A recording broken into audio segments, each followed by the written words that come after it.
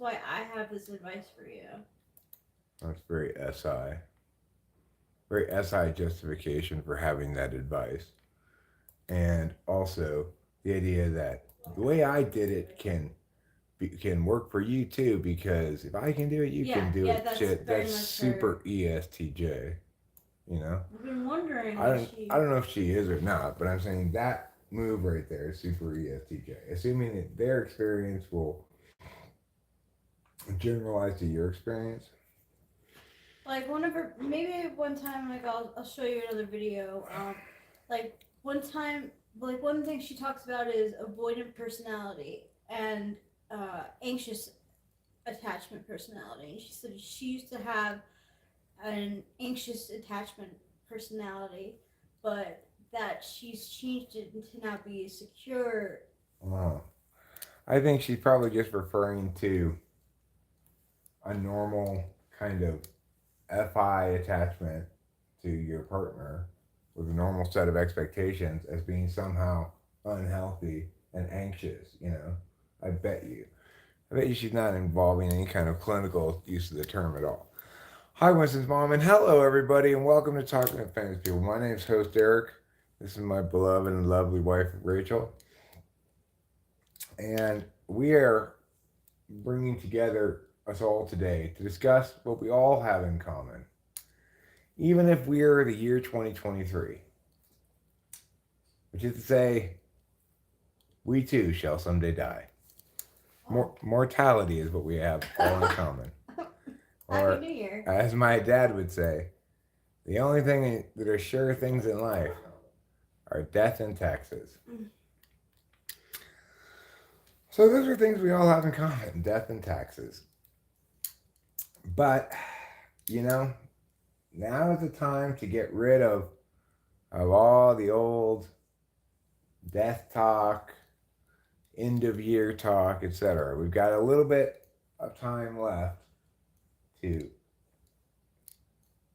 purge our bodies of 2023's energy, which included some death.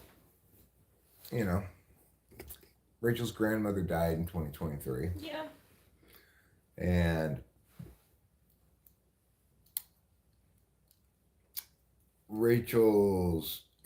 Delilah's paternal grandfather died in 2023, early 2023. Oh, yeah. Yep.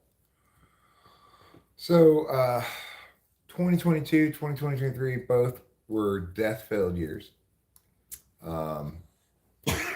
I'm hopeful that 2024 will not be so full of death. And I think that the conversation about death segues somewhat into recent conversations about what's the meaning or purpose of life, and or does life have a meaning and purpose? So, of course, if life didn't end, it would be impossible to say it had any specific meaning or purpose, because it would just go on forever. So there'd be no means of ever meeting any criterion of success, because you'd be continually under evaluation forever, right?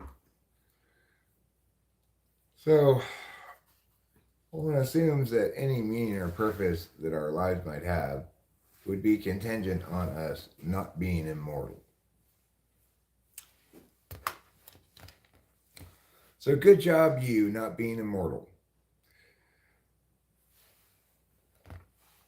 What else do we all have in common on this January 31st?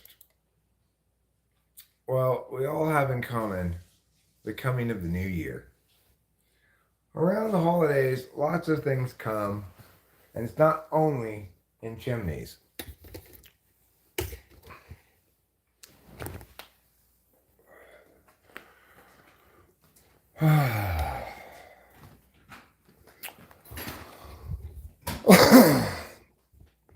So what will this evening bring? Well, there is a Sunday night football game coming out, but I'm not super intrigued by that game.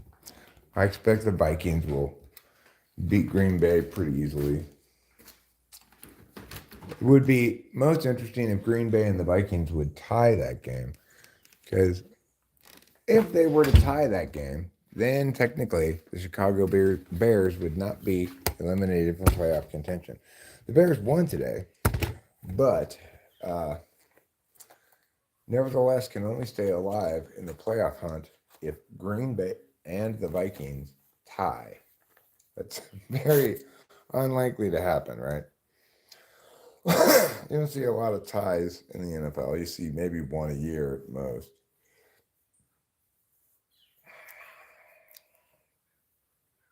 Because the finish in a tie, that's the finish regulation in a tie, and then finish overtime in a tie.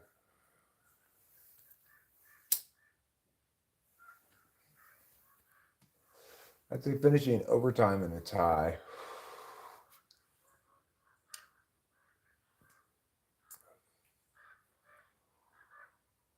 is more possible now than it used to be since they changed the overtime rules a bit.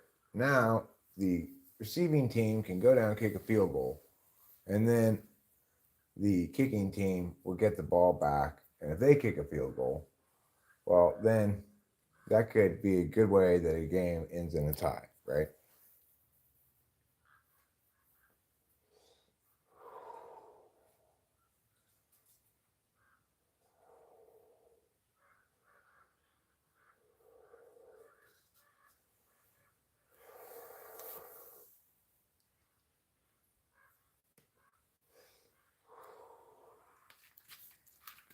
Let's see what's going on here.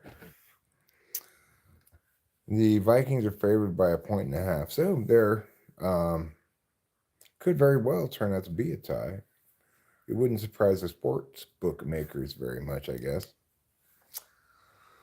Anyhow, happy New Year's Eve to everybody. I hope you've got a party planned in your pants tonight because it's party time. That's right. New Year's Eve is one of the most partiest of all the holidays, if not the partiest of all the holidays. You might point to St. Patrick's Day as the most partiest of all the holidays. You might point to Cinco de Mayo as the most partiest of all the holidays. If some parts of the country, if you live there, you might point to July 4th as the most partiest of the holidays. But for my money, New Year's Eve is the one holiday that's most devoted to partying because New Year's Eve is the only holiday where you're expected to stay up until midnight. It's practically a holiday that says it might as well rename itself Amphetamine Day.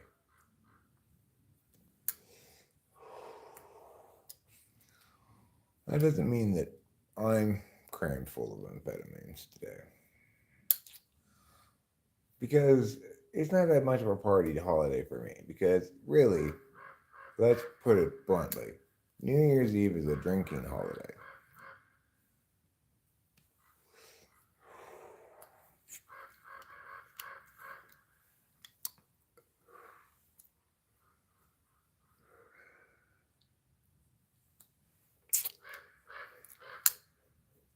So, anywho, am I going to stay up till midnight tonight?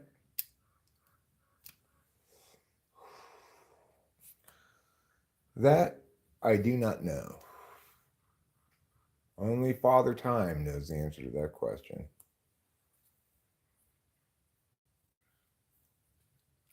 I'm kind of feeling like I may have another poop in me today. I've already pooped twice today, but it feels like a third poop is gathering. And that makes sense because I am live streaming right now. So for those who are newly arriving, let me just say Happy New Year to you and to all, good night.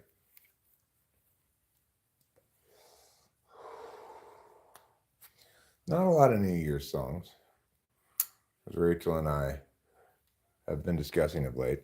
The one that comes to mind immediately for everybody is Let Old Acquaintance Be Forgot. That's the song that one sings as the New Year bell rings.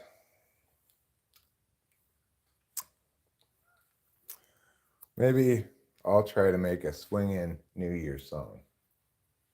It's more swinging than Let Old Acquaintance Be Forgot.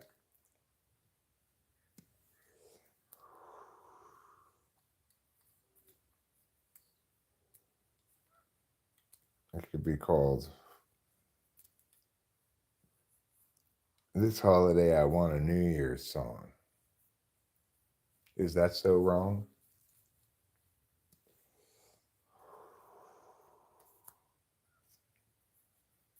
I know Santa's great and whatnot, but a New Year's song is what I got. Something like that.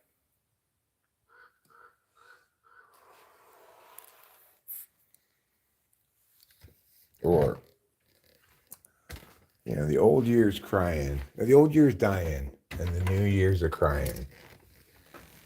Insert old man baby metaphor here. It's the holiday season. The holiday season. But then. Dun, dun, dun. Yeah, something like I that. finished it. But then.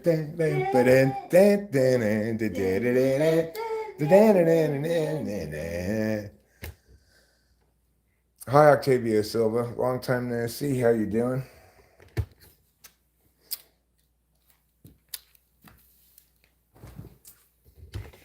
Octavio. Octavio is a good name.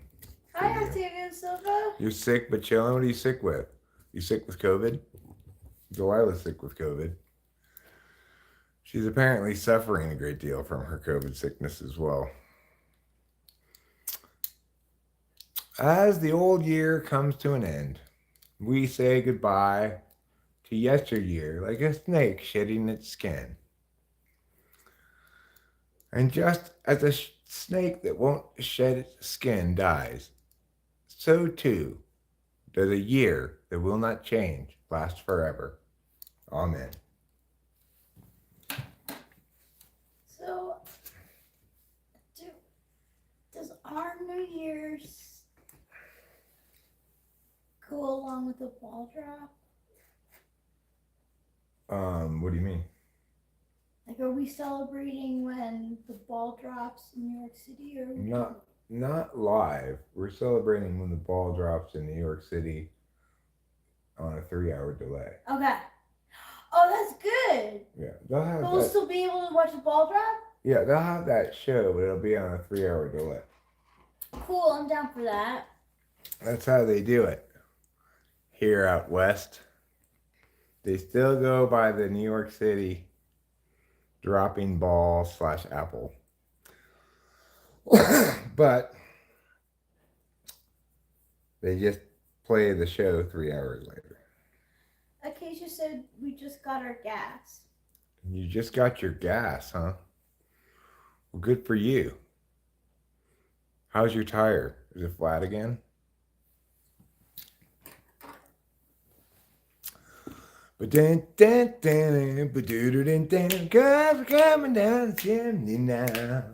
Yeah, we're coming down the chimney down.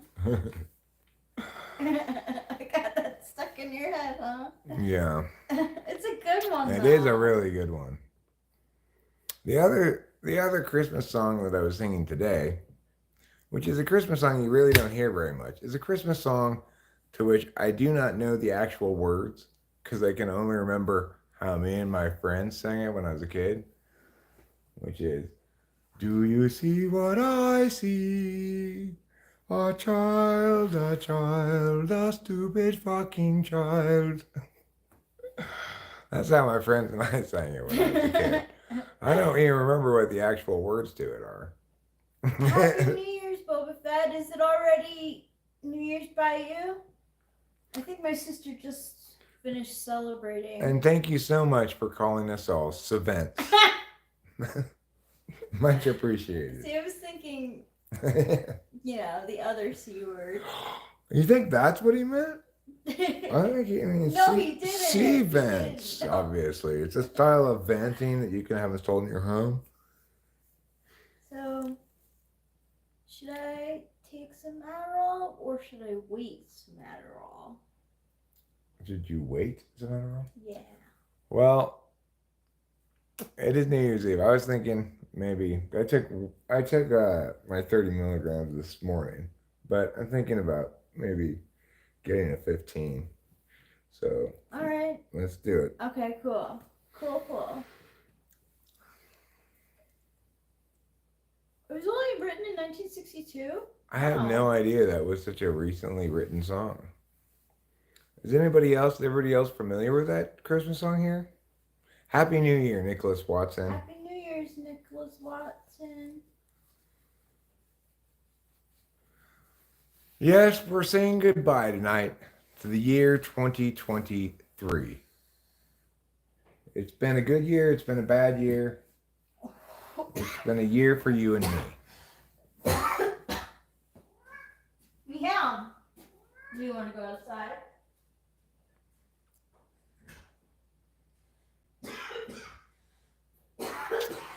Oh, New Year's Day, Hero Lamb. Well, I guess the problem with New Year's Eve is that it's a separate holiday than New Year's Day.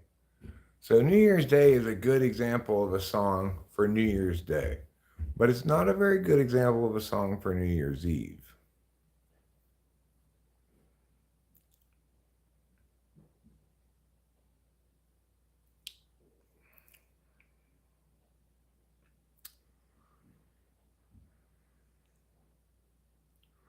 I bet those aren't the actual lyrics, right? If I remember correctly, the actual lyrics are a little bit different than the ones I was singing. Globetards. Who are globetards? The globetards are out in numbers, celebrating in batches. Yeah, who are the globetards? It's a good question. Are they people who are super into globes? Kind of retarded about it? Yeah, her last name is legally Strauss, but she hasn't changed it on all of her documents yet.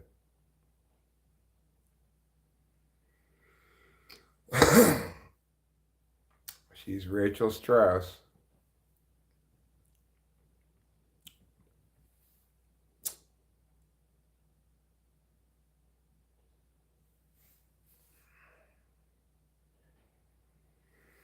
Rachel asked me silly questions like, do you think I do everything for you? She was watching this YouTube thing about, I don't know, some dumbass lady about relationships or whatever, explaining how you might be doing your relationship wrong, you know? Happy New Year's to you as well, Chaos Fuel. Although, to be honest, we should all be saying Happy New Year's Eve. Chaos Fuel is at the club.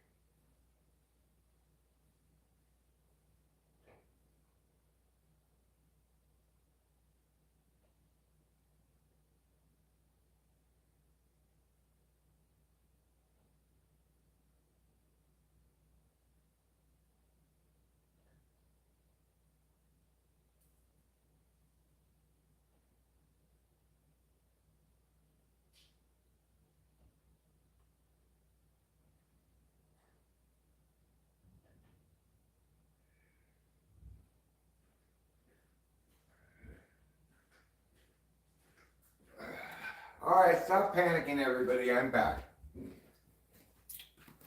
I know. I should have given you a heads up, a warning that I was leaving before just walking away. You guys started to panic. It's understandable. Octavio Silva points out correctly how these people are. I love those people, Eric. They're all over Reddit. You cleaned your boyfriend's keyboard as a kind gesture to him? Dump him. He's an emotional leech. Yeah. People just projecting their own experience onto others.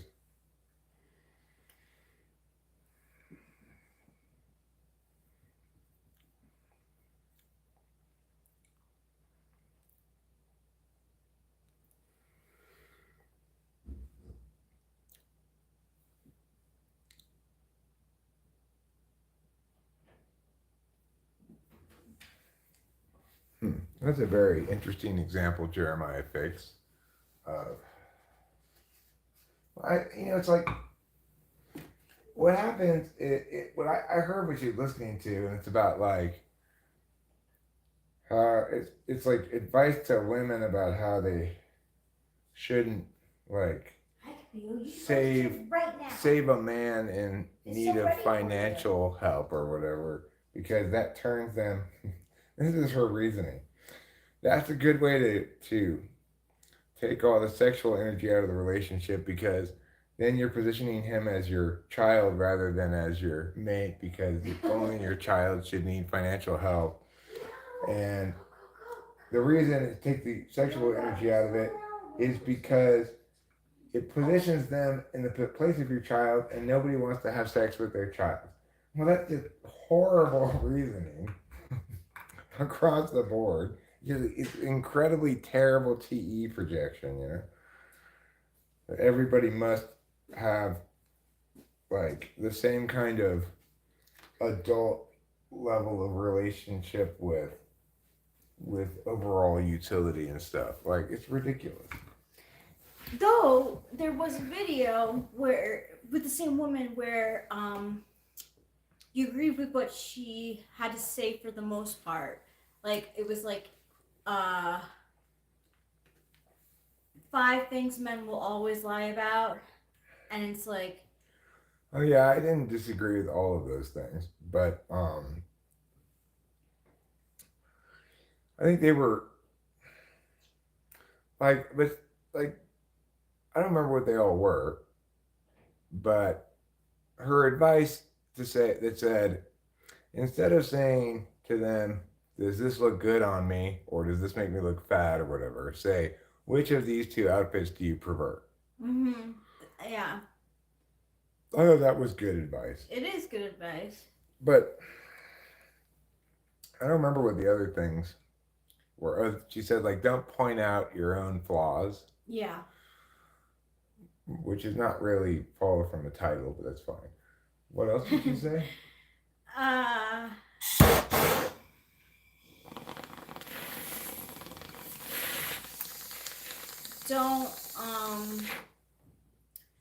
Don't ever ask your like boyfriend or man you're with, your partner, what they think of your hot friend or whatever.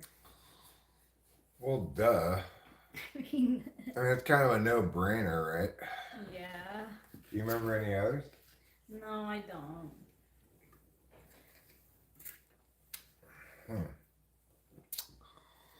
Well, I tell you, I get sucked in by the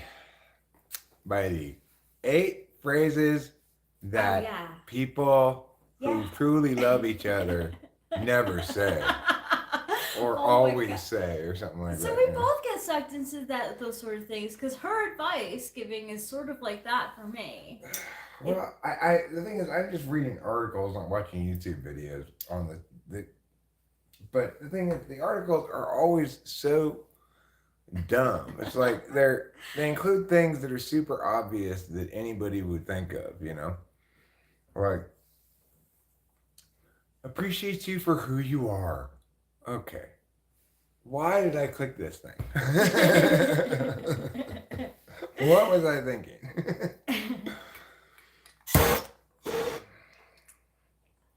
Yeah, like what she says a lot of times, Hero Lands, is like, do these things, follow these things, because I used to do these things, and now I'm married. So if you want to get married, take my advice, because you'll get a man. If you take my advice. You already have a man, Rachel. Are you looking for another man? No. Is that? Oh, I thought that was pee-pee. What were you running away from? Your tail's so puffed out.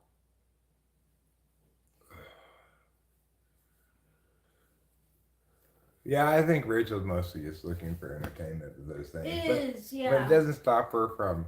If you identify something that a woman could be doing wrong in a relationship, Rachel will ask me if she's doing it. Yeah. Like I did after watching the latest video, I wanted to ask Eric, like, do I do too much for you? But I think we give and take. I mean, Rachel, neither of us does much of anything. This is true. Let's be honest here. Neither of us does a whole hell of a lot for the other person, except for, it's like we don't need that. We don't need to evaluate things on those terms because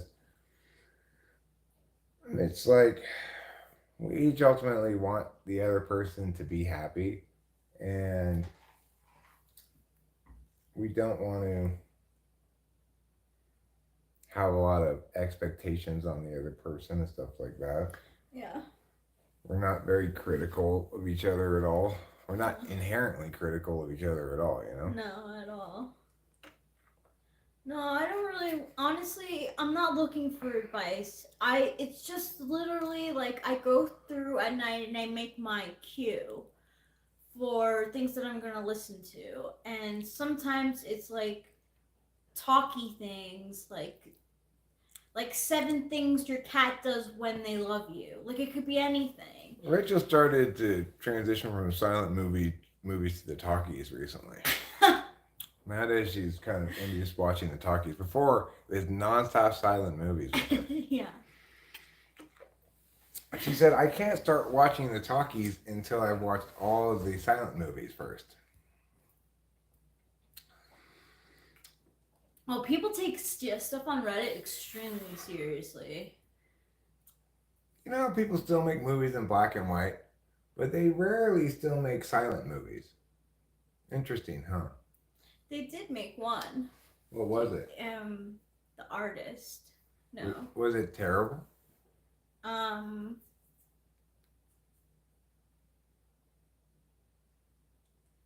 I can't remember anything from it really, except that it was in black and white and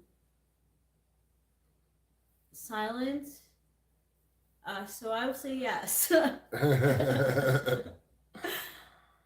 it at least have some like piano music going on, like like they did in the old silent movies? I do think it did, because it was trying to be exactly what, like, it was trying to give the modern viewer an eye, an ear of what it was like to be in the time when they didn't have talkies. Mm.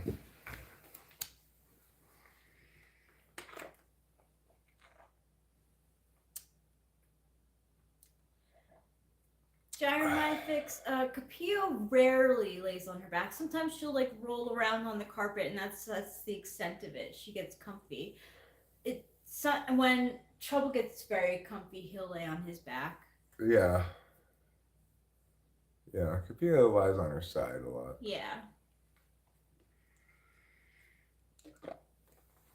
Or tucked in like a cinnamon bun. Yeah, she does. She'll sleep like a cinnamon bun for sure. Female incels. Are they called incelas? Instead of los incels. Las incelas.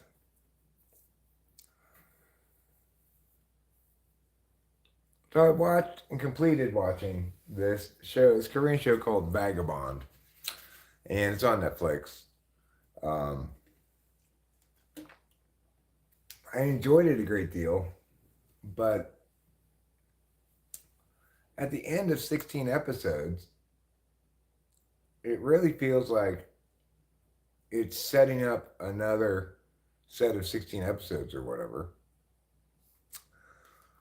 But I don't think it is. It just ends. That's so weird. What are they doing? It's got ends in the middle of a storyline. And so weird. I got the messages like, and things continue going on like this. Weird. But one thing I liked about the show. I'm quite confident I had watched it before, even though I had forgotten almost everything in it. But one thing I liked about the show was, as I always like in Korean shows, their use of English. When they have It seems like a lot of Korean shows have a character or two in it that are American born Koreans. Supposed to be American born Koreans, the character, right? But they don't sound like actual native speakers. So I really enjoy hearing them pretend to be native English speakers. Because if we don't, you and me, fucking dead. Yeah, yeah. We're both fucking dead.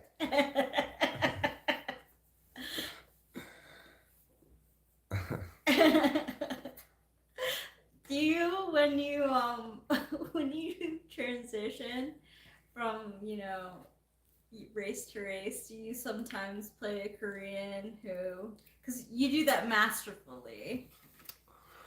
Yeah, well, I've been a Korean actor before. You have. Is that so? You've had to play an American-born Korean. No, I actually played an old Korean man who they put extra old man makeup on me. Whose thing was he grew up right where he was shortly after or at the end of the Korean War. So he knows the old history and the old ways. That's an archetypal character in these shows is the guy who was around for the Korean War. Um, there's also, of course, the like I guess you'd say villainous American-born Korean guy who's always like a hot shot, handsome young man. Maybe ears stick out more than usual. Anyway, I enjoy watching the Korean shows. Um, there's a quality to them that is there are a little bit of everything going on in them, except they do a good job of blending too many ingredients. There's always a love story. There really is. There's always fighting scenes and like car chase scenes and stuff. There's this kind of like soap opera way in dealing with like the villains and stuff like that, where like maybe they'll freeze frame kind of cutaway thing where with it making this look on their face or whatever. I don't know. And sometimes they use filters. I like the way that they mix up different camera approaches. Sometimes it's handheld, sometimes it's on a tripod. Uh, I think the whole handheld thing was at least in Vagabond a little overwrought. Like, just put it on a fucking tripod for a little bit more of it, please. Did it make you feel like pukey? Well, it's just like, can you hold the camera still, please? That's about all it was I could think about. If you were writing a screenplay about terror, which house and what planet would feature a car chase? I'm not sure of my own answer yet. Well, I mean, I'd say Mercury. Mercury is a very car chasey planet. Yeah, sure. Mercury. Pluto seems somewhat car chasey. No, I'll take that back. Mars. Well, Pluto is the higher octave of Mars, but I would say Mars for sure. Mars would definitely. But look, if you're gonna have car chase and also fight scenes. Okay, fight scenes on Mars. Fight scenes Mars, car chase more. Yes. Car chase is Mercury plus Mars. Yeah, okay. Exactly. Mercury's like just I guess if there's scenes, it would be flying in a fighter jet or something, not necessarily being chased, right? Just executing something very quickly would be Mercury, because Mercury, it has wings on his feet, but that doesn't mean he's being chased all the time. Mercury does have to do with travel, so. That's why I'm saying Mercury plus Mars equals car chase. Mercury plus Mars equals car chase for sure. Because Mercury equals car, and Mars equals adversarialness, and car chase is adversarialness plus car. And that's the story of the planets and car chases. Now, what's a boat chase? Well, that's Neptune plus Mars, boat chase, plus Mercury. Neptune plus Mars plus Mercury equals boat chase. Neptune plus Mars plus Mercury. Yeah, that equals is. Boat chase. Totally. You're an astrologer. Mm-hmm.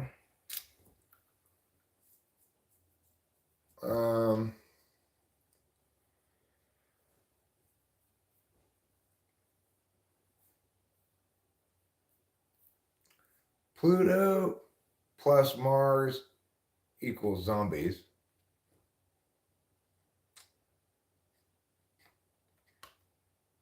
Pluto plus Mars equals zombies. Yep. Let's see. And like grotesque things. Skeleton warriors, whatever. Grotesque things, maybe. Yeah. But isn't it Hades? Isn't Pluto Hades? Yeah. That's the land of the dead. It is the land of the dead. And then like Roman mythology, Pluto is like Zeus and Hera's like ugly child, so they sent him into the underworld to work as the Iron Man. So he's like known for being like unattractive. No offense to Pluto. Well, few things are uglier than dead people. That's true. I'm sorry. I feel like I wasn't listening to you well.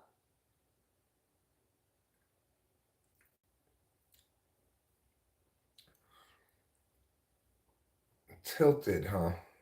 Uranus tilted. Okay, well, so I guess Uranus plus Pluto plus Mars equals the Who's Pinball Wizard. Yeah! Because you can tilt a pinball game, you know. You can? Yes. Other things that are tilted.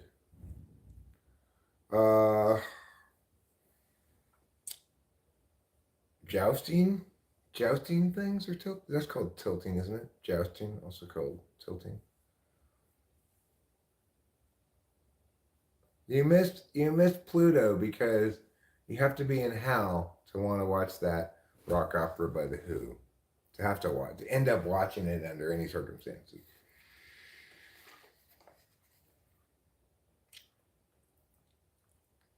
Are your stars bad? Yes.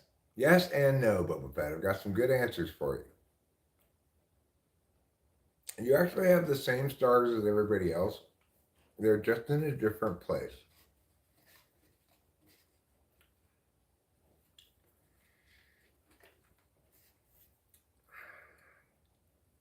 So guess who I saw or heard on the television the other night? For the first time of 2023, I had to endure the sound of Bill Walton's horrible voice coming out of the television speakers. God. Happy New Year, Cone Man.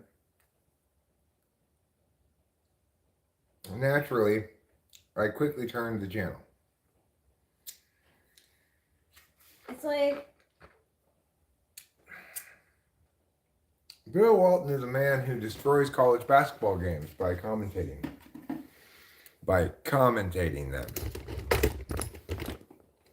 He's history's worst announcer. And if only we could be rid of him forever, we would all be much better off. Seriously. So wait, did you put him on your death list? I don't remember.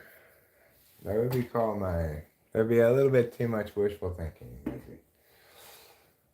My mom is I try not to wish people dead, if possible. So there's nothing weirder sounding than an ESTJ trying to sound upbeat.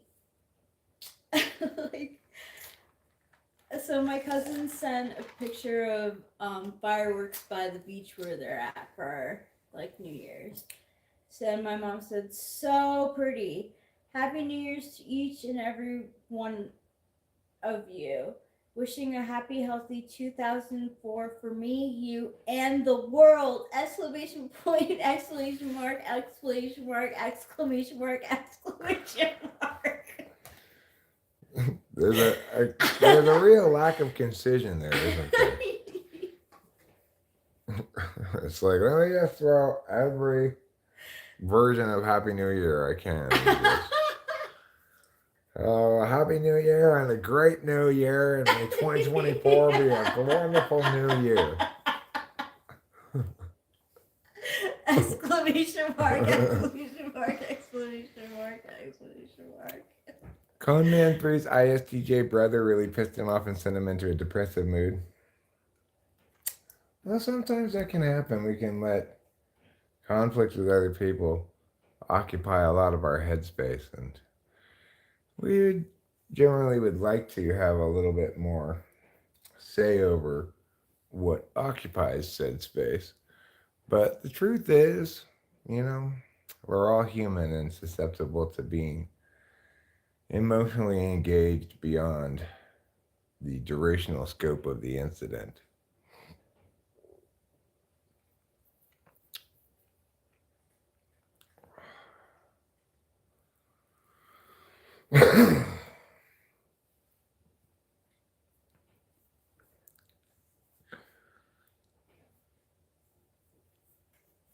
Bill Walton, his fault it's his Bill, yeah. Bill Walton, it's his fault that I can't watch this game. SIFE quite detached from feelings of others. Well, an ISTJ is SITE.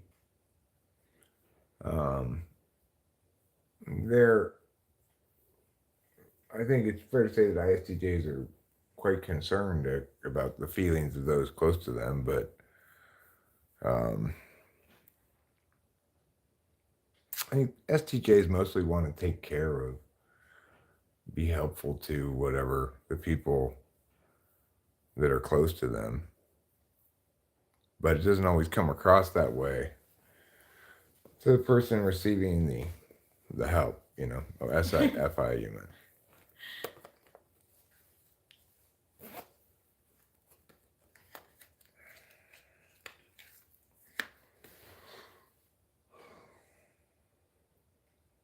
I mean, the other focusedness thing just links to the FE, really. If you think that they're not attuned enough to, they're not reading the room, shit like that, that's definitely an FE thing.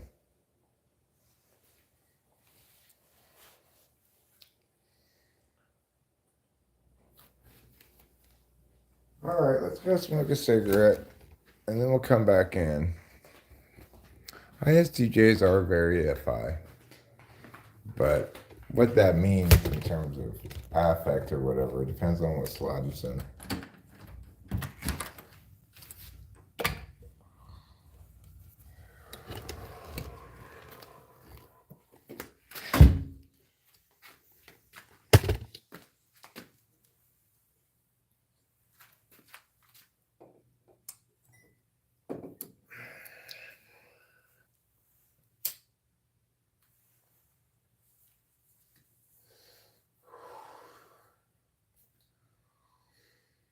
Wow.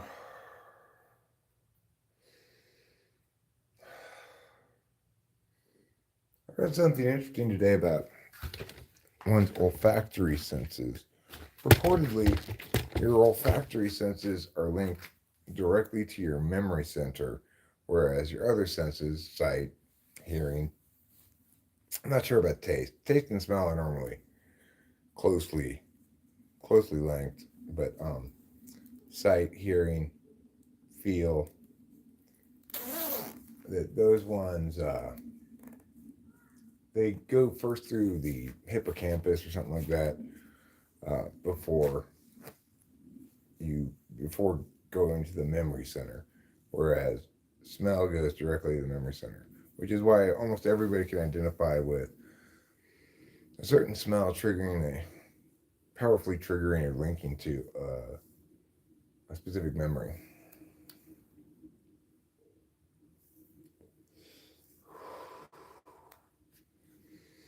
Rachel and I both immediately had an example of this when we talked about it in the car today. I have lots of examples, but we both she said, she came up with one immediately. A certain perfume reminds her of her friend Mia. Now, that's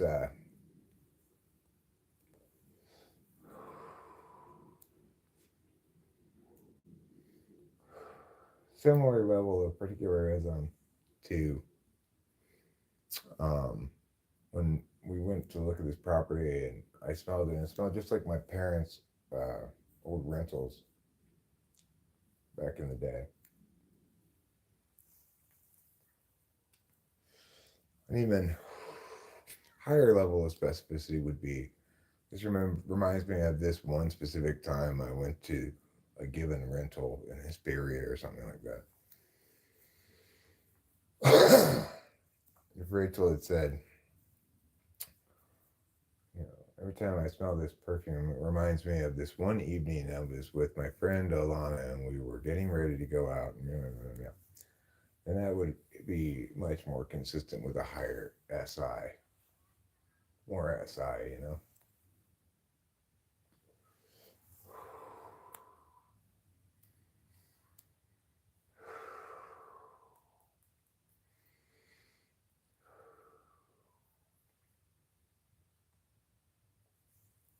The same thing said that smells are like sort of keeping your olfactory senses triggered has been linked to improvements in certain kinds of cognitive functionality or activity in the brain or whatever.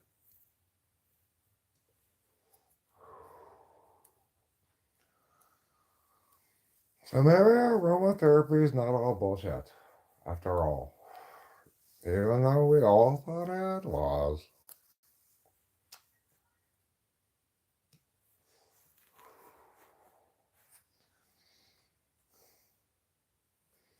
My sense of smell seems to be diminished from what it used to be, but it's hard to say when you're a smoker.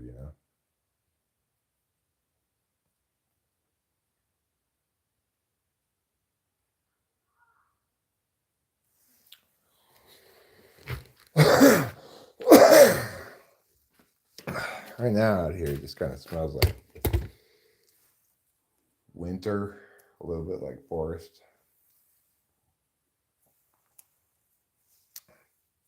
It smells like cold, whatever that smell is.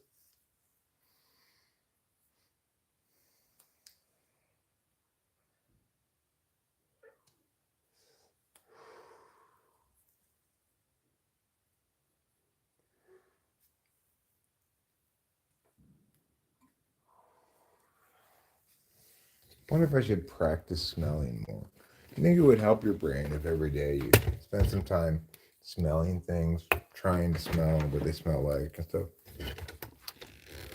You think you can train your nose to return to its youthful vigor?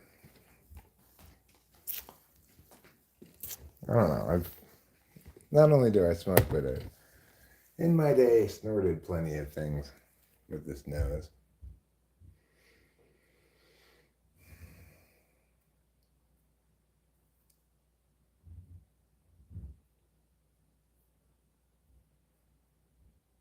The highest reproductive success arose from third and fourth cousin marriages.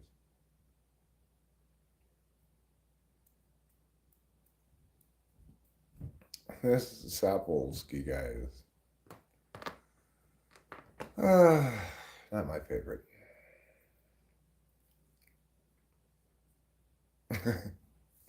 No thanks. Thank you for the offer, though, Ruben. I sometimes think I smell my own pheromones. Is that your explanation for masturbating? I can't help it. I keep smelling my own pheromones.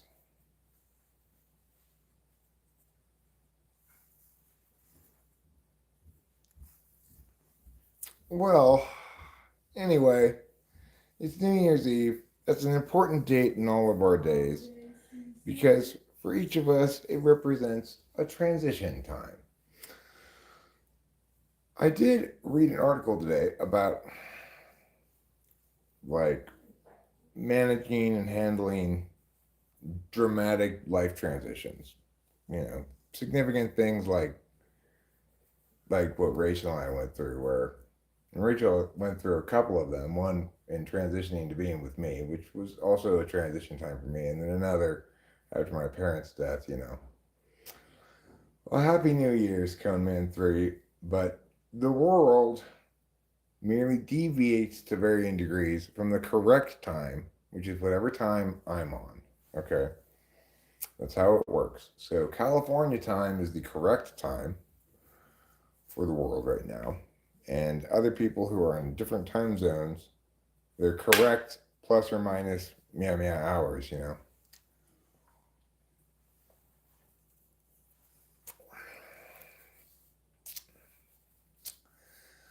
I mean, pheromones are certainly a real thing.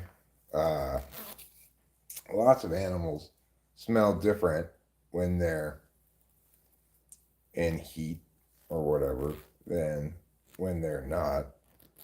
Humans don't go into heat, but there's still hormonal changes, and hormonal changes are going to impact a lot how you smell and stuff. How powerful a factor is that in dating and mating? I don't know. It's hard to say. But I do think it's important to be with somebody who you like the way they smell. I don't think they're just a sexual thing. I think that, well, I mean, if you're talking about smells in general, not just pheromones, like smells are important to us from you know, when you have a kid, babies smell good usually.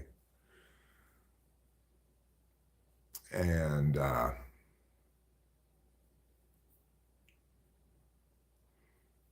you can certainly see the impact of hormones. I could see it when my cat gave birth to her kittens. She was like super, super affectionate with me prior to like the night before giving birth. Now, what that had to do with odors, I don't know. But the point is, hormones can be dramatic in their impacts on a person's mood and whatnot. Mood affects body odors. Drugs affect body odors, you know. I can smell myself smelling differently when I'm like drug sweats smell differently than regular sweating. So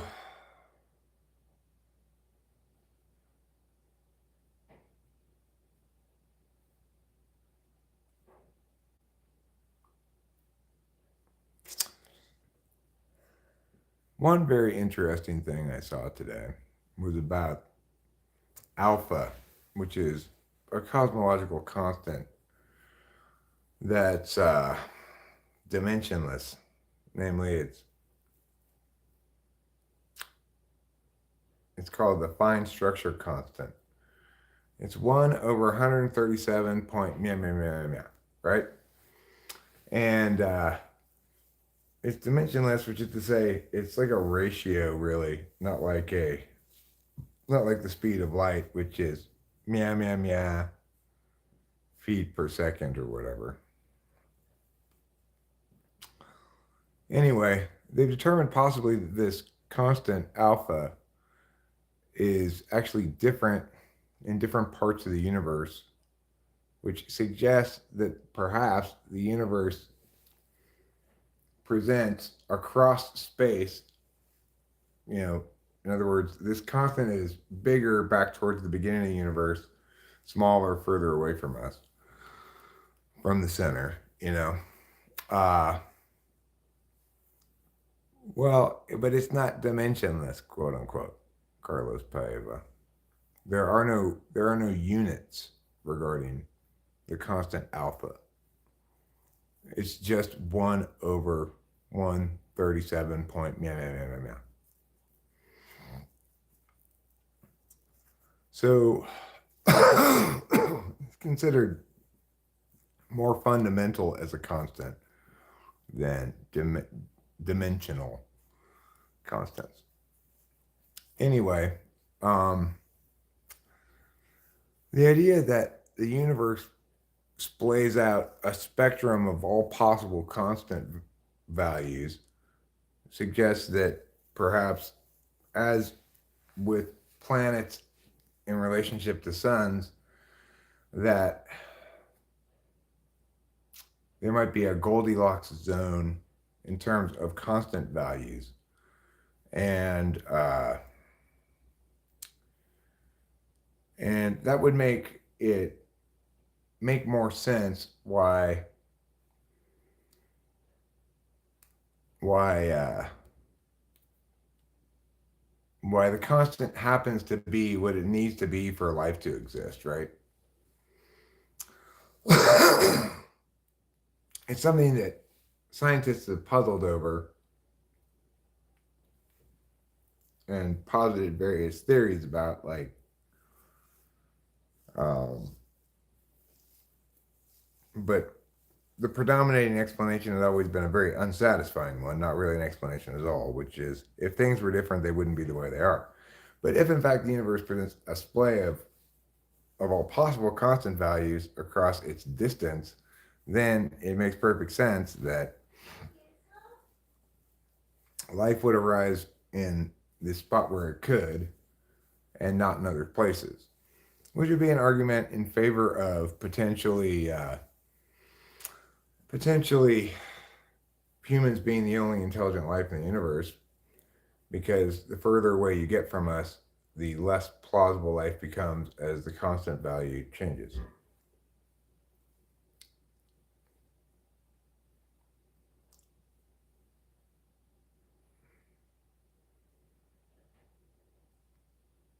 Independent physicist named Massimo Haramin claims he found what the fine structure constant is. What do you mean what it is?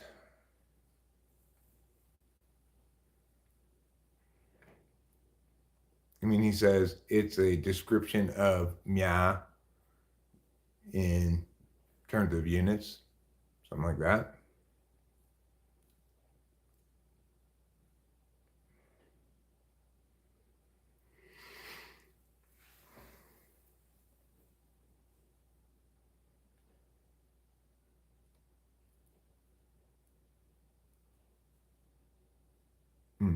You haven't read the paper yet. Well,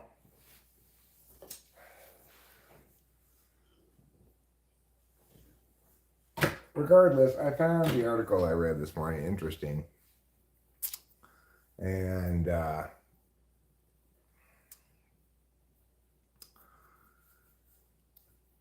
thought it was a good example of an explanation I'd not heard before for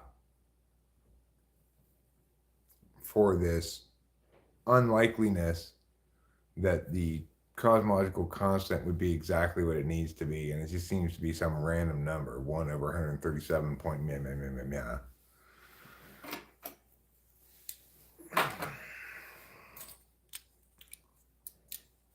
It's related to the energy needed for an electron to be stable or something like that?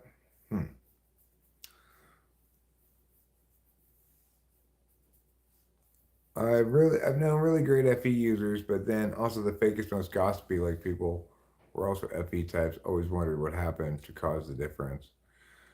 Well, one imagines that it depends both on what slot the FE is in and whether or not they have had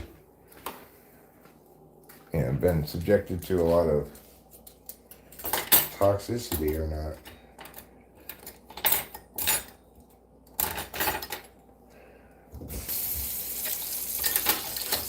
People learn their ways somehow.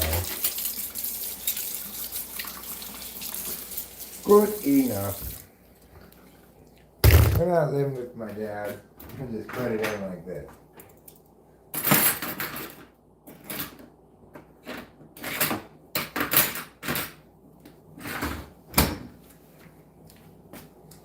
Sorry, Dad.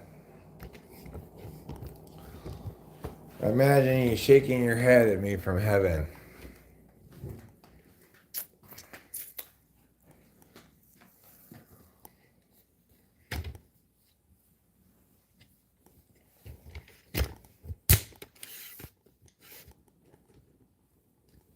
Well, I mean, in that regard, Cone Man, you could say that everything can be a weapon.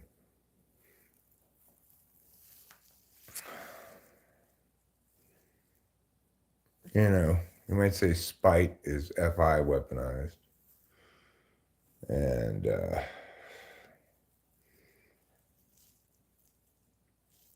certainly FE can be weaponized. SE can be weaponized, punching someone in the face.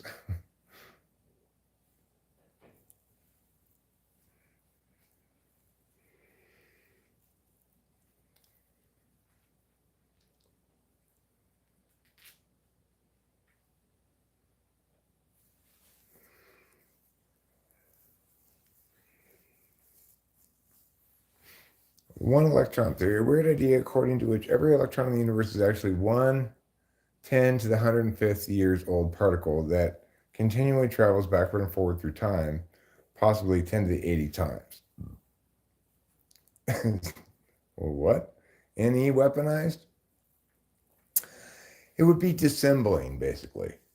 Like negating by pointing out a bunch of other possibilities that frame everything through an opportunity cost in which the implicit frame is you have to have the best possible outcome in order for us to do anything, right? So NE is weaponized in so far as it undermines the capacity of good ideas to be extrovertedly sensed.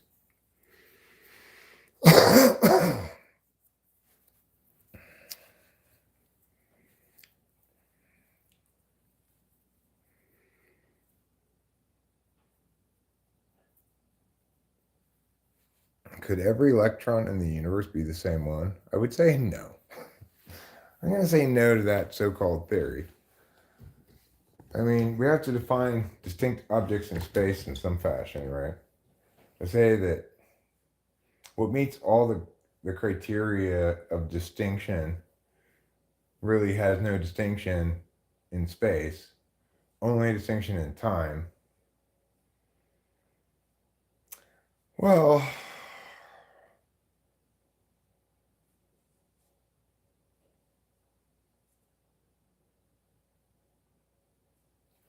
I mean, I guess what they're saying is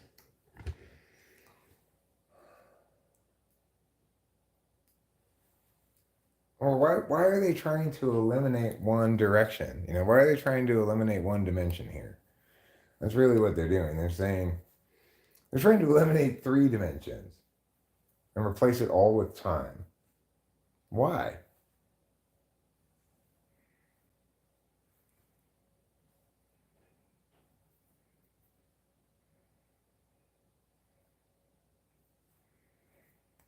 It's a silly idea. I mean, could you describe every state of every momentary state of every electron as in terms of its distinction in time instead of space. I don't know. I mean, even if you could, then I don't know what to say about that. My brain has broken now.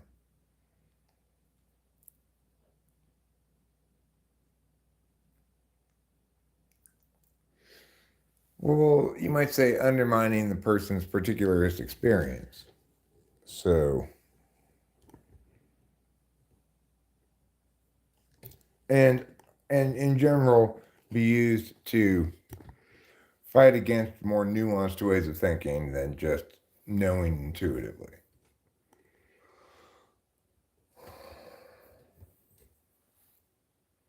Was my city built on rock and roll? I don't think so. I believe this city was built, yeah, that'd be a perfectly good example, Cone Man 3. That's voodoo physics, as Distenti says. Okay, well, voodoo physics sounds like not such good physics, because generally, voodoo, when used as an adjective in front of something, is not meant to indicate that that thing is good.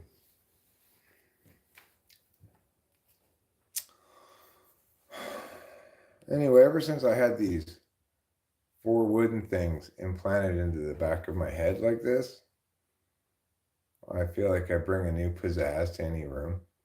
You do. Yeah. Pizzazz is like the perfect word. They're called head wings, and they're 2024's newest fashion.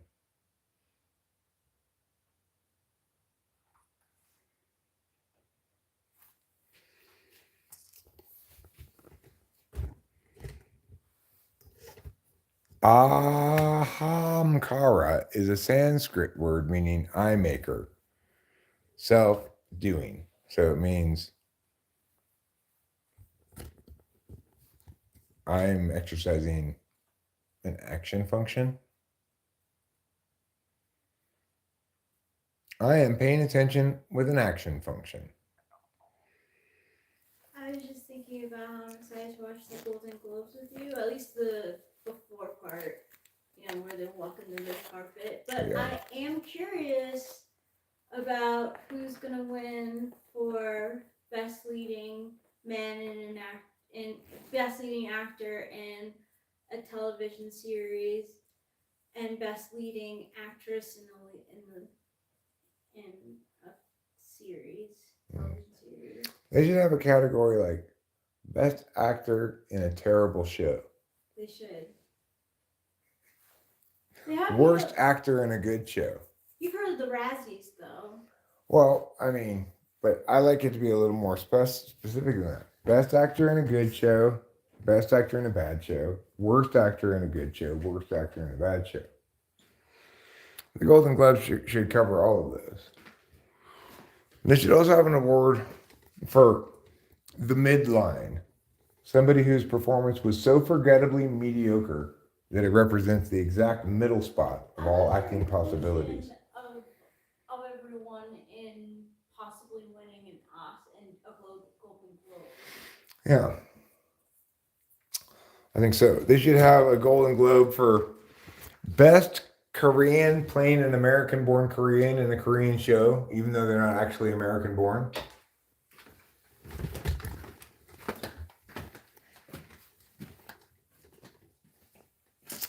They should have a Golden Globe for most stereotypical American played by a white person in an Asian television show. What are you saying? Where are you? I'm in the bathroom. I'm living in the bathroom. I used to live at the other parts of the house, but now I live in the bathroom. So I've decided to live in the bathroom from now on. I'll try to stay out of the rest of the house. I'm just going to live right here in the bathroom. I've got everything I need. I got a shower, I got a toilet. What happens when you're out of toilet paper then? Well, I'll have to briefly travel into the garage or someplace, but as soon as I'm done getting more.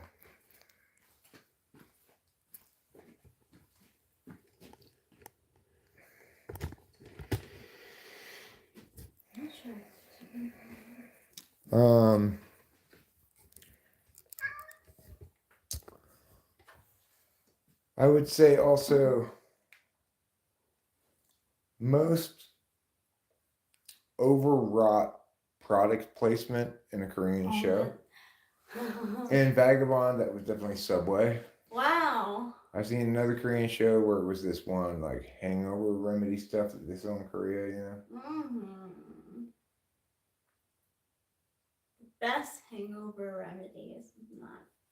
I hate reading like that, but it's not drinking. Yeah, that's very prudish of you, Rachel. Very prudish. Yeah. I mean, anyone, I'm not going to say who's, I'm not going to tell anyone not to do what they feel is pleasurable. Except for him, I guess I do have my limits. I will tell you all that it is true that you won't be hungover tomorrow if you don't drink tonight. If you do drink tonight, you may or may not be hungover tomorrow, depending on your body and how much you drink and stuff.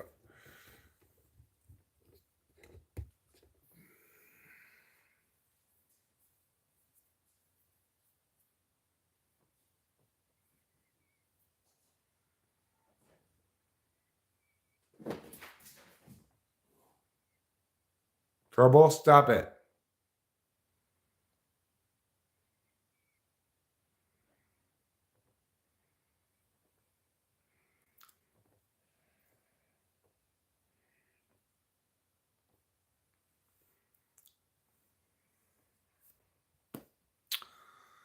So it turns out that if you don't watch a Korean show for like a couple of years and you watch it again, you basically don't remember anything. You remember a couple of little things here and there. That's what happened to me.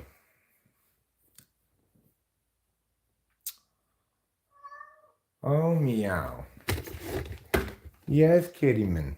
Oh, kitty man, kitty, and the kitty man brigade. Come on. Let's put on our meowsing pants and love. Let's do it. Let's put on our meowsing pants and love. Oh, yes. Let's do it. Oh, come on. Let's do it. Come on. Get on the table and eat yourself on.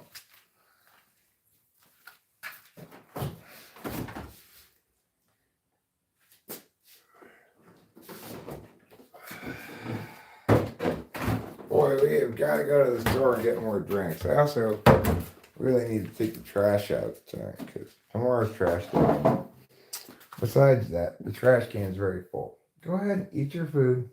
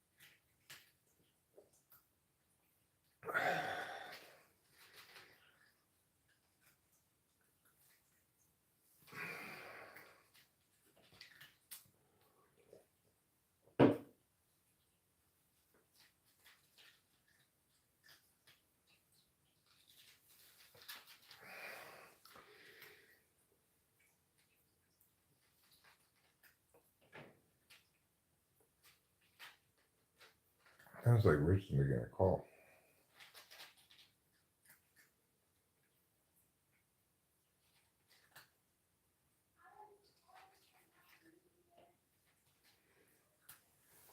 Yes, she is making a call. She's calling somebody and saying Happy New Year. I'm glad that proved to be the case. If not, I would have been really curious about where that phone call sound was coming from.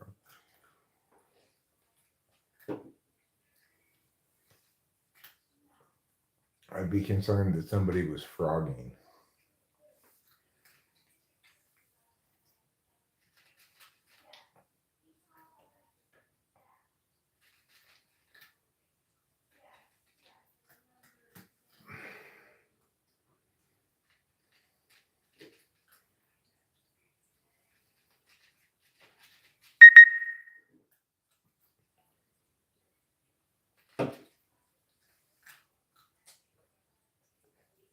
Well, I know this isn't the most exciting part of the live stream.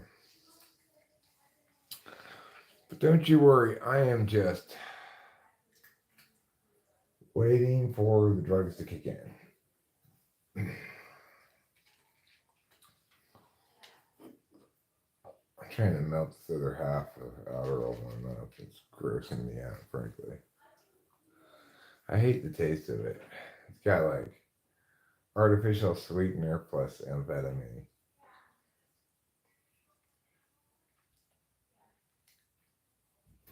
It tastes like hot death in my butt. It tastes like a butt full of hot death.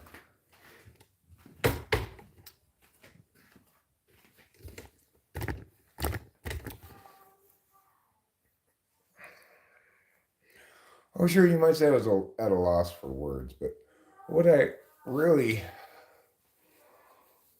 was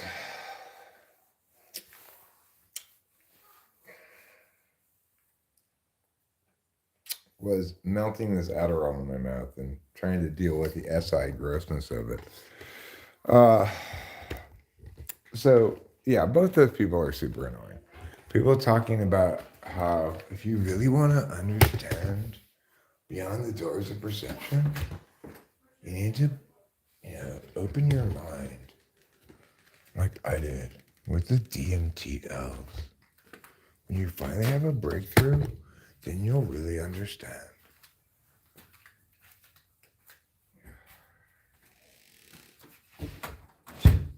So yeah, both those types of people are awful.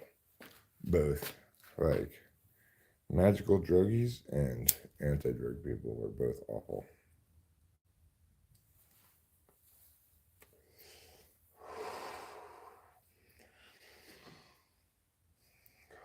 And then I finally saw the true way, the way of oneness.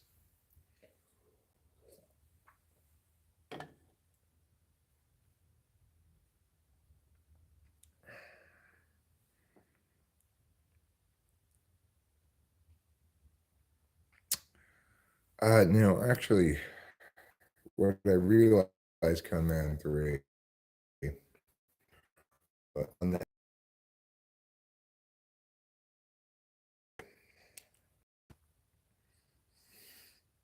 perhaps this upcoming Thursday will feature a trip to the open mic. We shall see.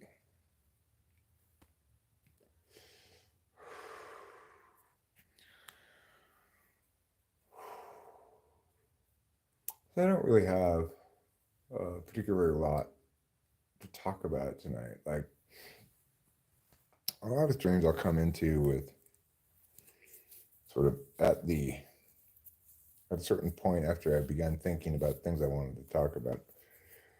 Today I had a few things I wanted to reference that I read about, but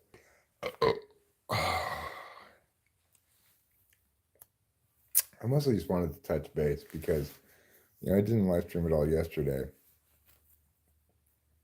That's pretty unusual these days that I don't live stream, but not super unusual. I'm sure I don't live stream at all for probably a total of 5 to 6 days a month, probably, and then many days I'll live stream twice.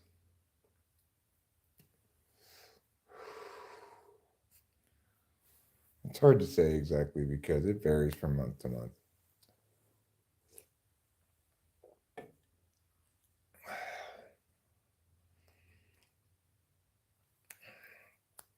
But I do think that me live streaming and engaging with people online, sometimes occasionally. Hi, cat down the road.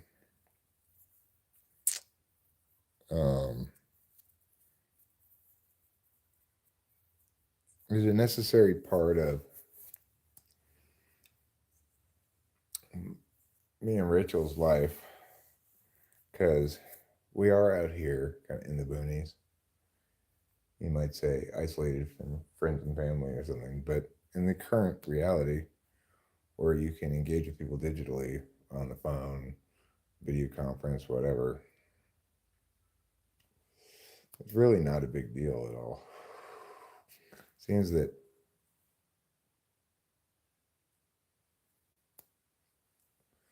you can kind of have it both ways in the modern world in a way that maybe you couldn't in the past.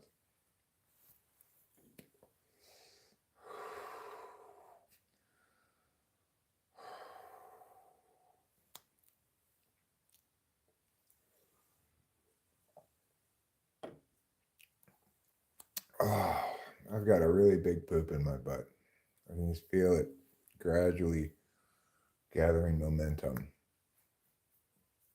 working its way from the inner butt to the lower butt. Well, inner butt to upper butt to lower butt,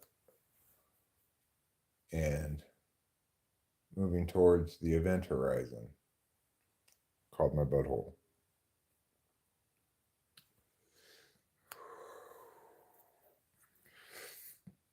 Look, I have to talk through these experiences to understand them, Conan 3, okay? You think I have that robust a relationship with my introverted sensing that I can just know about my poop without explaining it to you? No, I can't. That's why I have to explain it to you. Otherwise, I'll be constipated. Is that what you want? Are you trying to wish constipation on me?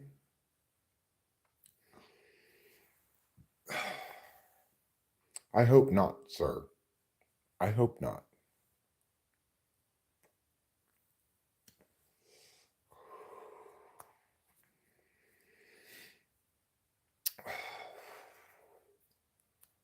Really, constipation is God's way of telling you either, one, need to eat more salad, two, need to do more exercise, or three, both. That's my experience anyway. Eating salad is something I don't do enough of because salad is nature's laxative.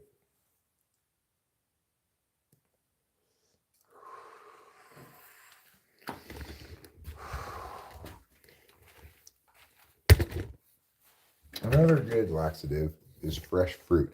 If you eat enough fresh fruit, you'll usually poop your butt off, which is every good pooper's dream and wish, is to poop their butt off.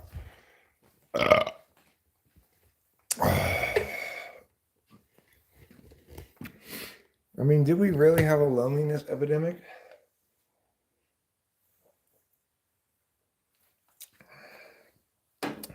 If so, should I wear a mask?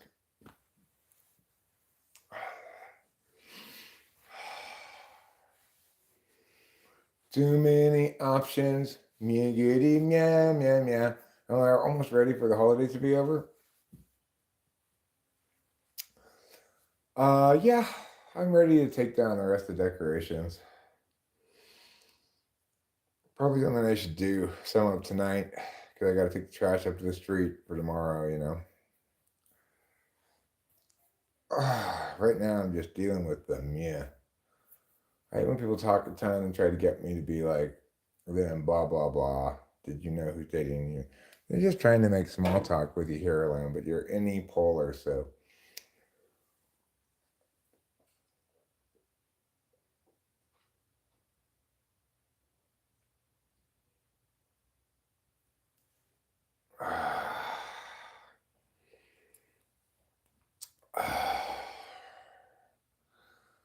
Well, a lot of times these days, because I did have two good-sized poops today. However, I'm not sure this third one's a real poop or just an illusionary poop. I did get an occasional illusionary poop. I need to stock the lake with brown trout. I've never heard that one before, Winston. I like that one. You get a wonder point for that one. Okay.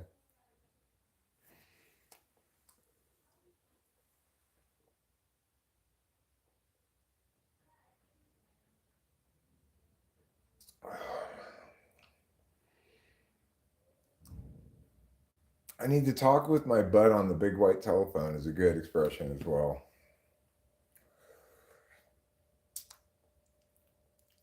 It's probably the last one point of your year. Yeah, probably.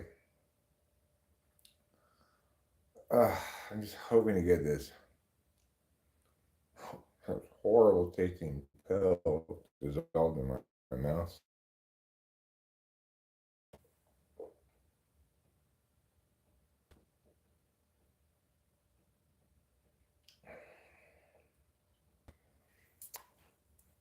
These often float. Is that good? I'd say it suggests you're eating too much helium. You need to lay off the helium, Conman 3. It's making your proofs float. I'm in a garbage mood. Fuck this shit. I agree with you here, Lamb, across the board, that we collectively should all fuck this shit. Because you shouldn't have a positive relationship with the shit in your life. You should just be like, fuck you, shit.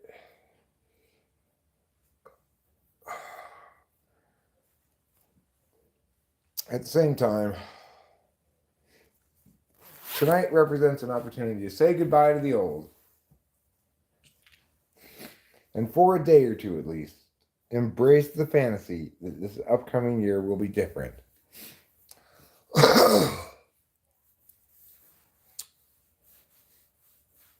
Only advice I give to people, watch who you give your energy to or are around if you're sensitive at all.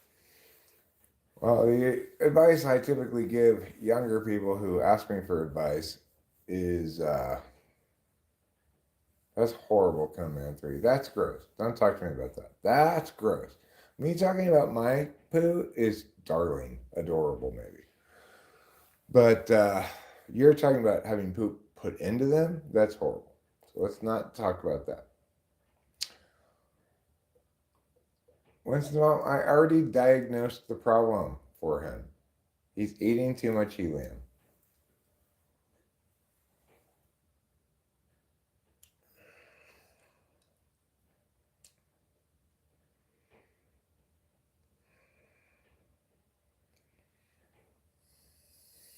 Okay, there. It's finally done.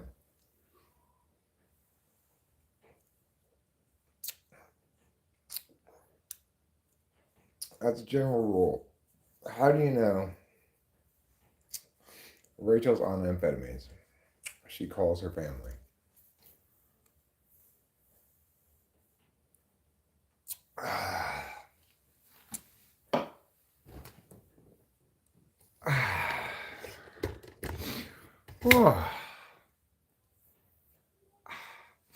I'm glad that's done. Woof.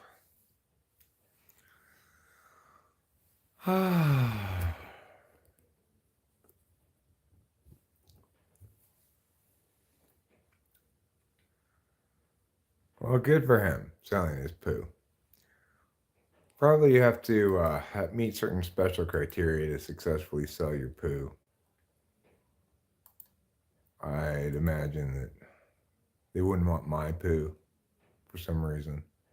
I wouldn't want to have to poop into a box and pack it away for shipping. That just sounds like a really gross daily activity, right? I mean, sure, you might say, but Eric,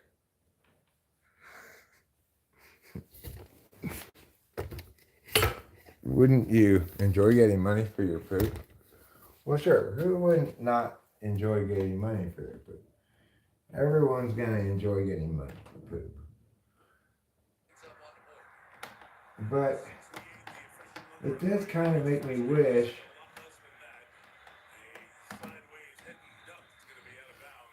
that you could, like, upwork that or whatever, you know? Like, you outsource the pooing and the poo collection to somebody from India.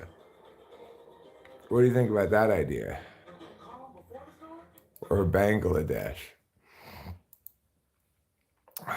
There.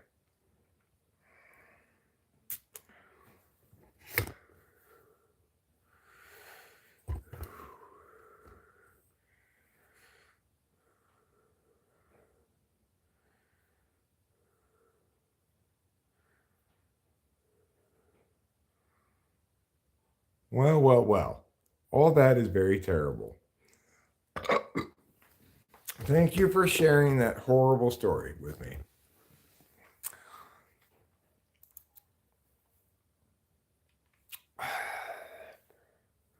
So I had the Kansas City Chiefs kicker as my kicker this week. I replaced my other kicker. I guess he got hurt or something. And he went 6 for 6 on field goals, plus had an extra point. That's pretty good. Now, who knows what else he did as the kickoff guy. I don't know if they give points for that or what, but he ended up getting like 24 points. I ended up getting 24 fantasy points from my kicker. How crazy is that?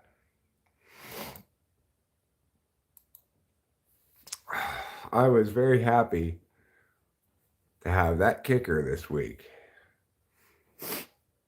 Because, normally you'll get a few points from your kicker. You'll get maybe under 10 points from your kicker. Well, he's my highest scoring guy today of all the players. I got 18 points from Deebo Samuel. I got a robust 14 points from the Browns defense and special teams. And they must have had a kick return or something. And I got 24 points from Kansas City kicker Harrison Butker. Pretty good, huh? Rashi Rice got 17.7 points. Unfortunately, I didn't put in Brandon Ayuk, but I still won my matchup this week, it looks like. I'm up 126 to 86 right now, so probably. It's like 40 points. Does he have anybody left to play? Let's see. Well, he's all done too, so I kicked his ass. I won big this week.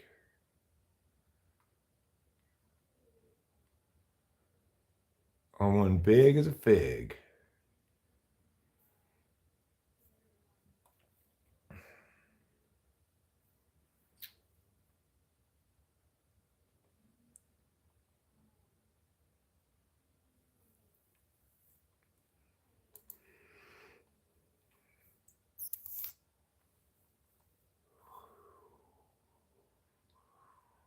Okay, so it is New Year's Eve. We'd probably all like to have a real good time. And we'd all like to experience the pleasure and excitement of New Year's Eve Fantastico. But sometimes we have to be okay with New Year's Eve mediocrito. I think this is going to be one of those New Year's Eves. I think that Rachel and I will probably make it to midnight, but it may take a little effort to make it that late. And I'm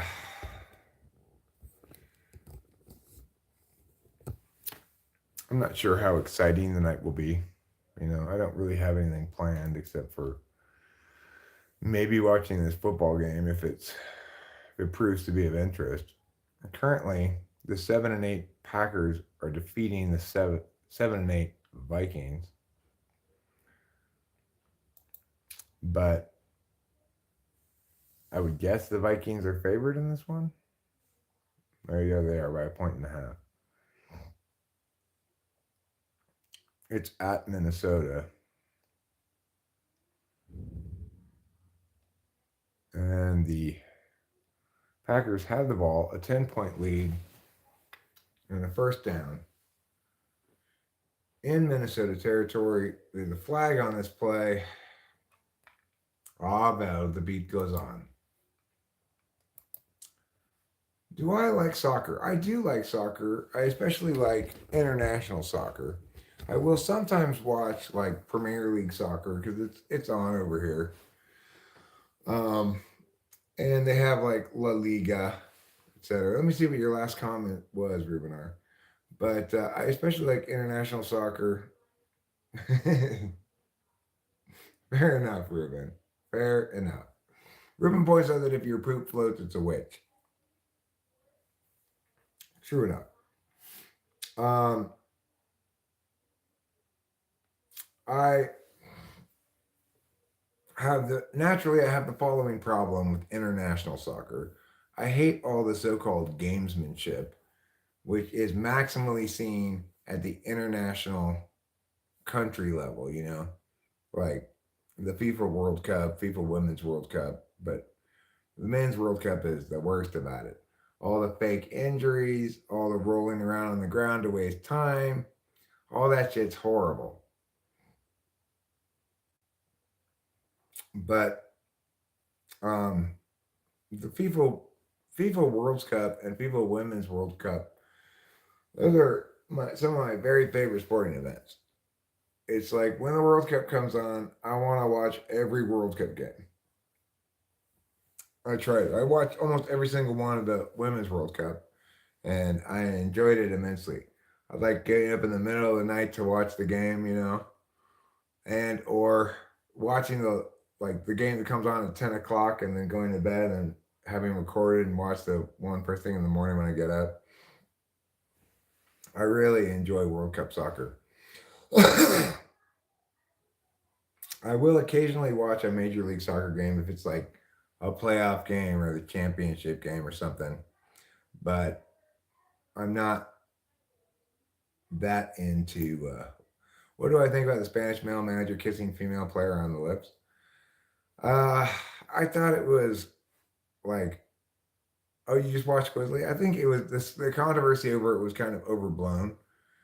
Um, but I do think that Spanish leadership team obviously needed to go since there was so much opposition to that Spanish leadership team from within the team of players, and the total number of players who could have gone but didn't. I gotta say, I watched all those games, right? And I saw how Japan beat Spain in that one game, and I thought Japan was going to win the Women's World Cup when I saw that game. I thought, man, Japan looks fucking good. But well, you know how the World Cup goes. It's like the U.S. played its best game in its last game against Sweden and still lost one in penalty shootout because it's like the U.S. just couldn't quite find the goal. Crossbar, missed opportunity, and before you know it, you're through overtime and into penalty shootout.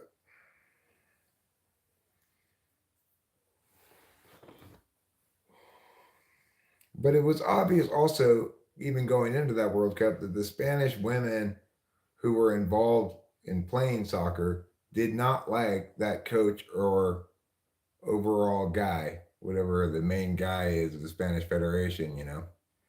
I don't know what they call him, president, I guess, president of the Spanish Soccer Federation. They didn't like that guy and they didn't like the coach. And it's like that guy was obviously so fucking not reading the room that he didn't get that the women who actually played soccer would certainly take advantage of whatever to bring him down, because just because they won didn't mean that they were happy with him all of a sudden.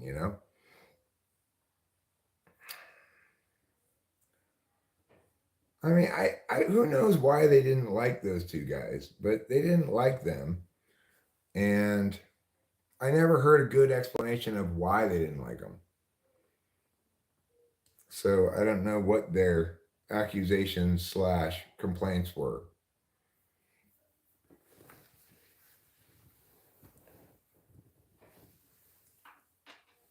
Obviously, Spain didn't need all those players who opted out, who said, like, there's a bunch of players from Spain who had written this letter, like, if you don't fire the coach, we're not going to play for the team anymore.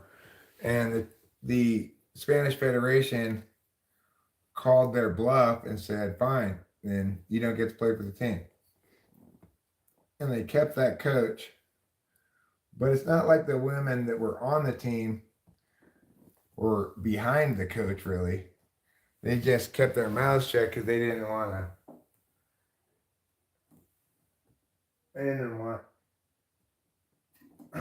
to be kicked off the team.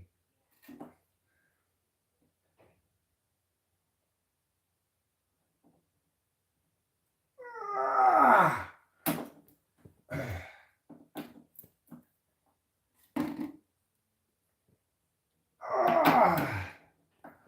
When I tell you this is the cloggiest bowl in history.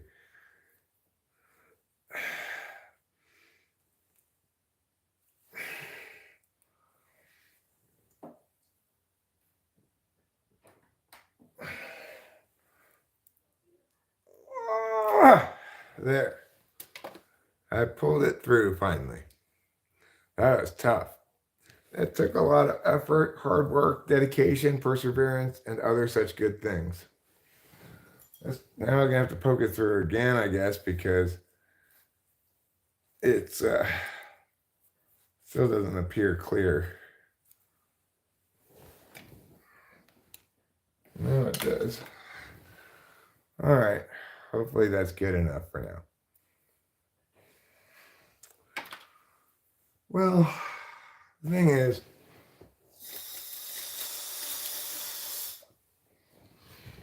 we all necessarily are going to naturally find ourselves more in conflict with some types than other types, right?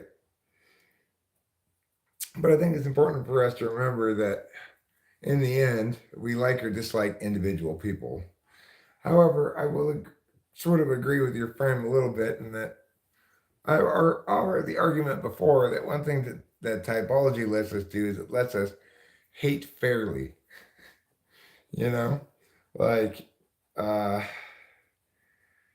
if you're gonna dislike a type, if you've got them right, then at least you're disliking fairly, right?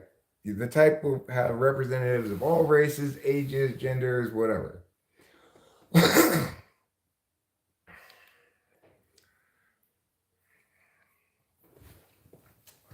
Depends on both the individual and the context in which you deal with them.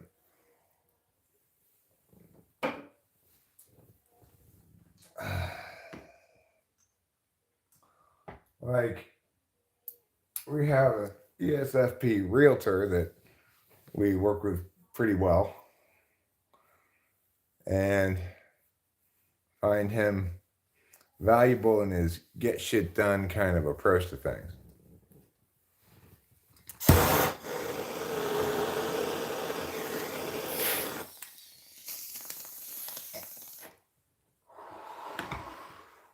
It's natural that he and I have a good working relationship because our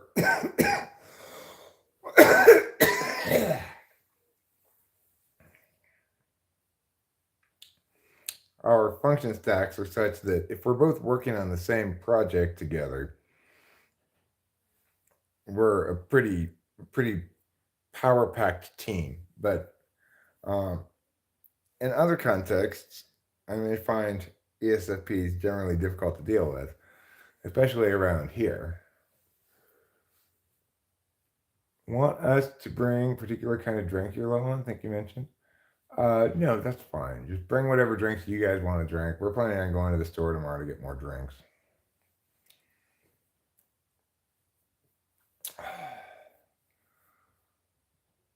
I mean, it's hard to say which, if any of those people are necessarily ESFPs coming down through.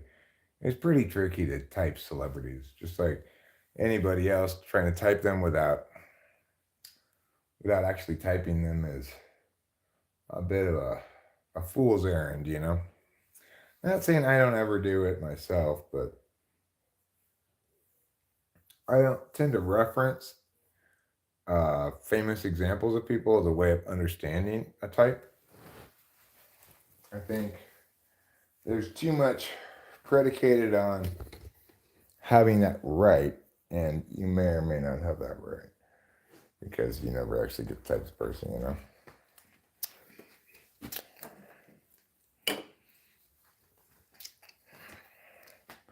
Well, I mean, there are many ways to say you've concluded a given individual is a type, right?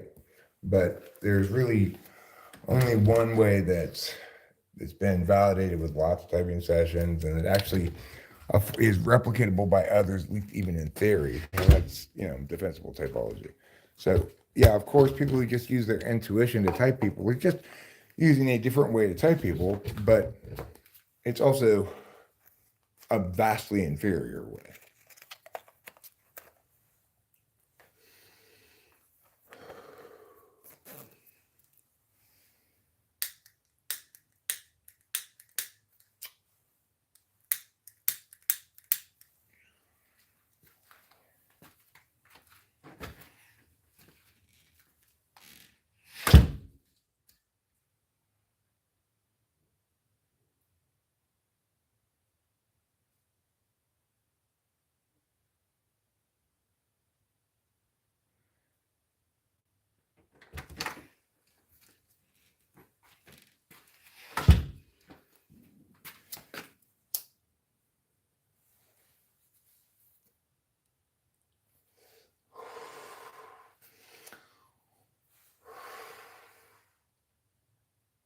One of the big problems with intuition, of course, is that it says reliable as the information you're intuiting from. If you've read a bunch of bullshit about typology, you're not going to intuit well about it.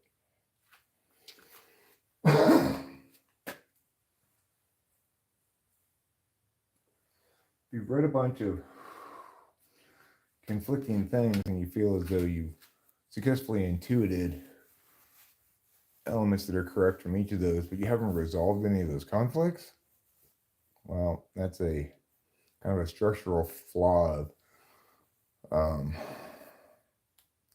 being a knower, perhaps, or I mean, either an action type with knowing fourth is probably the most likely, but it could be knowing first.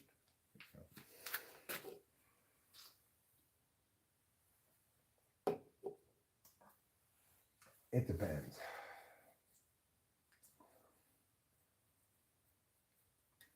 NI fourth.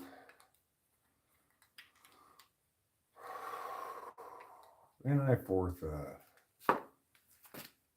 It prefers a simple answer when a more nuanced answer is correct. It's one of its sort of deficits. Just like SI fourth defaults to experience when, in some instances, when they should learn from a universal. Like, certain things I won't believe they're bad or dangerous until I experience the harms of it.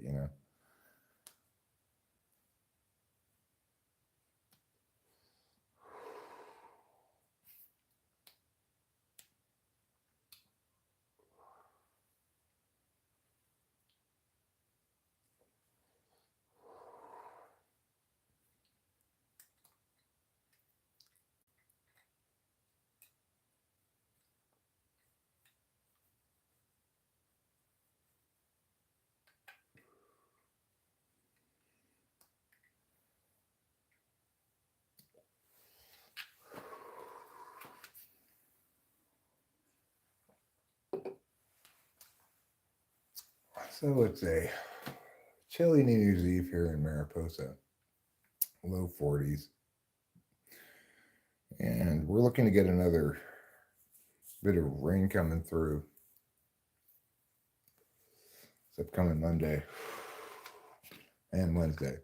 I'm hopeful that potentially in either of those two upcoming precipitation events that we might get a flake or two of snow. I saw on the hills not too far from us, up toward the top of it, was a dusting of snow today. So, add another 1,000 feet from us, and we're probably in the snow range, maybe 2,000 feet. But the weather's definitely gotten colder. Also, California's been hit by a series of big sets of waves, big swells. And I was watching a YouTube video earlier about Mavericks, which is a spot north of Santa Cruz near Half Moon Bay, where I never went when I went to Santa Cruz, but it was they just revealed it. There were these guys that spent like over a decade surfing the spot by themselves. Nobody else knew about it until finally they said, all right, well, we'll tell people about it. Now it's like one of the most famous spots in the world. And they had huge waves on December 28th, 40-foot waves, shit like that.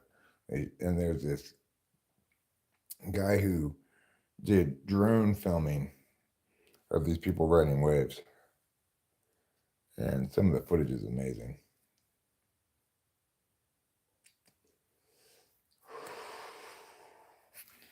So yeah, Mavericks is pounding. I'm sure Steamers is pounding too. Steamers is where I surfed in Santa Cruz, right by the White House. But it's famous for getting huge sets sometimes too. Eric's on an SI roll. I mean, I was outside, so I couldn't read I wouldn't call that an SI roll. I'm not sure you really. If I were on an SI roll, it would sound like something like that. So earlier today, Rachel and I got in the car and we drove to Bootjack. And when we got to Bootjack, well, in the car, what we were saying was like, when we get to Bootjack, maybe let's get some. I was talking about the weather. It's more.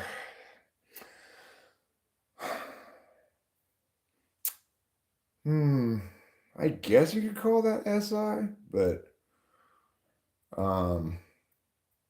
is good character separate from cognitive function stack? I think people understand what good character means somewhat in terms of their function stack, and typically non-toxic people uphold what they consider good character from their cognitive function stack, which means non-toxic people uphold on their fifth slot function. So for me, that would be NI. I uphold on the grounds of the singular truth. If I didn't, I'd be a toxic example of an ENTP.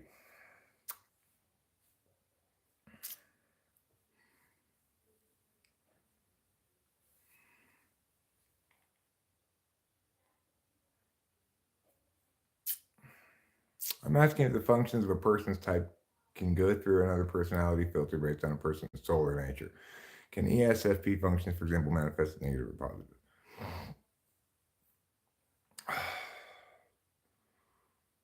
I think the answer to that question is, rather than functions filtering through another universal understanding, functions manifest according to or informed by your particularist experience, which is the alternative to the universal. So the universal is like your type, your cognitive function type, maybe your enneagram type. The particular basically informs how your functions shape into an identity, a unique identity. So and usually that's going to be on two vectors: toxicity versus support, nurture / stuff, and like finding a path consistent with your stack or not. So I was lucky. I ended up as a debate coach, which is extremely consistent with my stack.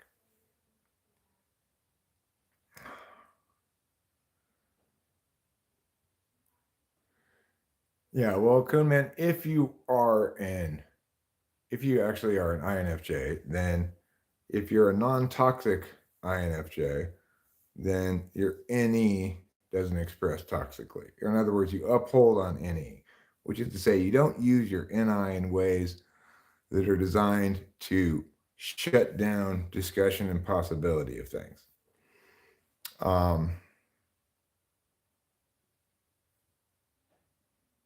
Whether or not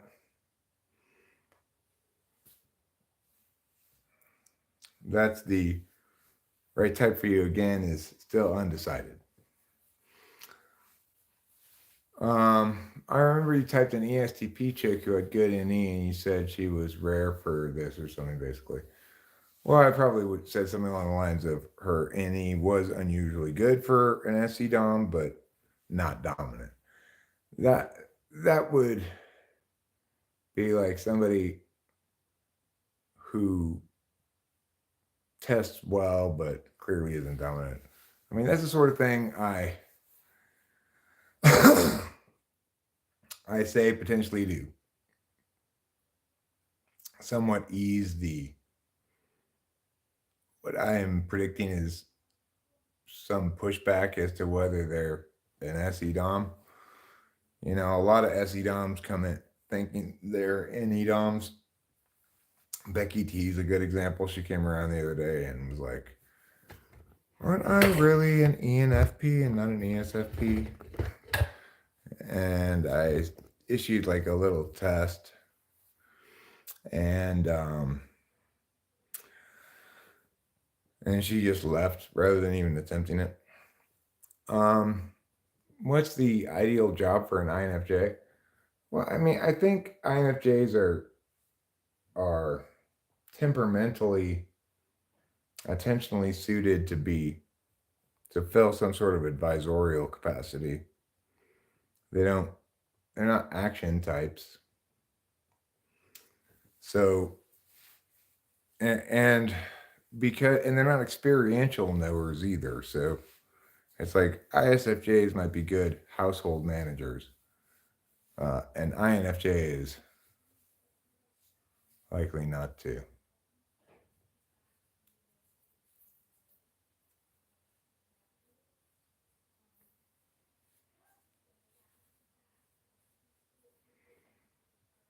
You know, like a king's advisor or something like that is what INFJs are kind of meant to be. And in my relationship, I have Rachel as an advisor informing me all the time with her reactions to stuff, whether my NETI/NEFE is hitting or not. I can rely on her to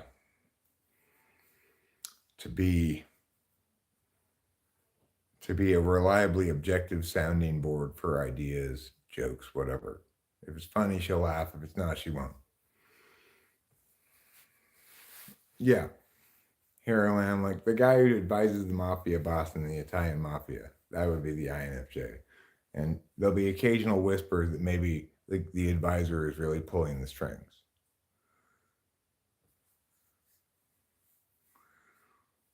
Well, I mean, I wouldn't be quite so concerned with Hitler and Jesus and their type and stuff, you know. But do as you wish.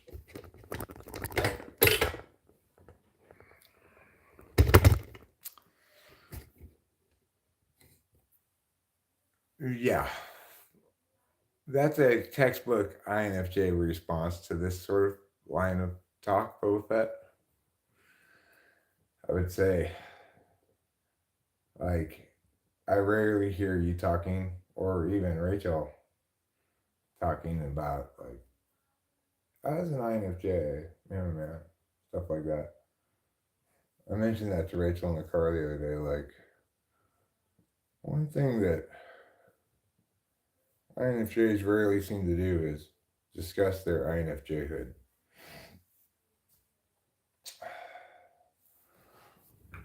But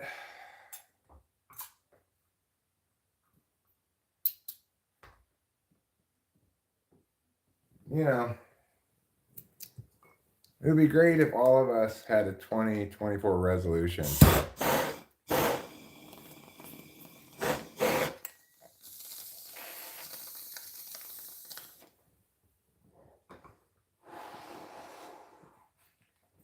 Expect more of ourselves intellectually.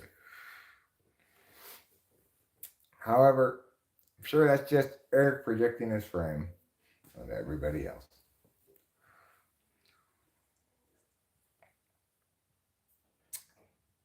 That's very goal oriented of you, Hero Lamb. Okay, well,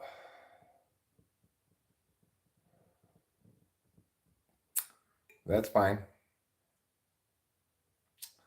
You know what you know. I'll conclude what I conclude conditionally. And may we both have a Merry Christmas. So, obviously, sometimes my understanding of types and cognitive functions is in conflict with somebody else's understanding of their own type. And usually, that conflict also goes along with a corresponding dispute over understandings of what functions mean, what they are, etc. So there's not really much point in having the argument, you know. No, that's a touchdown. That's a touchdown. That's obs a touchdown for Green Bay. They're gonna review that play and they're gonna say touchdown Green Bay, and number 10 will receive 6 points for his efforts. 6 fantasy points. Yep, touchdown, they've ruled it. And now the Green Bay Packers break out to a 16-3 lead with an extra point to come.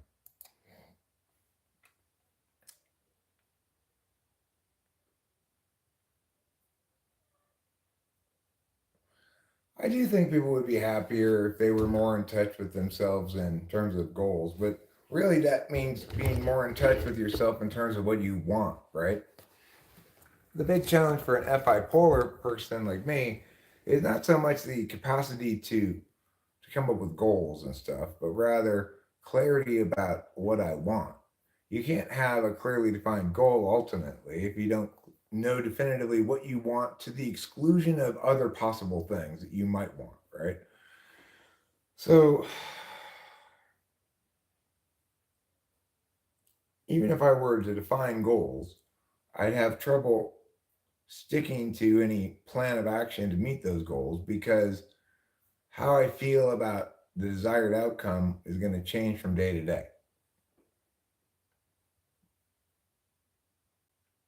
Goals are a very TE thing. So,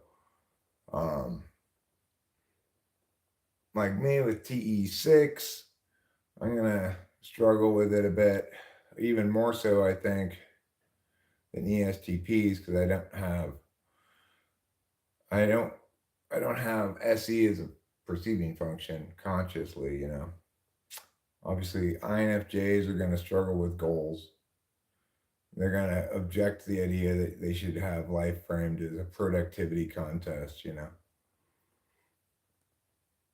ISFJs are going to have trouble with goals, but they're going to be a little bit better off because they're sensors. They've got SE5.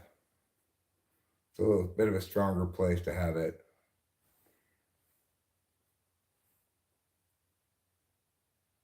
The people who are going to have goals as really an important absolute value for themselves are ESFPs, ENFPs maybe, and ESTJs and ENTJs. Those people are going to maximally find goals important. Those 4 types.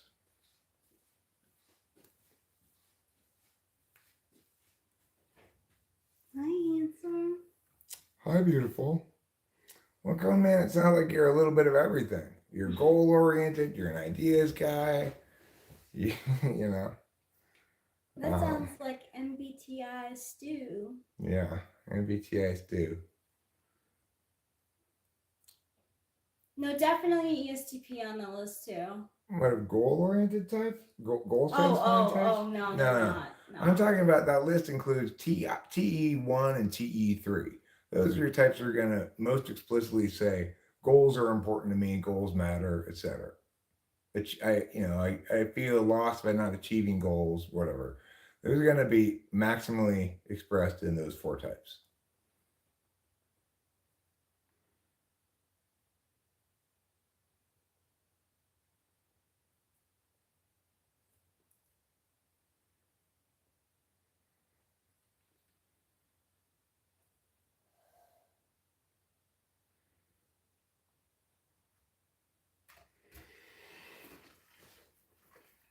Well, Conman 3 says that he struggles moving forward with projects, but the ideation comes easy.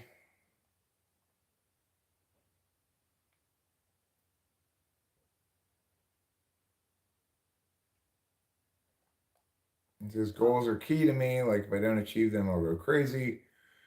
But then a little later on, he says I struggle moving forward with projects, but the ideation comes easy. I'm an ideas guy.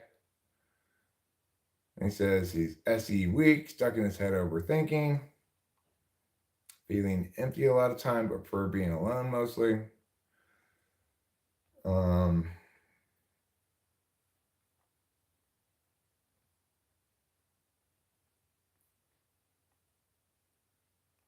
so, you know, kind of a mishmash of different things there.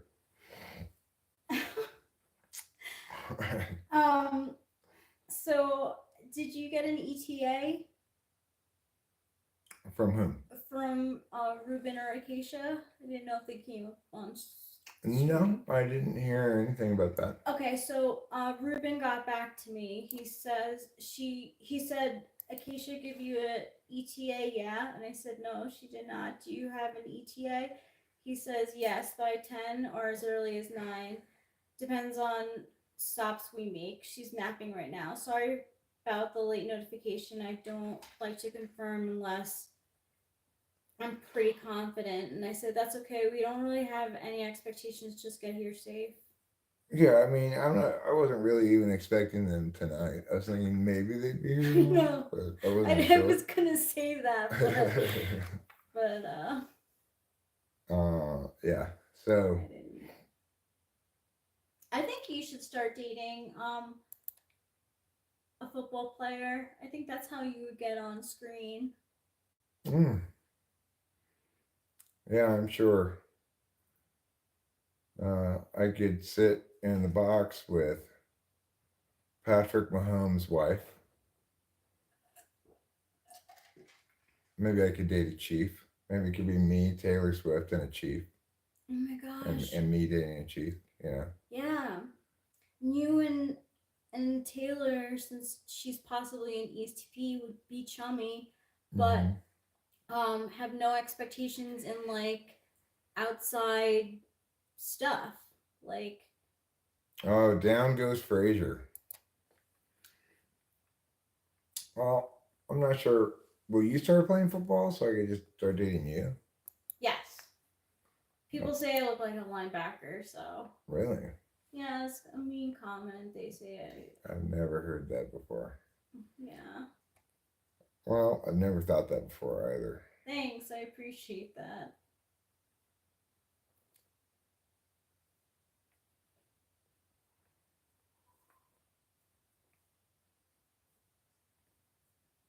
No, I don't think she's an ESFJ. I think Eric's right. I think she's an ESTP. I really actually do believe that. Yeah, I think so too. But you know,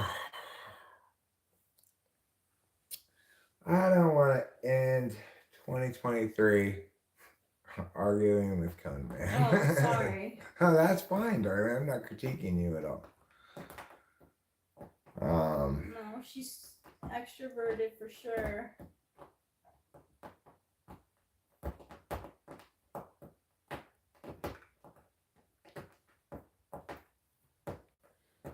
I mean, I don't respect Ti per se. It's not like I respect particularly anything. It's that I disrespect certain things or don't respect certain things.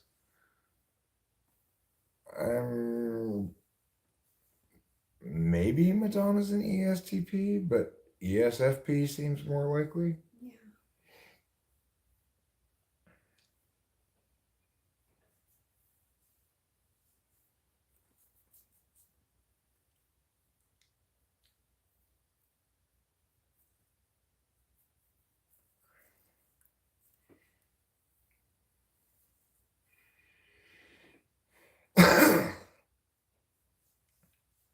Listen to Sade instead, says Carolyn. Well, I don't like Madonna at all, but she might be an ESTP, I suppose. Like, the whole British accent thing seems much more sixth slot FE than third slot. You know who did that too? Yeah. Lindsay Lohan. She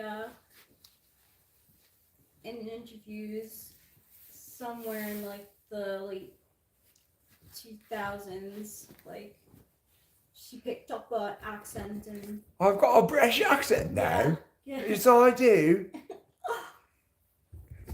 Because I live in England.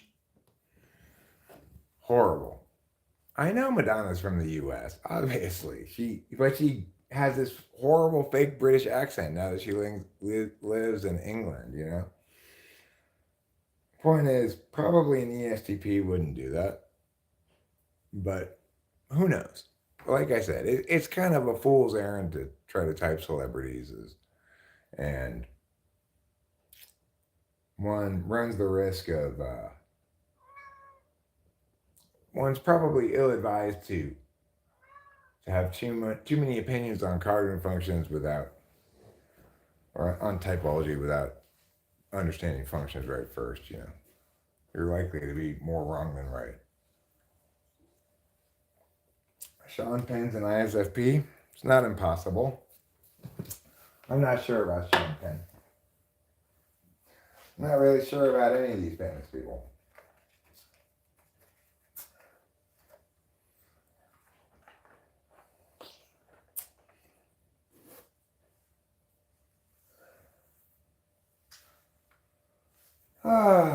That's why this show is called Talking with Famous People and not knowing about famous people you haven't talked with.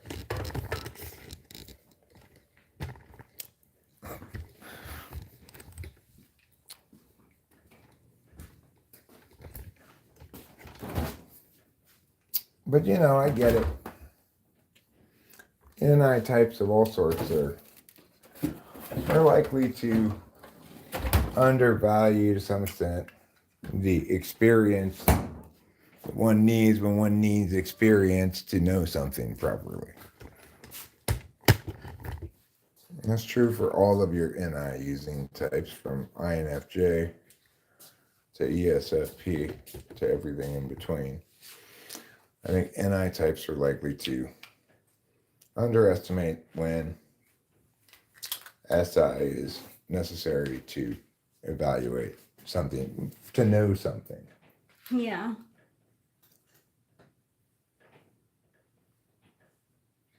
Does that ever hurt your feelings? No. I understand it for what it is.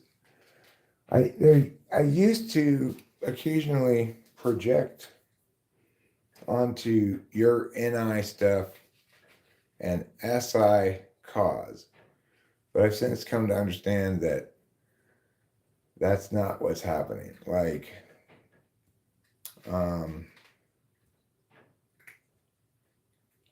one time I was playing detective or whatever, and this isn't a very good example, but in your history was among a bunch of other YouTube videos was like tarot card read, is your ex thinking about you? And I at first thought, okay, is she thinking about her ex and is he's thinking about her? And then I realized, no, for sure, this is just some thing either she was interested in as a topic for reasons unrelated to her actual experience, or that was just like auto-played or something, right? Yeah. And just because you you watch a video about is your relationship miggity meow, it doesn't mean that you have any thoughts or questions about whether your relationship is miggity meow. It's just a topic you're interested in. So I used to think that when you expressed concern about something, that it meant that you had had an experience that made you concerned about that. But I now know when you express concern about something, you heard or read something about something that might be a concern to anybody and have failed to reference your experience to see if that's a concern for you. Yeah. Oh, kitty man, looking right at the camera. I What? got a message from a, like, they're called like Puppy Co. And they like trouble and pee and want them to be like models for things. But like I didn't message it back because there's a lot of like follow through. But Sounds like it isn't might be a scam too. I it don't could know. be, yeah. What made it, like, what did it say exactly? That's curious. I'll let you know. Where is it?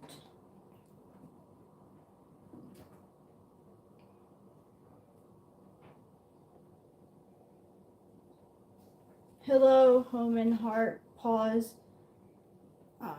Pause. Mm-hmm. I hope you're having a great day today. My team and I have reviewed your Instagram, and I can happily say that your pet is one of the few who fit our influencer requirements.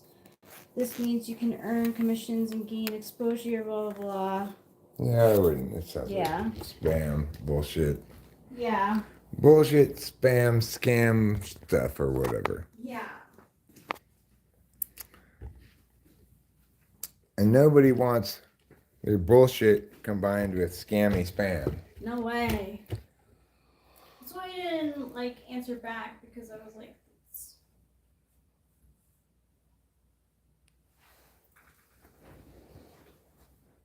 if your biggest dream is to be a model and your head is as big as a watermelon, maybe it's not going to happen for you. Well, I mean, that's assuming watermelon heads don't come into fashion. You know, the size of butts apparently changes over time as to what's in fashion. That's what I've come to understand, is that, you know, either big or little butts can be in fashion. Well, probably then the same thing is true for heads. Wouldn't you guess? I would. Okay, let's go outside and smoke a cigarette.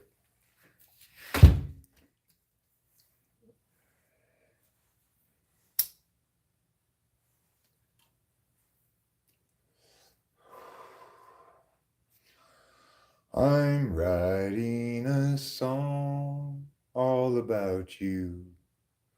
A true song as real as my tears. But there's no need to fear it, 'cause no one will hear it. Sad songs and waltzes aren't selling this year. I'll tell all about how you cheated. I want for the whole world to hear.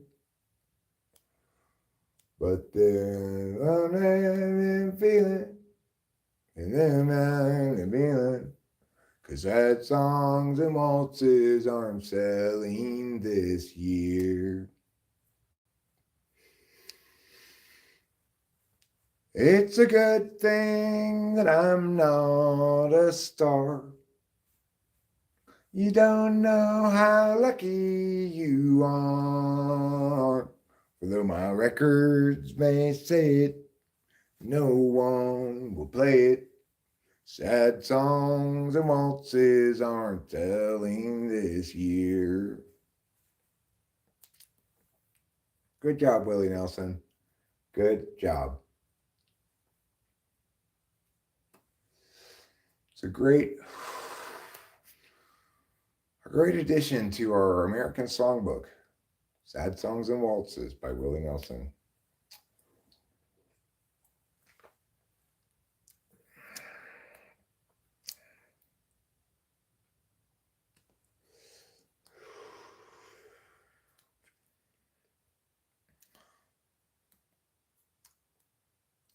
Another great song by Willie Nelson is Mamas, don't let your babies grow up to be cowboys. Don't let them pick guitars and drive them old trucks. Make them be doctors and lawyers and such. There's some damn good lyrics there, right? Don't let them pick guitars and drive them old trucks. Make them be doctors and lawyers and such. Those are great lyrics.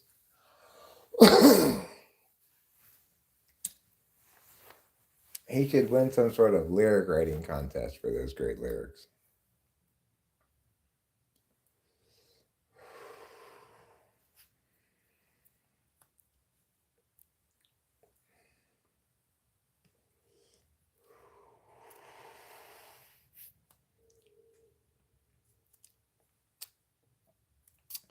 I think another good song people don't think of a lot is Chantilly Lace by the Big Bopper. Chantilly lace had a pretty face, had a sentence and down, had a wiggle and a walk and a giggle and a talk.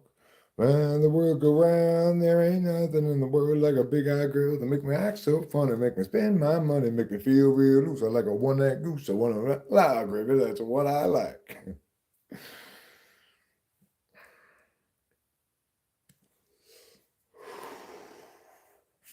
It's a good tune. It's a good song. I like it. Wins an award for goodness.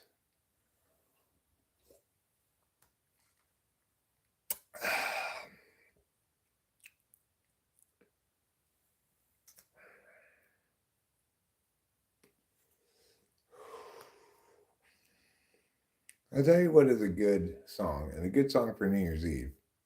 Bottoms Up, featuring Nicki Minaj, but by somebody else. Bottoms up, bottoms up. Bottoms up, bottoms up. And they got the tennis club up, bottoms up, bottoms up. Bottoms up, bottoms up. Bottoms up, bottoms up. Somebody want all that salt around that rim.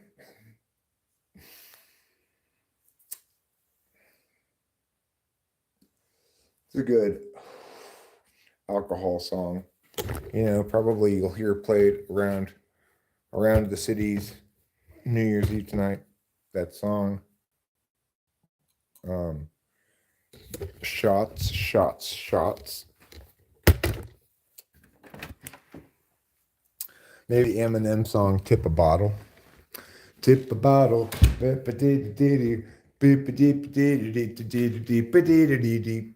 You know that song? Another famous alcohol song. Along with Margaritaville, in honor of the late Jimmy Buffett. Yeah, he's gone. Meow, meow, meow, meow, meow, meow, in Margaritaville. Is that how that goes?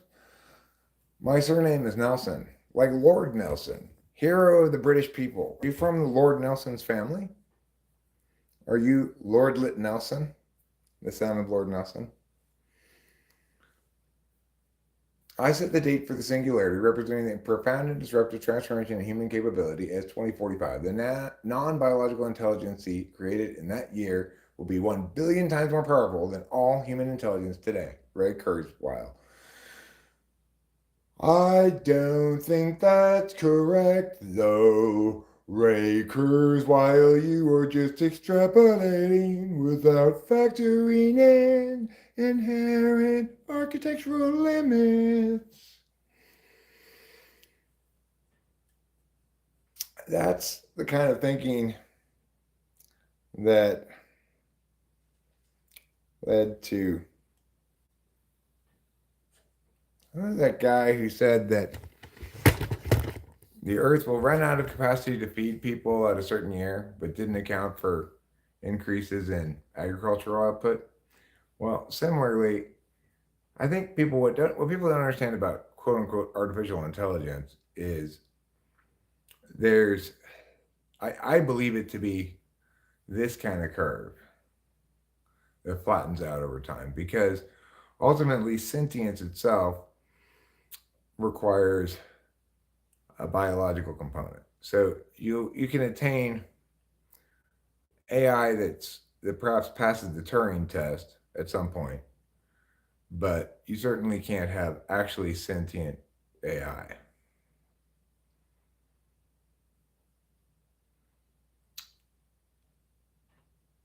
That's my, if I'm going to make a unsubstantiated claim like Ray Kurzweil, that's my unsubstantiated claim. Yeah, exactly.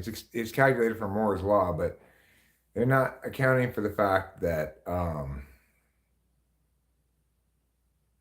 that Moore's law is this kind of curve, right? At a certain point, you can't get microprocessors to go any faster or be any smaller, and that's where you have a quantitative difference between regular computing and quantum computing, right? A qualitative difference, I mean. What do you think about this? So they have Lisa standing in front of the screen, right? Country music is just farm emo. I like it. I like it a lot. Country music's just farm emo. It's true. Well, I was saying to Rachel earlier today. Well, yeah, but that the thing is that's how it's played out until it reaches a ceiling, right? What what that extrapolation says is we assume no, that's a different kind of technology.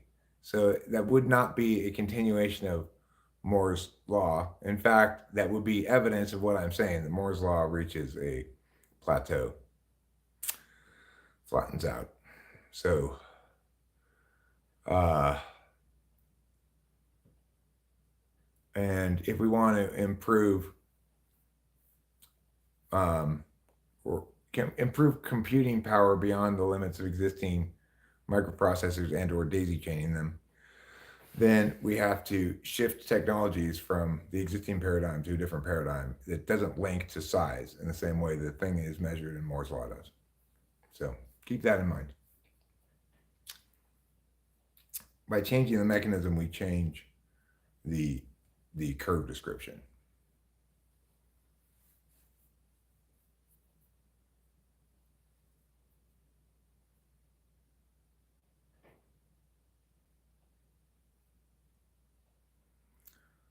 I've got so many nanometers in my ass that you wouldn't even be able to count them.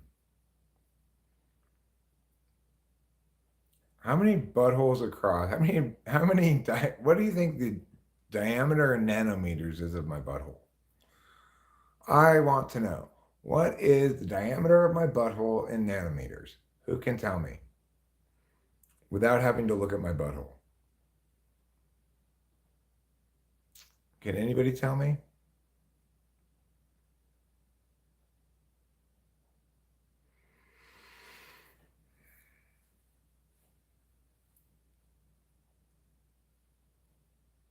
Well, I mean, then that's just mission creep, right? Like, it doesn't generalize out like that. It's not the case for all technologies. They proceed at the same pace.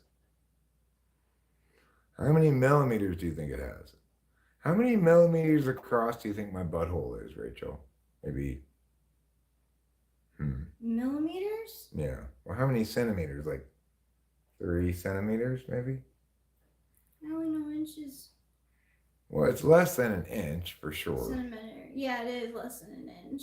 I don't know. Maybe So, like, at most half an inch across. You It's a said small 3 butthole. centimeters? I said 3 centimeters. Yeah, I was thinking 4, so I think 3 is right. Let's go with Rachel's 4 centimeters. Okay. Given that it's 4 centimeters, that makes it 40 millimeters, I guess.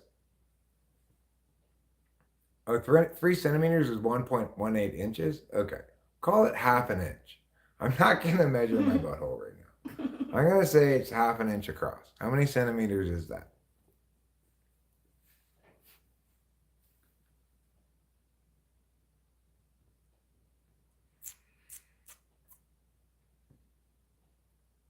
I have Bottoms Up stuck in my head. That is a good New Year's song. Yeah. Even though I want to formally object to the beginning of the song, which romanticizes relationship breaking via seduction. Oh, When I he don't says, like that either. "I'm Mr. Steal Your Girl." Yeah, I object to that too.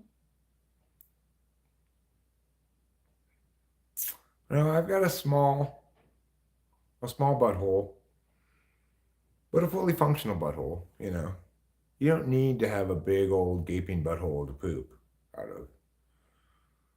My butthole is sufficiently elastic to stretch and let out any poops that I may have in my butthole, which is fine. It's as big as it needs to be.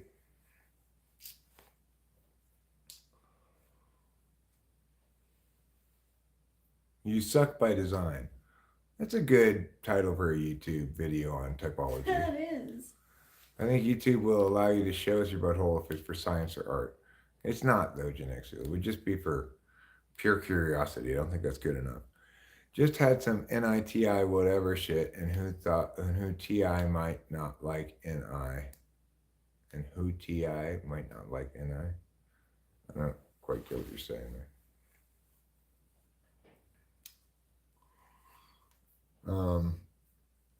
NI sixth is gonna kind of countervalue NI.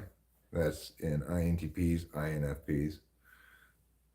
But they're still intuitives. So, what they do is gonna resonate against NI's metrics regardless. It's like they've got a conflicted relationship, like most types do. Rachel and I, we have maximally countervalued sixth slot because each of us has three metaphysical functions up front. Our sixth slot, therefore, in um, being the other kind of function, is maximally countervalued.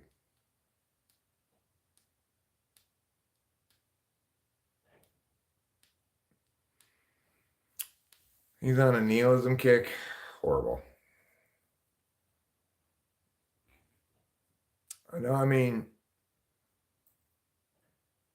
TI doesn't use logic to make connections, right? It uses logic to draw conclusions, to afford statuses conditionally to things, predicated on what's already been established with language or some kind of symbolic representation. Introverted intuition is knowing. It's knowing based on the identity of the thing being known. But like experiential knowing, if you're intuiting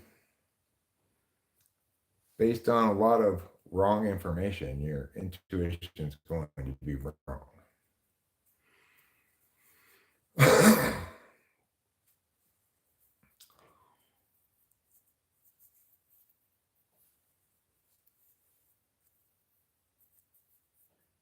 I mean, if NE is a second function, then NI is 6. And that means NI is going to be maximally countervalued in INFPs and INTPs. But it will also be somewhat countervalued in ESFPs and ESTPs because your 8 slot function is fairly defensive. You believe that you've got it balanced properly. Well, apparently AKH is taking a nap right now. Yeah.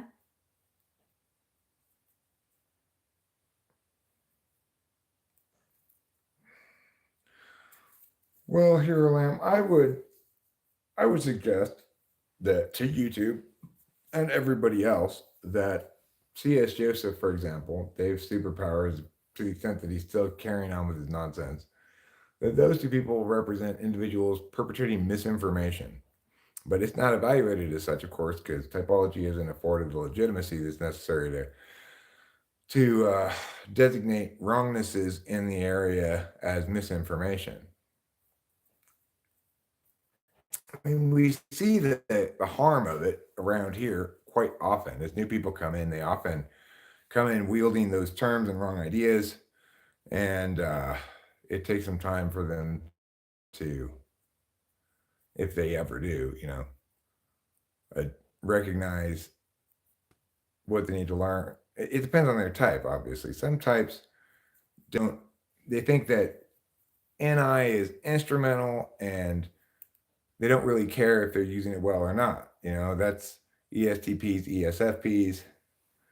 They'll use it a lot in this environment because this is an environment for intuitive conversation, or conversation that resonates universally rather than conversation that resonates simply as me talking about me going to the store and shit like that.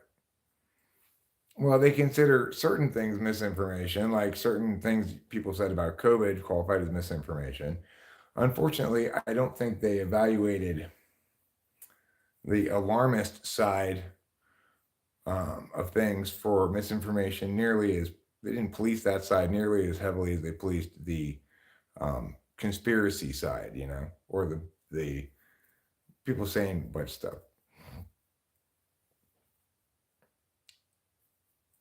Well, Cone Man, for somebody who doesn't, if for somebody who's got TI in a very precarious spot, they're going to be forever unconvinced by defensible typology because it's the second kind. Einstein describes two specific kinds of theories, right? One of them is predicated on distinct evidentiary chains. I don't want to go into it, frankly.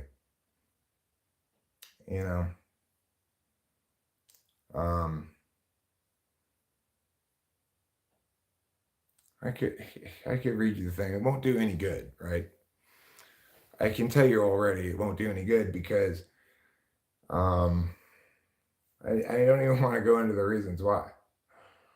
Because it's just going to be an ongoing, you're going to find it an ongoing challenge to your self-concept in ways that you don't like, and you've already indicated that you're not interested in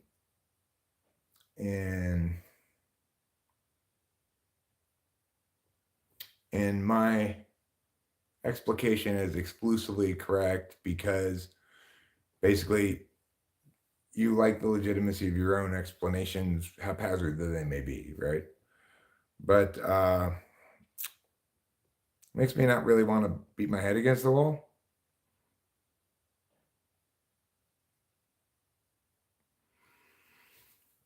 Animals are not considered nudity, I don't believe. I mean, I'd start there. Like, if you Google Einstein, two kinds of theories,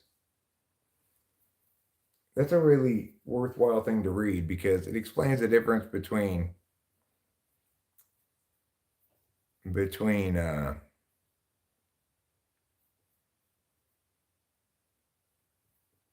different kinds of explanations for things.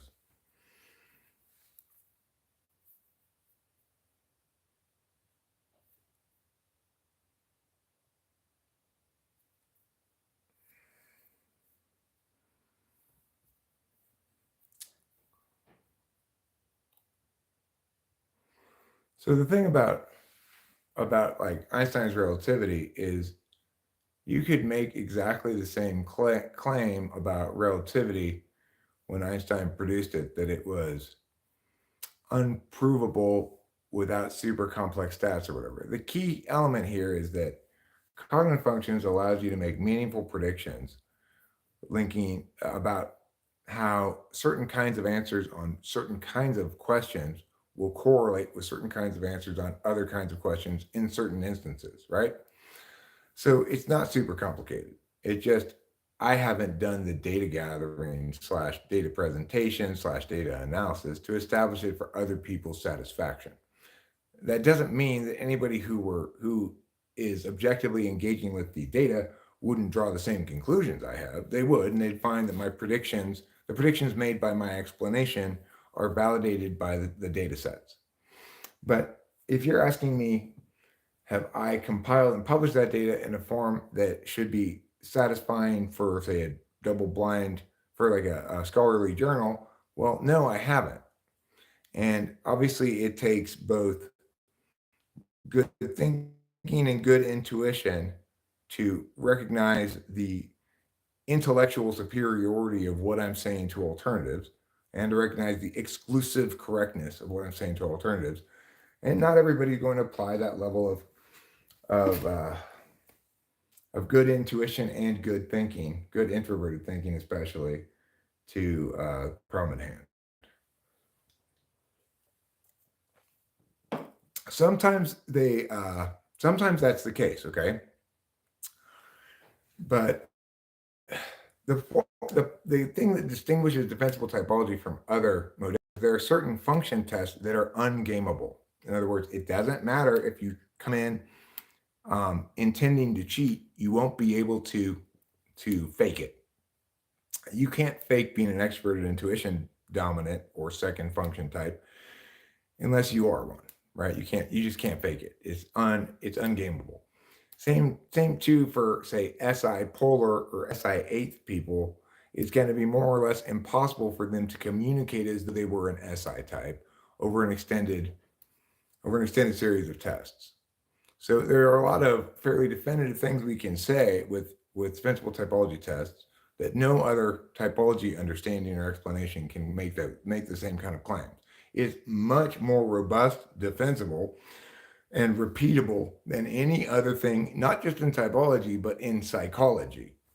So it explains a vast number of things when you get it right. If you get it wrong, though, if you understand things incorrectly through the incorrect frame of reference, if you're still thinking somehow by combining a bunch of different things, you're going to come up with something more correct than something that's been parsed out thoroughly, like defensible typology, then you're basically guaranteed to be thinking wrong about typology in general, probably have your own type wrong, probably have other people's type wrong. And this is a rare field in which listening to more sources won't help you be more informed. It'll just make you less informed.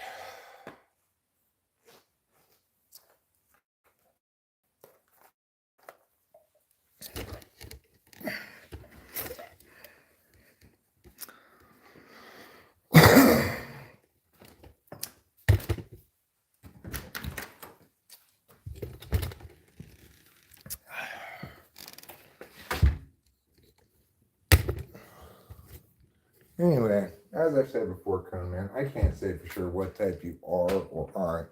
I've not typed you. But I can tell you that what I'm saying about cognitive functions and typology in general is correct. And alternative perspectives on the matter, exclusively alternative perspectives, are necessarily therefore incorrect.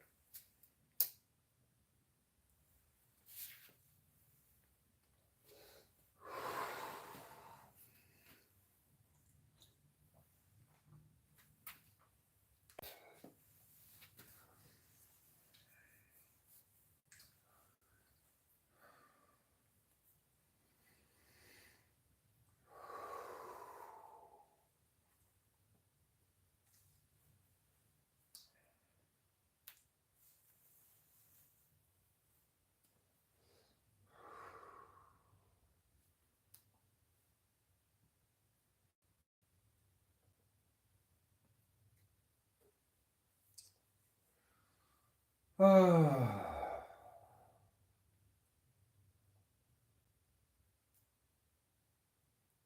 another year in the books. I've experienced 4 months. No, I'm sorry. I experienced 8 months approximately of 1971. I missed the first 4 months of it. So I only experienced 3/4 of 1971. But every year since, until 2020, up through 2023, I have experienced in full for a total of 52 years and 8 months of life. And So far, I'm getting a C. I've had stretches of time where I scooched up to B minus, but I've fallen back down to a C, and I'm at risk of getting a C minus. So I better start getting busy. Getting busy with my business. What's your business, Eric? You know, my business is getting busy. First I get down, then I get busy. Then I go round, then I get dizzy.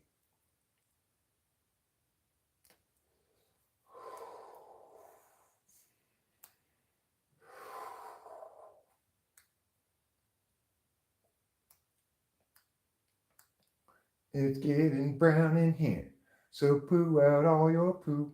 It is getting so brown, I will poo my poo now. Thinking about pooing my poo now. I was explaining to Rachel how earlier how bun huggers are a very honest form of underwear. You're just one butthole pick away from dirty bun huggers. All of a sudden you have a little brown spot on your bun huggers, and oh God, I should really change these now, but I'll probably wear them for 2 or 3 more days.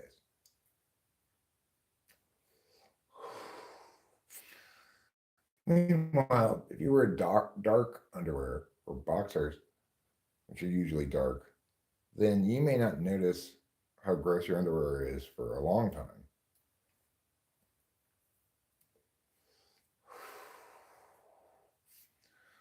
And this observation made me sing a famous Eagles song. You can't hide your butt pick ways. Your brown stains will last for days. Your bun's hugged, and that's the shade. 'Cause you can't hide from me your butt pick ways. That's the song my bun huggers sing to me every time I wear them.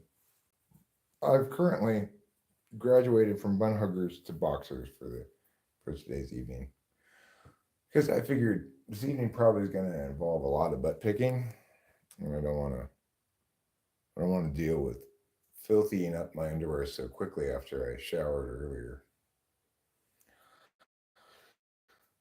If you know a thing or two about Eric, you know that means I had sexual intercourse earlier. But when I shower, it's probably because I want to have sexual intercourse. Occasionally, it's because I'm filthy. I don't roll around in the dirt that often.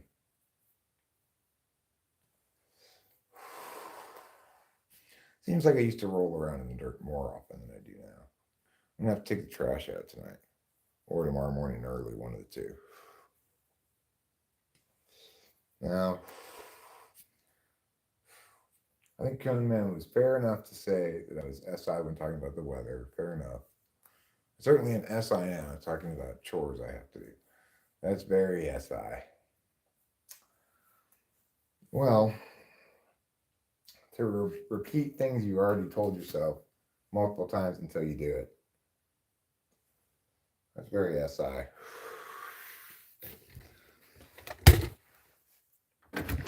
I think what I might do right now is take out the kitchen trash, because it's very full.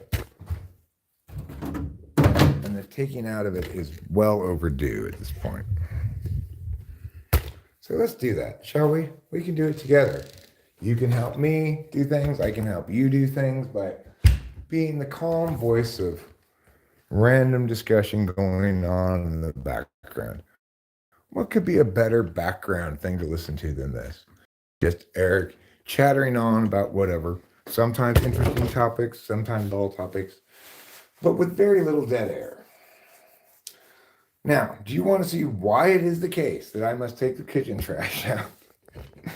Well, that's what you call a very full kitchen trash can. Nobody would call it empty, that's for sure.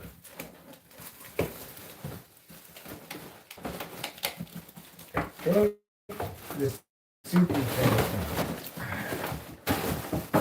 Push the rest of these things down a bit.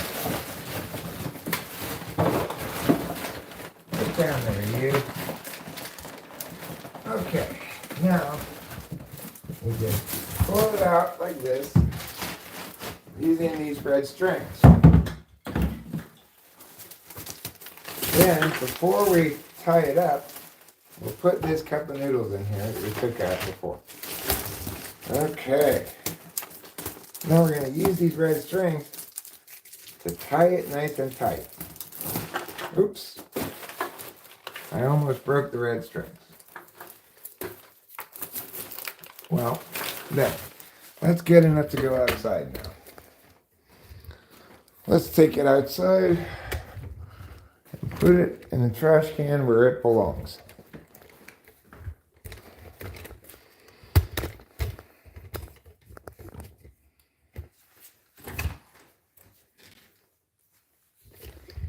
Here we go.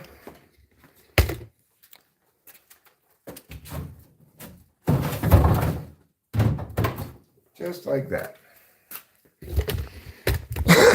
Now, doesn't that feel better? You gotten that done? What if I have a bag for you too? Well, go ahead. I'll go up and get it if you want to put it at the top of the stairs.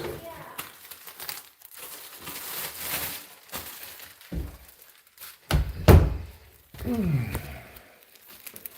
Okay, now what we'll do, we'll take this bag. You'll note that this bag differs from the previous bag, and this bag doesn't have any trash in it yet. We'll put that into the blue can. We'll pick up the little trashes around the trash can, but we'll put those in the trash can. We'll put this in the trash can outside. You know what else we're going to put in that trash can outside? Actually, I'm going to put this in the trash can here. These donuts are too old.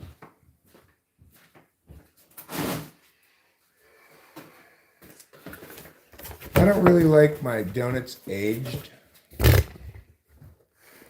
Fine aged donuts. That just doesn't really work for me. Most pure form of reality is our senses. Oh, okay.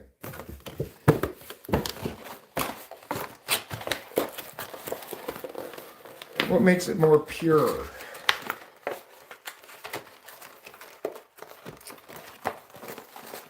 Higher concentration of real per unit of being.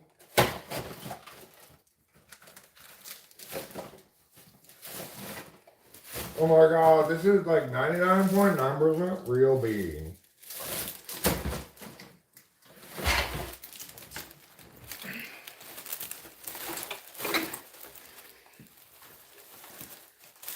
You know what I say about Conan? He certainly does say some things.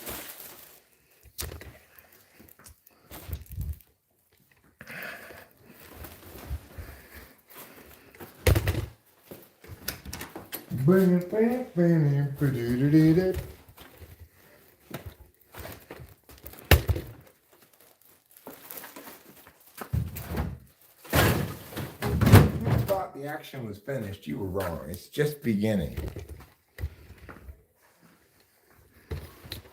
Now, it's time for me to urine. I'm going to use my dangle boy to urine in the toilet. Okay? If you're a male, you might want to try the same. Instead of mixing your pee and poo together like a bird. Which presumably was what you used to do.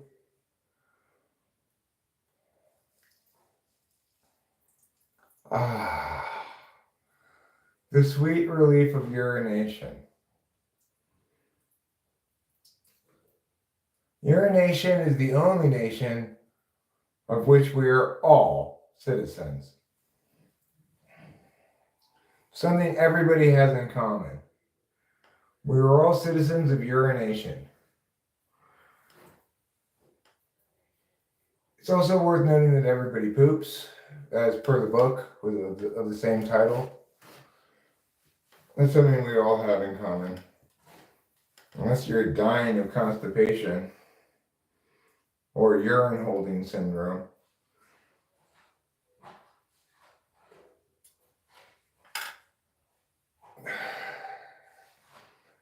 I figure while I'm here, I'm going to try to squeeze out a little bit more poop.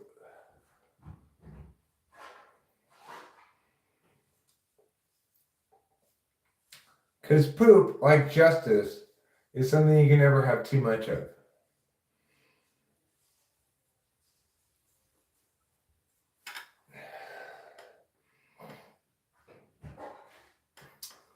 That's why pooping is the top level value.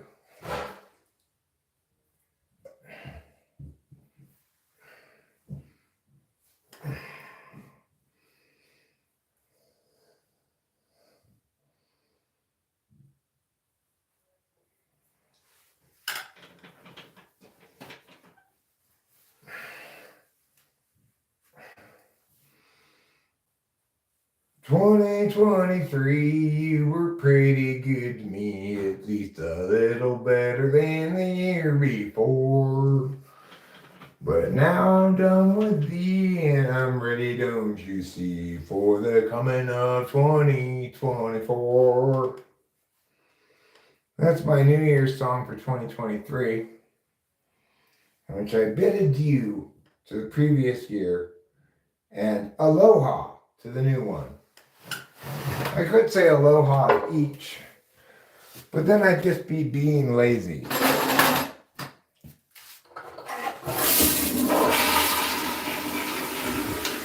Hawaiians are so lazy, they couldn't even make up a new word for hello and goodbye, a different word. We don't need to differentiate between those two things.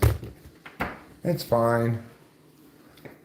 Aloha can mean hello, goodbye, oh, you're still here, any number of things. Yeah.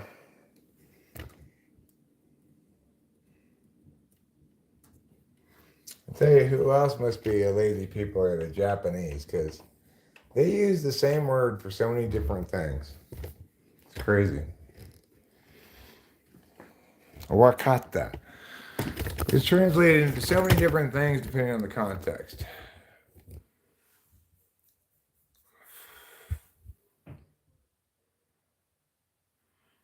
Constipation, consternation. Inkati, inkati, pinkatika. Inkatika, inkatika, pinkatika. 4 syllables each. Yeah. So the clue for that would be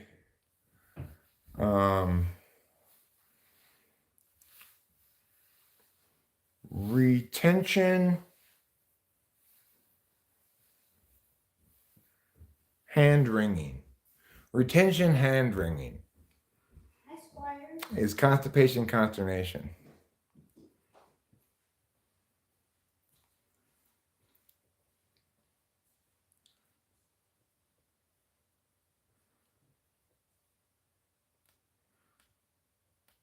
So, did I get bonus points for pooping out more poop?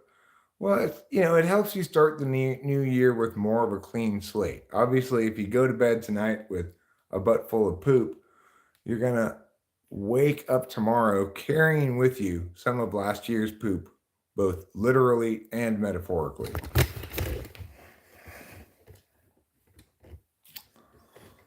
So that's why I'm trying to get out all of my waste before midnight.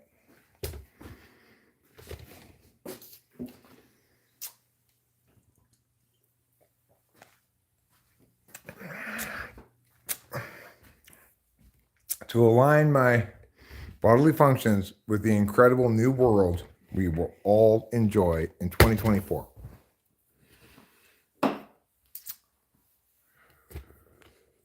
Stuck muck. Constipation, concentration. Pretty good one, Winston's mom. Is anally retentive an adjective? Well, anally in that context would be a adverb modifying the adjective retentive, and you'd have to follow it with some kind of a noun, like he is an anally retentive man. In that case, man would be the predicate noun. Retentive would be an adjective modifying the noun man, and anally would be an adverb modifying the adjective retentive. All be your O show. Reflect who you are. At least they don't know. I'll be the John to you all now. Anally retentive comes from getting aroused by not pooping. I don't know if anybody really gets aroused from that. Do they? Does anybody find constipation arousing? No. I don't think so. In fact, wasn't your grandma really concerned about constipation? Yes. Whenever anything was wrong with me, she diagnosed it as constipation. What's wrong with not being precise? Life is imprecise. Yeah, life is imprecise, and you can't avoid that. Language is usually imprecise, but it doesn't have to be. That's the difference.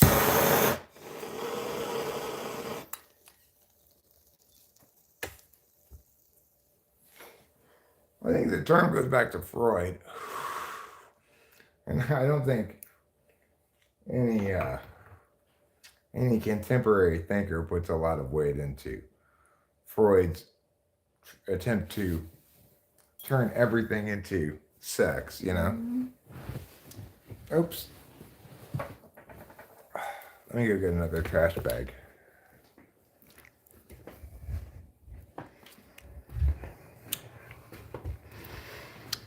I mean, it's the same sort of thing as anytime anybody says every direction is meow. Freud thinks every psychology thing is sex. I might point out that cognitive functions comprises a meta frame. That is to say, cognitive functions can inform us regarding every instance of human attention, but I wouldn't say that every question in psychology is best addressed with cognitive functions. For example, people behaving toxically, I think, is best explained by a particular experience rather than cognitive functions.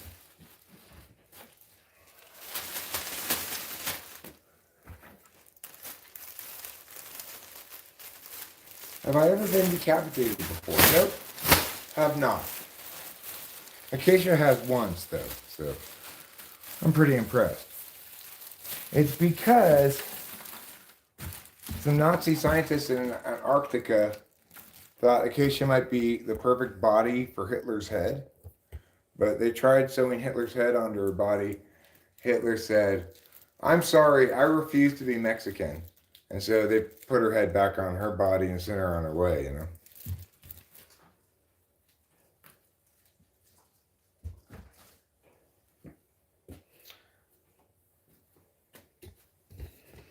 Humpty Dumpty's team helped you and what Eric said. Good.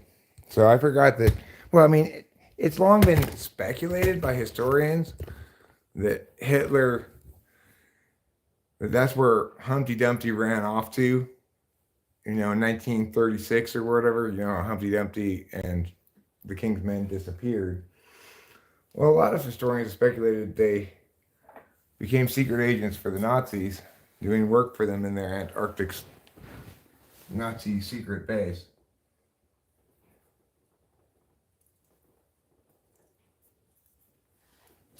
Other historians have deemed their work, quote, highly speculative, completely made up, hogwash, and other such terms. But personally, I choose to believe.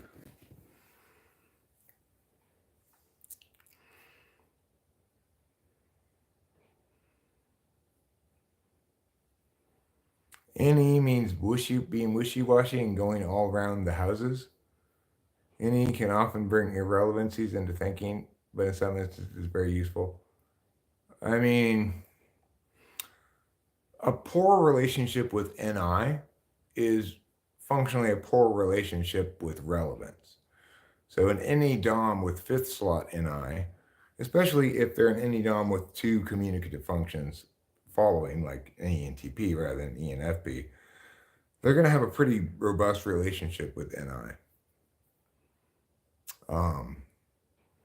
So it's not one's relationship with extroverted intuition that links to relevancy, fluency. It's one's relationship with introverted intuition.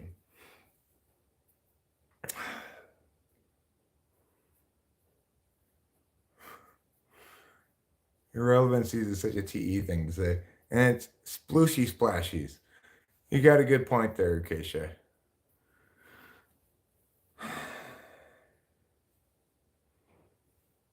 So the thing is, Cone Man, when you think that I'm engaging in some so-called irrelevancies, what I would suggest is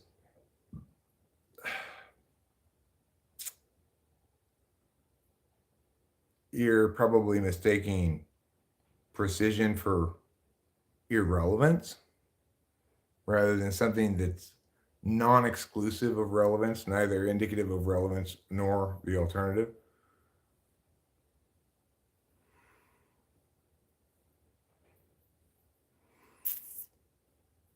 Because certainly, I might get off topic sometimes, if there's a given topic. But if I'm commenting on a given topic, my comment on it is definitely relevant and informative, insightful, probably as well. But regardless, nobody could accurately accuse me of having a iffy relationship with relevance.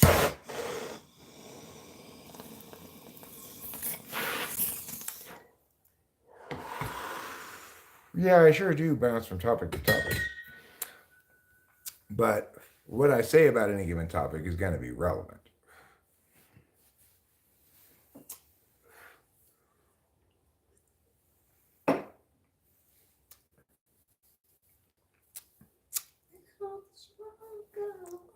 Oh, that's cool. Thanks for the information.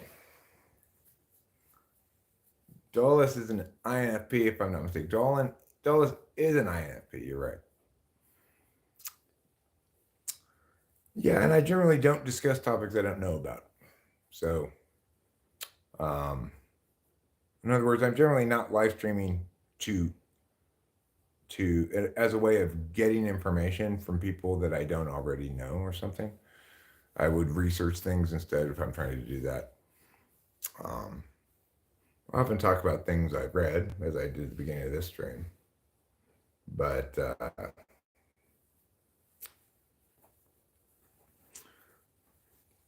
yeah, my career as well as my function stack has made it such that I have an explanation as an extremely refined skill. So naturally, that includes the frame level decision on what to explicate about.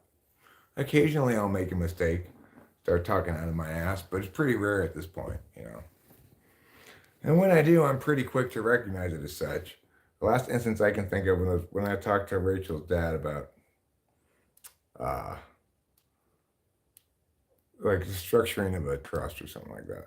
And I realized I didn't really know anything about it. My dad knew though? Yeah. Interesting. I wouldn't have thought that. Well, it was back when my dad was alive, so I really didn't know anything about trust, Mm-hmm.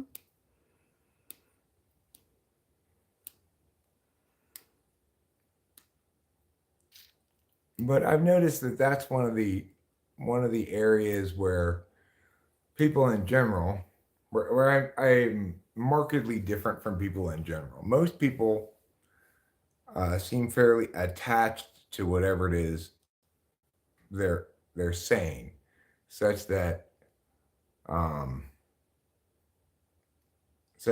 some new thing that they hear won't meaningfully inform them, oh shit, maybe I don't really know about this at all. And I don't know what to say about that, you know.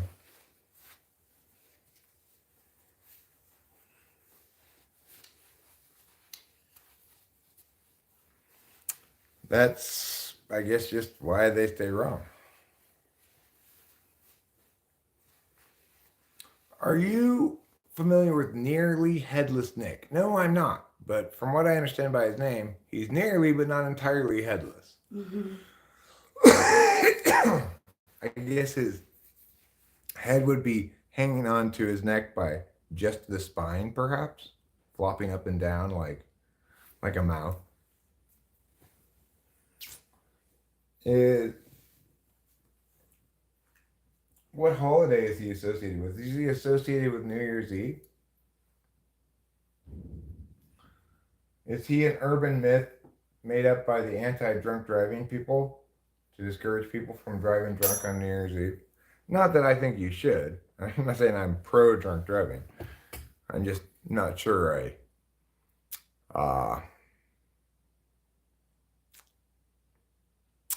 not sure that it's quite as huge a big deal as everybody makes it out to be, but whatever.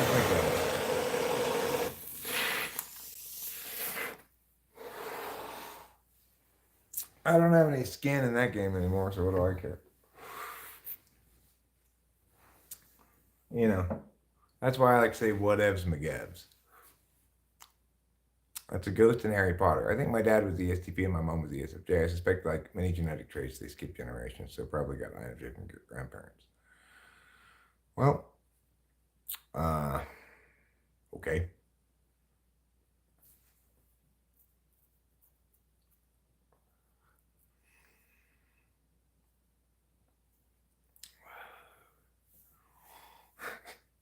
You know,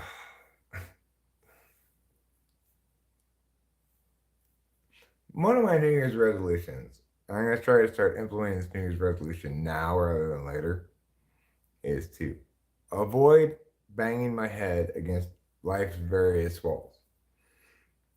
There's no point sometimes in banging your head against certain walls. Like learning to not try to explain in better NI formats, ever better, ever more distilled NI statements to Jeffrey's mom how her NI polar is preventing her from behaving intelligently in this context, right? I can never get through to her, even if I seem to temporarily. It's just the whole point about antipolar is you can't stay focused on like the single determinate thing in a matter when there are other possible things that you can think of.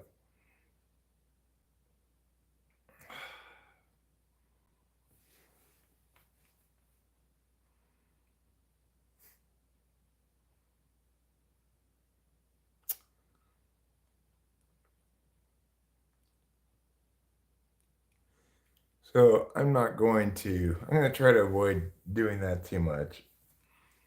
At the same time, I want to try to explain to her, look, I'm not mad and I'm not trying to deny you what you need or something. I'm just telling you that I can already see that this is not going anywhere because you and I are on different pages or whatever. Yeah, well, I did tell her that. I said, when she called the other day, I was like, okay, look, at this point, you're just hammering home the fact that you have too many cooks in the kitchen. But the good news is you now have one fewer cook in this kitchen. I told her at the time, like, I cannot talk about this with you anymore tonight. Because it was the third time she called me to talk about the same thing, going back and forth and not listening to me, So I did tell her that, and then I said, like, I'm not talking about this anymore tonight. If you want to talk to me about it more, call me tomorrow morning. Goodbye. And I hung up, and that was a couple of days ago. So I don't know. she can tell she pissed me off. I doubt she quite understands why. Like, it's because I spend all this time explaining to her why we should do it meow way, refining Jeffrey's effort into something that upholds under meow criteria, and then she goes back and questions whether that criterion was the right criterion to use, but the work's already been done under that criterion. I don't want to go back and redo dumbass work that I've already done, nor do I want to go back and adjust work I've done for a reason, such that it validates more broadly against other possible criteria, but less well against its own. Certainly not something I want to do.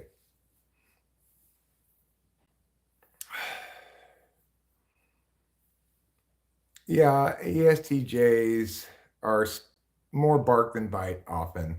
I think that's a fair point to make, but they can certainly get too caught up in their TE and have a fair amount of bite to them in the sense that they'll follow through on their carrot stick shit, when all the person really wants is to not be dealt with transactionally.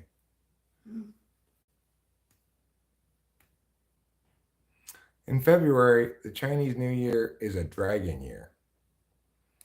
If Jeffrey's mom doesn't already have dragon energy, then I don't know what does. I think you're dead on with, well, she does have dragon energy, I guess. I mean, Tiger Mom's a term. I didn't think of it in terms of relating to Chinese astrology, though it might. She's a pig. She's born the same year as you. Oh, yeah? Mm-hmm. She's a metal pig. How much do you think typology understanding affects your cognition in comparison with not knowing anything about it? Well, I think it affects your thinking about it a great deal. Like, essentially, one can't really metacognate without first understanding cognitive functions. To metacognate regarding one's attention is to note instances of a certain kind of attention and to distinguish between that kind of attention and some other kind of attention by pointing to the meaningful alternative to that way of paying attention. So there's only some kinds of paying attention that I can meaningfully note the examples of, even with cognitive functions understanding. But like I'm less likely to meaningfully note an instance of extroverted sensing than any other kind of paying attention, although I can refer back to time spent engaging in extroverted sensing in some regard. I won't seem to remember what that paying attention was like at all, because my 8th slot function is my most unconscious.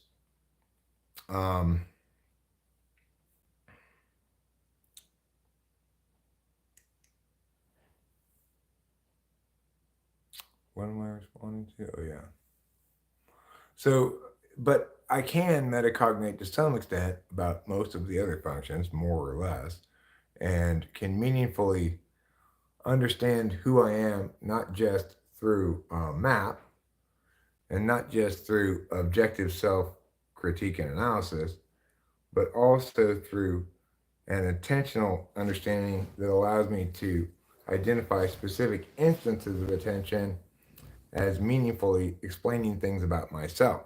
So I can give you examples, for example, of times when I used SI, but I should have used NI. And an example of that will be like, you go into a situation with a plan, something happens in real time in the situation that should cause you to go back and change your plan, but you end up following through on your plan anyway. That would be utilizing an SI form of knowing to take action when you should be utilizing an NI form of knowing to take action. So that kind of metacognition is enabled or empowered, or both, by by understanding cognitive functions correctly. But it may be predicated on something that that you have to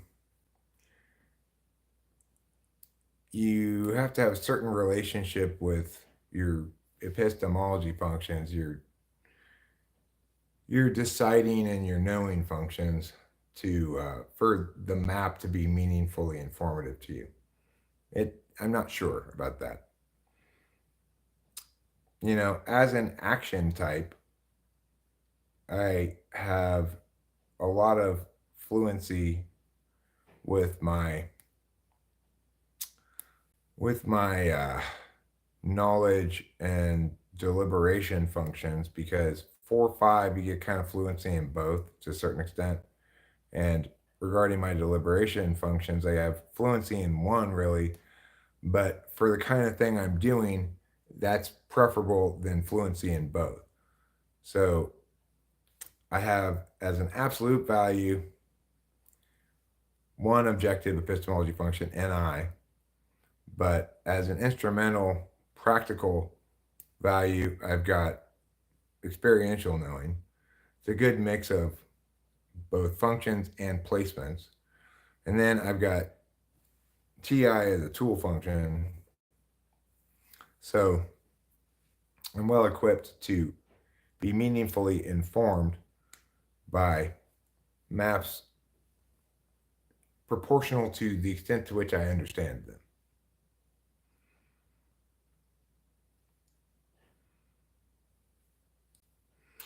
Well, I mean, people have spent all of human history trying to understand people more than anything else, right? It's like all the philosophy in the world can be summed up as, how can I better understand myself and others? Or even just, how can I better understand myself? Because part of the experience of being a self is implicitly, sort of unavoidably almost, a relationship with other entities that you believe to be equivalent selves. So,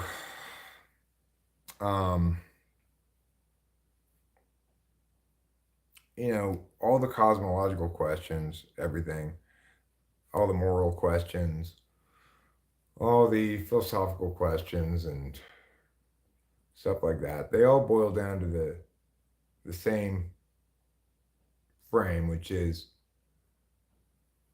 how can I understand my life better?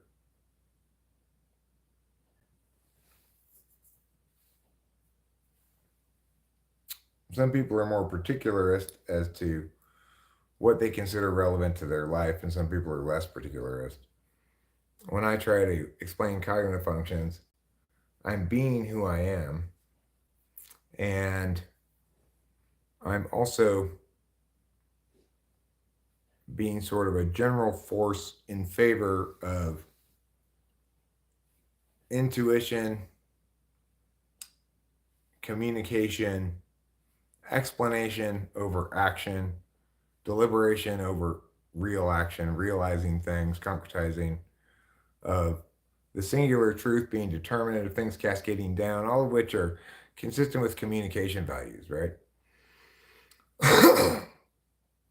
So I can understand that about myself much better with cognitive functions than I ever could before.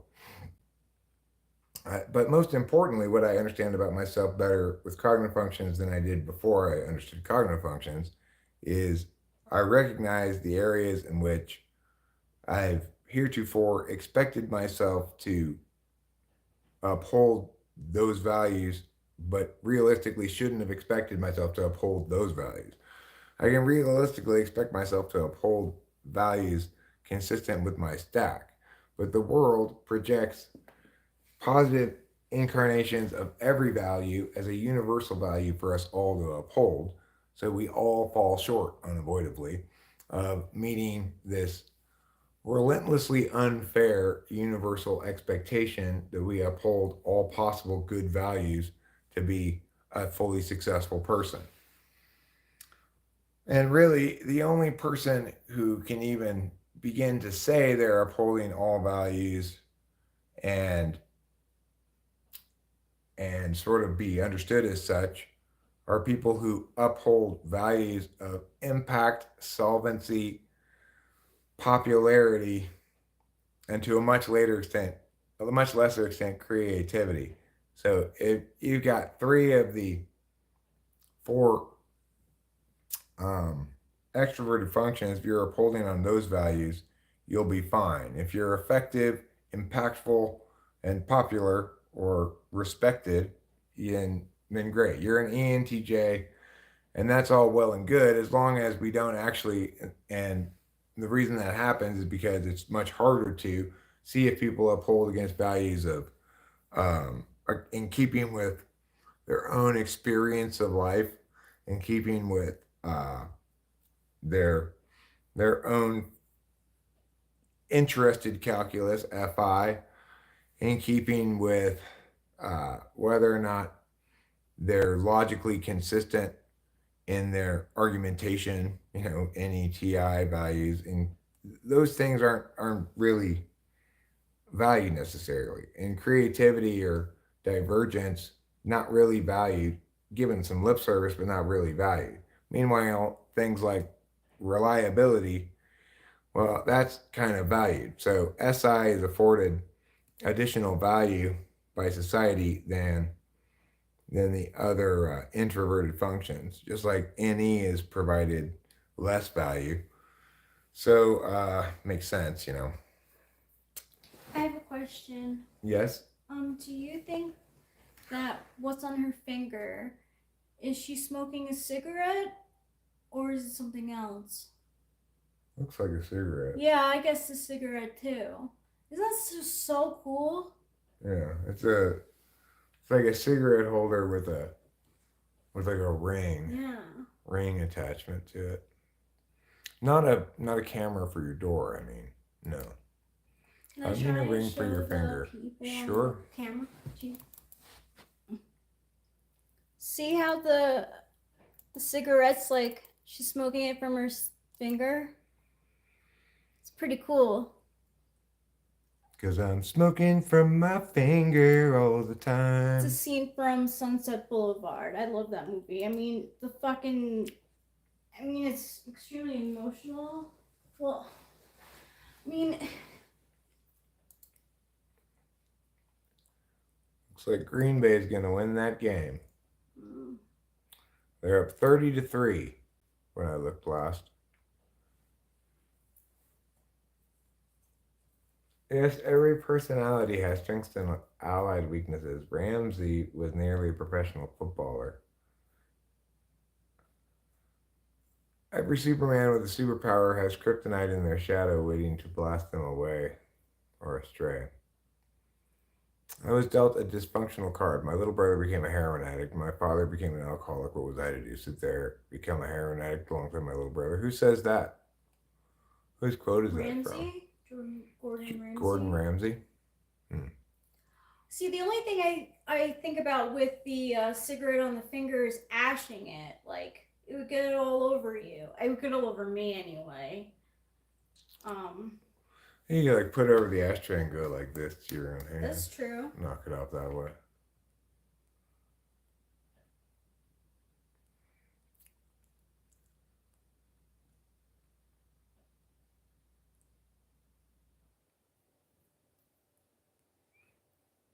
Rubenar, he doesn't like people knowing that's his full name.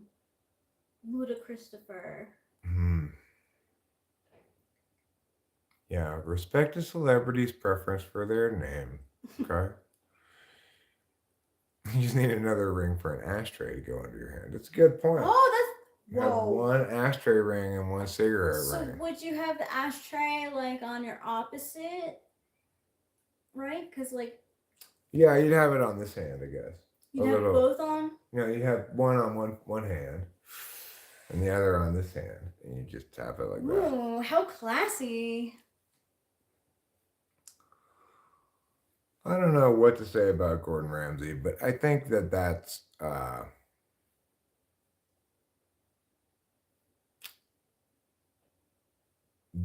that quote sounds very TESI. Like, I had this experience, I saw other people having their experience and choosing to take this non-productive form of life. I behaved there differently, therefore it was my choice and I get credit for it. That's very TESI, you know. But does that mean Gordon Ramsay is an ESTJ? No. He could easily enough be an ENTJ. That could be an ENTJ story as well. And it's not like it's filled with specific instances from his childhood.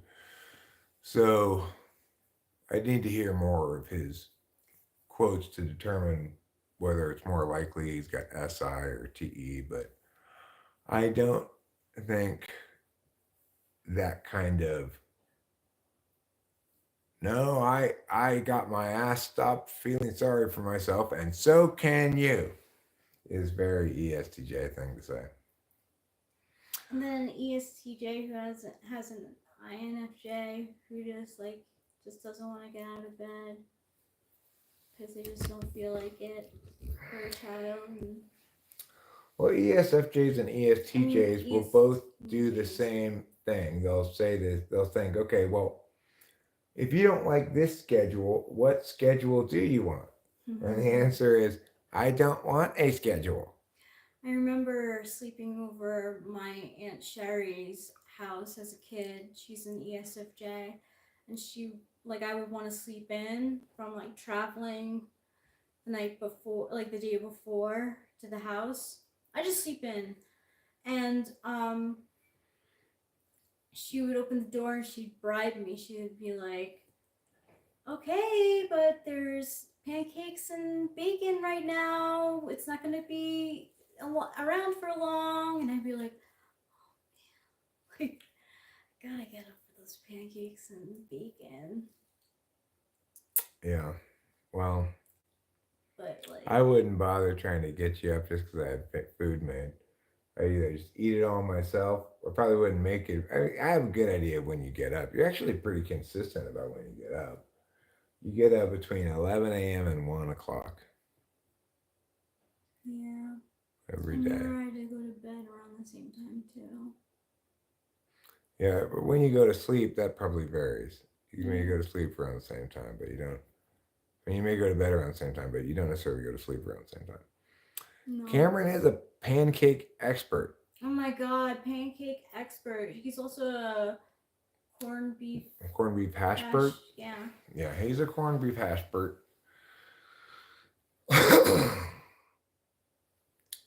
Google says ESTJ for Ramsey. It's possible. It's a little bit of an ESTJ stereotype to be like angry head chef or whatever, but TE seems likely. I heard that. Of course, there's always like rumors, and I listen to like all the rumors. But there's a rumor that like a lot of restaurants, even though they succeeded under his care, like after a few years, they still struggled. Like, and they would go out of business. You know, it's hard. Reality shows like they only show you The part they want to show you. Yeah. They were dank. I appreciate your use of dank there, Ruben, to describe the too. pancakes. I think that's appropriate. That is appropriate and such a good throwback. Yeah. Where did I put my vape? I don't know where you put your vape. I don't know where you put it this time. I think perhaps it made its great escape. It really could have this time. I really don't know where I put my vape. Well, I think Trump's an ESFP, but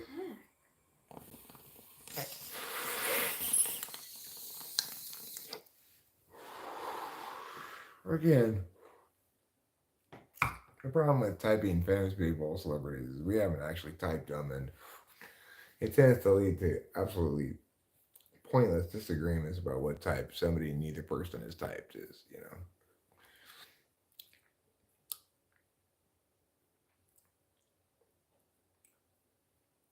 95% of lottery winners return to the same level of worth or worse off after 5 years. Well,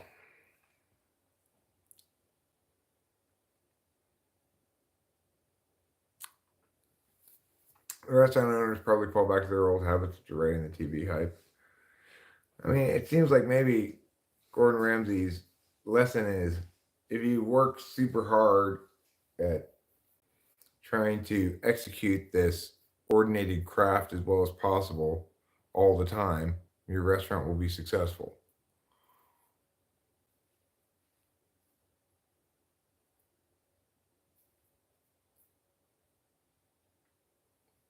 I don't know about Putin. I'm not sure. Um, but I think ESFP is possible for him too.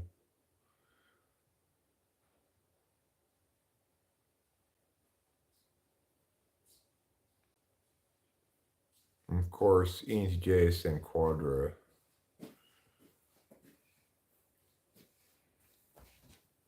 ISTP seems unlikely for Putin.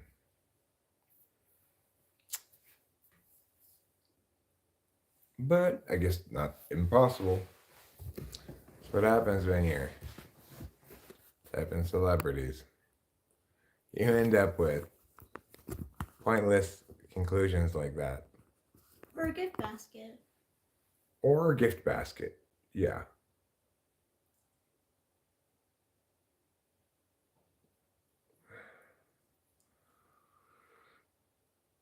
No, Trump's not an ESTP for sure. I think I'm almost sure he's an ESFP. Yeah. But again, with famous people, we end up with these pointless disagreements, right? Where you think this and I think this, and neither of us have typed them. And, neither of us have typed them. And, well, again, Cone Man, you shouldn't use those kind of ways of typing people. That kind of simplistic approach to typology is just going to make you wrong. So just because ESFPs are called the entertainer by some dumb archetype name is no reason to evaluate individual human beings and their type based on whether they entertain us or not, right? Like, the reason someone's an ESFP or an ENTJ or whatever is due to their cognitive function stack, and so that's the only way we can meaningfully tell what type they are.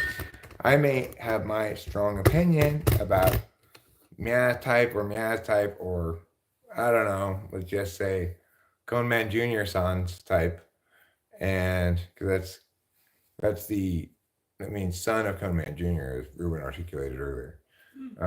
But we're never going to resolve the thing since neither of us can make a good case because neither of us have actually typed the person in an objective way, you know?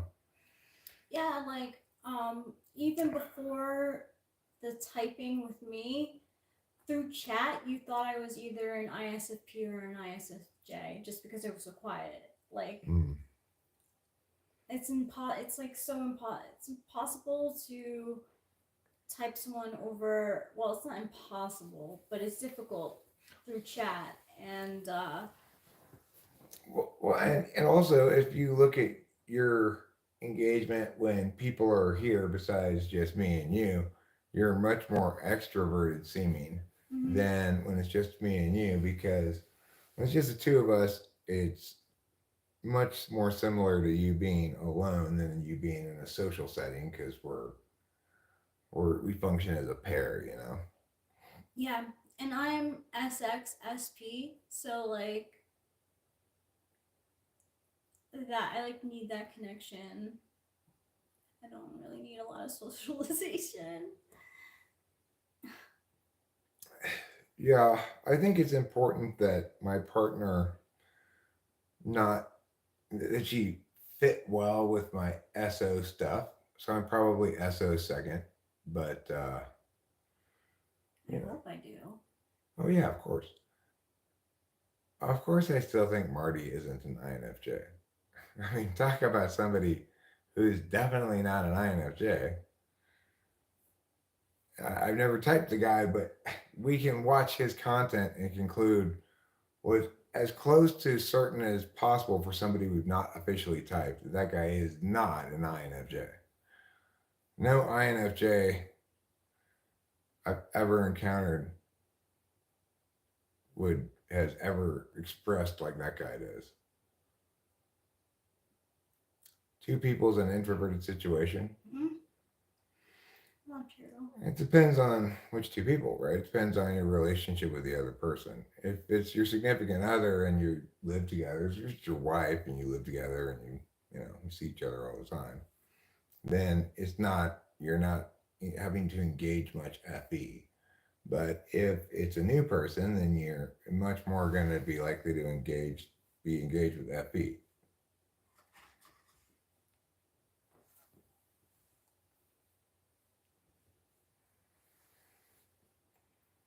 Diggory and the Entertainer.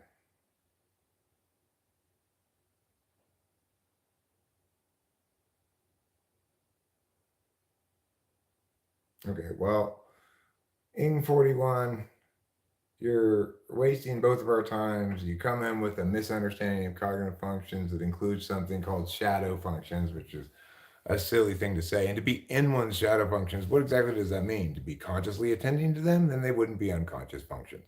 Also, personality is defined as those aspects of the self that remain the same throughout one's life. If one can be in one's shadow functions, then that would, whatever you're talking about, would not qualify as personality. So just forget about it. You're unqualified to discuss this. If you believe Marty's an INFJ, then you've got no good understanding of cognitive functions whatsoever. And I don't really want to start over at the beginning again for yet another person who rolls in here wrong and believing they understand things.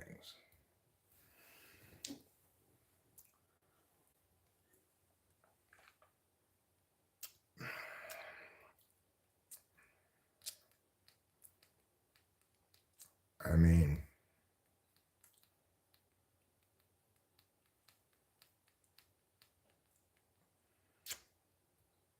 conceivably, a person can be severely damaged by trauma and or physical, like brain damage or something, such that they behave very uncharacteristically. But even then, they should behave uncharacteristically for the type in somewhat predictable ways. Like a toxic INFJ is still going to appear like an INFJ, just a toxic expression of NIFE. Not going to appear like a toxic expression of SCFI. There's a distinction. Here we go, lol. Well, sure. I mean, people come in and say things that need correction, I correct them. I guess it's what, in that regard, you know what you're going to get around here. If you want to come in here and say something wrong, you can predict successfully most of the time I will correct it. Now, in an ideal world, there'd be enough chatting going on all the time, so many different things happening, that I would have preferable alternatives to the wrong things that people say to comment upon. But that is not, in fact, how things play out. And so it is that as people speak, the things often that get the most attention are the things that are wrong, because at least it gives me something to explain. If something's correct, I can just affirm it, agree with it, assent to it, or whatever. But if something's wrong, then it requires some explanation. Shadow functions are just a way that people have to say they aren't the type they actually are. Yes. Well, that's not a very good understanding of extroverted intuition then. He's definitely, I mean, if you want a person that compares well against him, it's Clubby and TP, that guy. They're both almost certainly ESFPs. So check those two out, and compare them to each other. I think you'll see a lot of similarities. So one of them's trying to be like a funny wacky guy because he's pretending to be an ENTP, and the other one's trying to be like all life guru-y guy because he's pretending to be an INFJ. You know, that's the difference between the two of them. Yeah, Marty Glenn is an ESFP, almost certainly, and so is Club ENTP.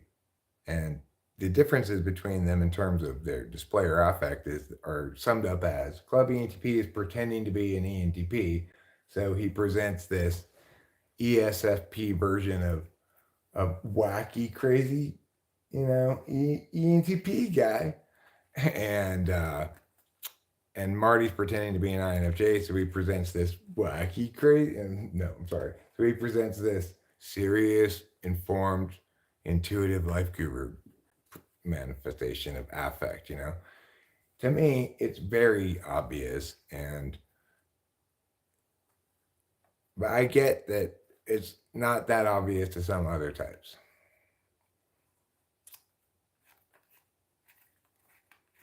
Well, I mean, it wouldn't be obvious to anybody who doesn't understand functions well, but what Kujitsu says here is very correct. People use shadow functions to make up whatever stories they want about their type and typology. It's just a bunch of nonsense.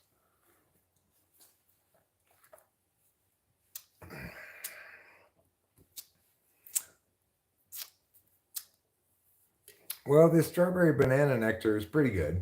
It's no guava nectar. Let's admit that right now. But it's better than more coffee. It's better than water. So, it's what I'm drinking at the moment. And I think I'm going to go smoke a cigarette right now. Marty does make allusions to violence at times, does he? I haven't watched him in a long time. I remember pretty clearly that guy, because obviously he was one of those people that gives you a lot of pushback on their type when you tell them they've got themselves typed wrong. Which type do you think is the most conflict joyful type? I have no idea what that means. Conflict joyful? You mean enjoys conflict? Well, I mean, to that question, I would say you probably are well served to refer to Enneagram. The types that seem to be most the opposite of conflict averse are type 8 in Enneagram. Because Enneagram taxonomy is FI. So when you ask a question, which type is most likely to like or subjectively, deliberately value, well, then you're getting into an FI question. And the taxonomy of FI is best attained with Enneagram. Other than that, you can't really say from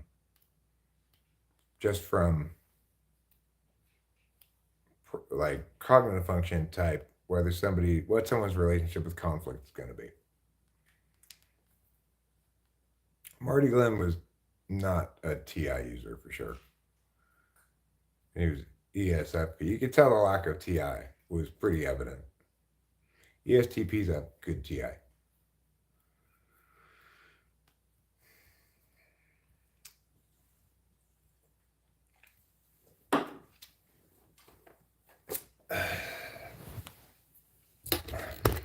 Would you like me to pour you a drink? Some iced tea? Yeah, sure, that'd be great. Thanks. Ice? Yeah, that'd be good. No ice, thank you, actually. I just got a little bit of this banana nectar left.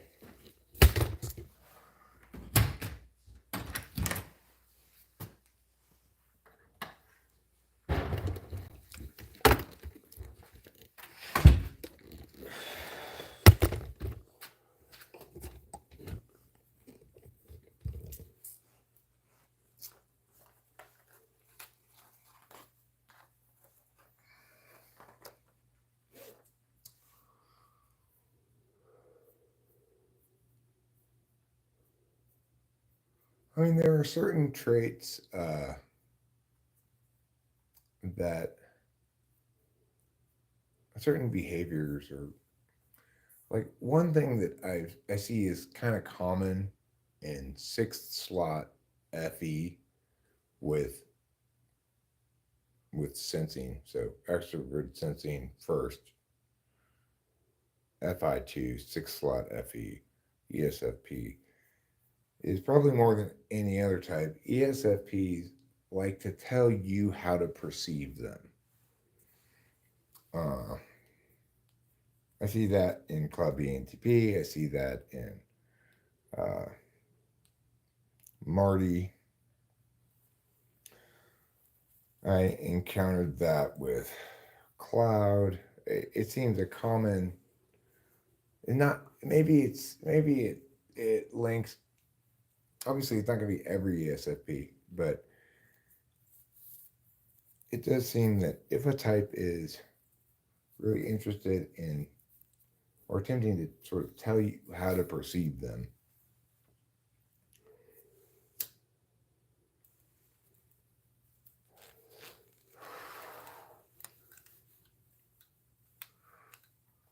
in kind of direct ways that avoid exemplification with SI and don't necessarily validate with each other. Making a bunch of different claims about the self-reporting a bunch of different qualities without actually providing examples thereof, etc.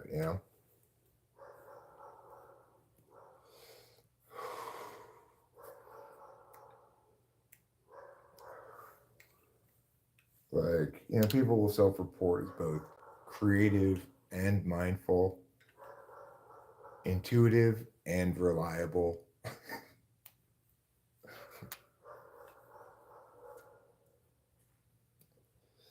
impactful and deliberative. You know, people like to, depending on their function stack, they may think that in order to be a thing, they need to affirm the label first, rather than thinking that the label's there to accurately or inaccurately describe the thing. It's a different kind of relationship with labels. I think that some, but not all, ESFPs carry that unfortunate relationship with labels into typology, and it expresses in a variety of unfortunate ways.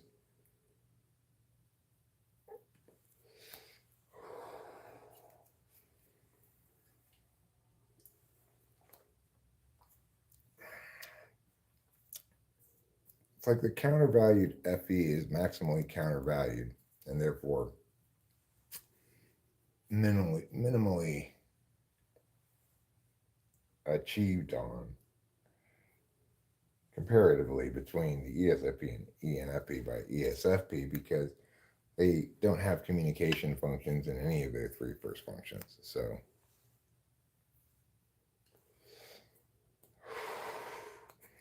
of course, that anti-communicative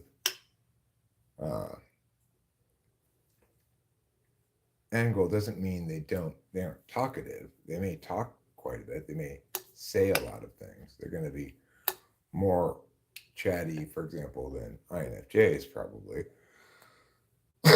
But they're not chatting really to communicate um, when it comes to universals, right? So they're good at communicating about particulars, but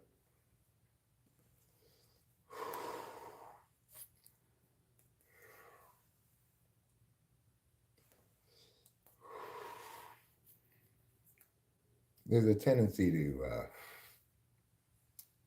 in some ESFPs and not all, to think all lanes are theirs. Just like there is a similar tendency in ESTJs. In both regards, I think it's a weak relationship with NI that's mostly to blame, but expresses in different ways. ESTJs think nothing should be just itself. Everything can be more than just that, and whatever you want it to be, etc.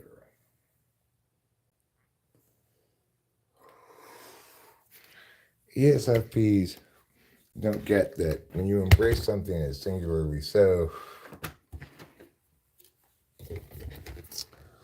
that doesn't make it singularly so.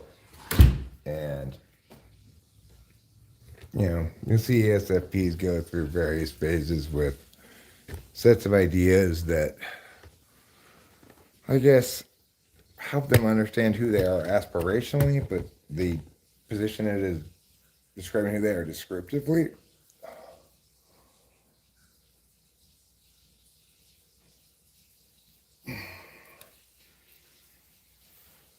Well, not liking conflict at all is not indicative of weak or strong FI. It's more indicative of your relationship to anger, which is sort of a taxonomy of FI and not indicative of it either way. So, like being a 9 Enneagram means your relationship with conflict is avoidant. You'll appease if met with anger, and or you'll avoid people who are likely to be angry at you. Regardless, that's not a good way to evaluate FI.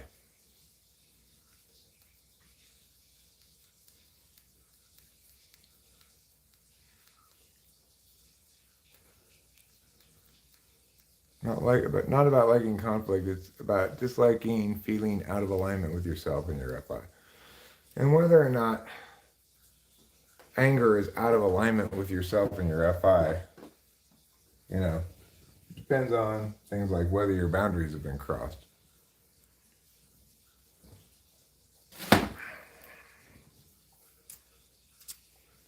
So,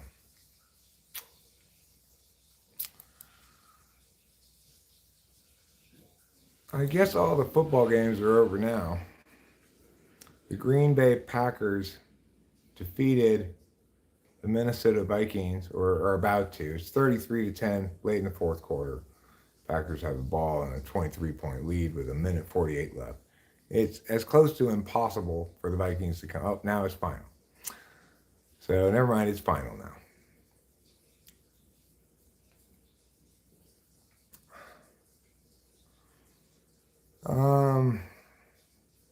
Super nervous Osaka holds on to win in return. Naomi Osaka wins in return at Brisbane International. Naomi Osaka's first win at the elite level since becoming a mother didn't come easily. The former number 1 ranked Osaka was broken while serving for the match at 5-3 in the second set and needed 3 match points before converting the tiebreaker for a victory over Tamara Korpach in the first round of Brisbane International. Well, good for you, German player Osaka. She's German, huh? She looks Blackanese, but she's German. The US-based Japanese player, wait, why did it say she's German? Oh, she beat the German player. Okay. The US-based Japanese player and her partner, rapper Corday, became parents to daughter Shay in Los Angeles in July.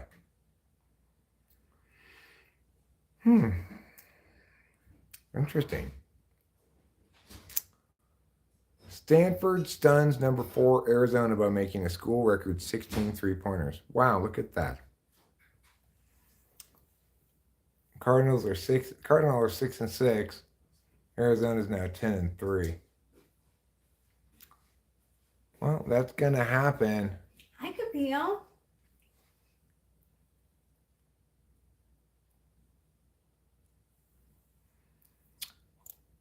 So tomorrow's New Year's Day, and I think we know what that means. That's right. Big college football bowl games. Big ones. as big as the sky in the state of Wyoming, which I believe is called, no, Montana, which I believe is called the Big Sky State. So called because of its large sky. Meow. Okay, we're having to scroll way down to get to the today's upcoming bowl, tomorrow's bowls. Arizona beat Oklahoma. Well, look at that. They predicted Arizona would win. And the result, Arizona won. Wow, and it was close in score. Yeah, Arizona scored almost as much as they suggested, but Oklahoma didn't score as much because Arizona got 6 turnovers in that game. The prediction here, they predicted Notre Dame, but Notre Dame won by a lot more. Now, they predicted Iowa State, but Memphis won. I picked Memphis in that game. I picked Auburn in this game, though, and they were correct in picking Maryland. I picked Wyoming, so did they. And we were both right. Now, we're here to January 1st, Monday, the Bulls. They begin Wisconsin versus number 13 LSU. At what time? Doesn't say. Noon Eastern. So that's 9 a.m. Wow, it's an early game. Big game. They're predicting LSU beats Wisconsin by 11 points. I picked LSU in my pick'em. Both of them, I believe. The next matchup, we've got Iowa versus Tennessee. Number 17, Iowa, whose stout defense this year has taken them to a 10-win season despite an unimpressive offense that scores middling against the scoring efforts of other Division I teams. They're predicting here 23-16 Tennessee win. I'm predicting the same. Why don't they have any of the other bowls that are happening tomorrow? Well, they must be at the top or something. Let's see.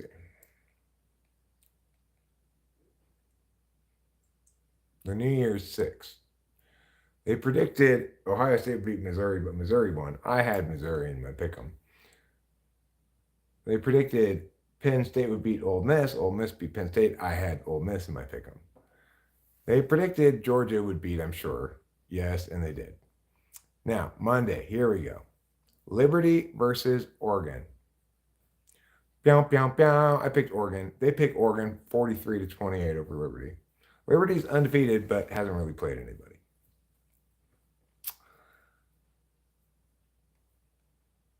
And then I guess they must predict, yeah, they do here. They predict the January 1st games up here. Alabama versus Michigan. They predict Alabama 31, Michigan 23. I believe I picked Alabama in this game. And then for the second game, Texas versus Washington. Yeah. They predict Washington winning by 4. I also have Washington in that game. Then for the championship game, which they call as Alabama versus Washington, they pick Alabama 29, Washington 27.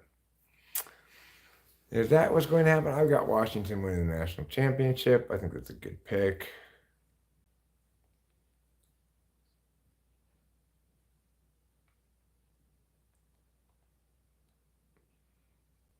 Go blue. Least populated U.S. state based on density would be Alaska, but Montana, Wyoming are also very unpopulated in terms of density. We live in a fairly densely populated state, but we happen to live in an area of it that has low population density. Right smack dab in the middle, basically. And I think we enjoy the low population density. Yeah.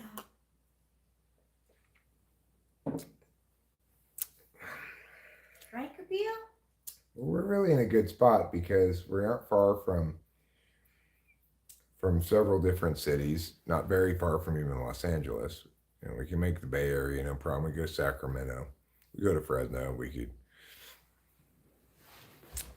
during the summer, if the Tioga Pass is open, we're even only 3 hours or less from Mammoth. Let's fun. We've never gone to Tioga Pass, but I think we will this upcoming summer probably. It's a drivable enough vacation, which is good. Delaware is probably the smallest in terms of area. I think so. Is it? Could be Rhode Island. Rhode Island was my guess. Rhode Island is Rachel's guess. I think we may have looked it up before. I think maybe it is Rhode Island. But Delaware was the first state. Yeah, Delaware's the first state. And that's what's on its license plates and everything. Oh, beauty. Enjoy my shoes. Rhode Island's motto is, "We're the Rhodes Scholar of States."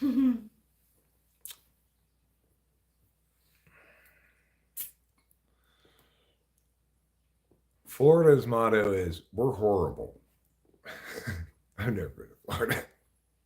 I think of Florida as shittier, swampier California. So instead of having nice Sierra Mountains and alpine lakes and stuff, it's got swamps and alligators. It does have a lot of that. Instead of having beaches that run the gamut from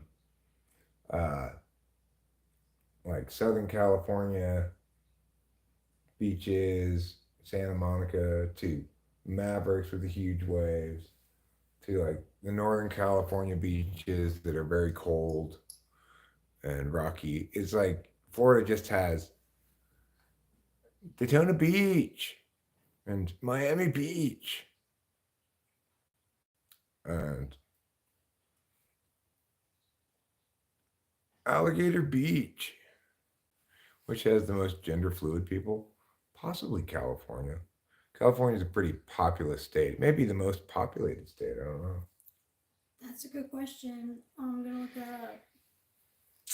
I know New York City is more populated than Los Angeles, but that doesn't mean the state of New York is more populated than. Yeah, I don't think it is. Texas is pretty populous, I believe, but it is very wide and big. I would guess that California is the most populated state. Florida. Florida is, huh? Mm-hmm. How many? What's the population? 21 million. What's the population of California? Wait, this is not even fucking in order. It is California. California population is 38 million. Texas is next with 28 million.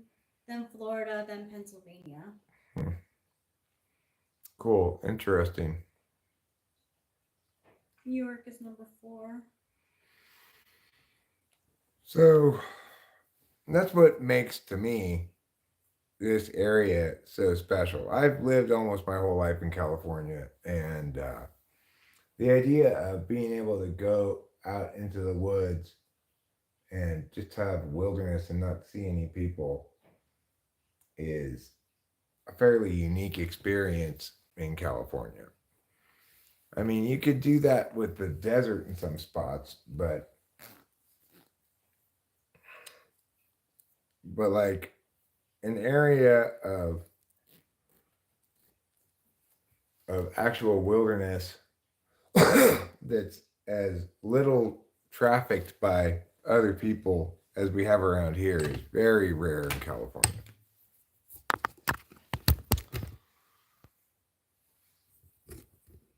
California is like the stupid big is like the 7th largest economy in the world. Yeah, well, it's also big and stupid. So it's not just stupid big, it's big and stupid. There's a lot of dumbery go on in California, but it's not as bad or crippling as other places may think.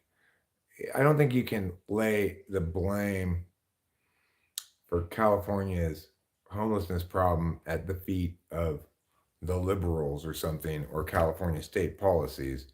It's really indicative of a national problem that tends to be experienced most in certain spots where it's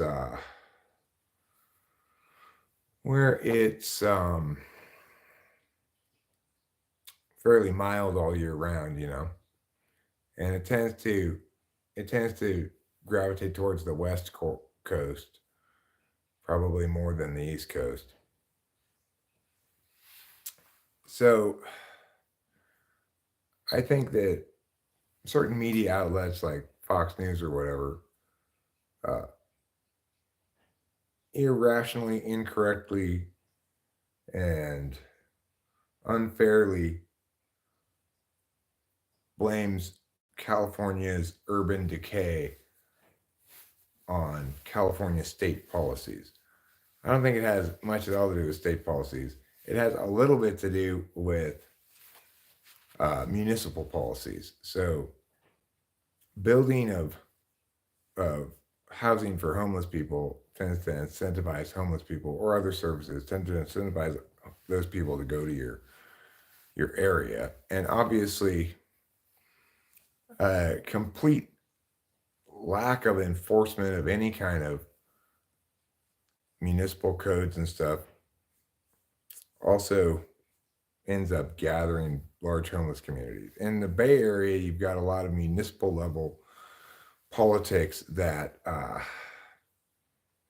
they're all like homeless rights and stuff organizations. Those obviously mean that it's at the absolute worst in the Bay Area. But that has nothing to do with California state policies. It may be an indictment of liberalism in San Francisco's instance, Oakland's, but that's not typically how it's portrayed.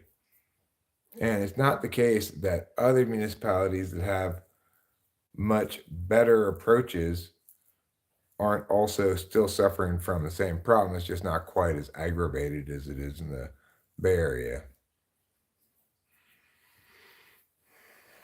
Why isn't Kansas pronounced Kansaw? Rachel, colon, boobs. Any goals for 2024?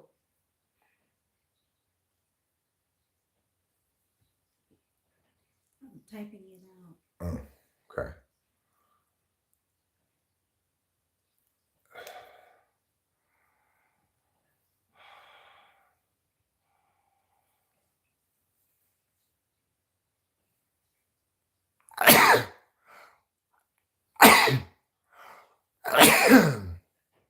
Well, you make a good point there. Coneman 3 / Winston's mom. I agree that Arkansas and Kansas, respectively, represent an inconsistency in pronunciation of the word Kansas. Oh my God, we know of Lil B. You're a lamb. Yeah, we know well of Lil B. Yeah.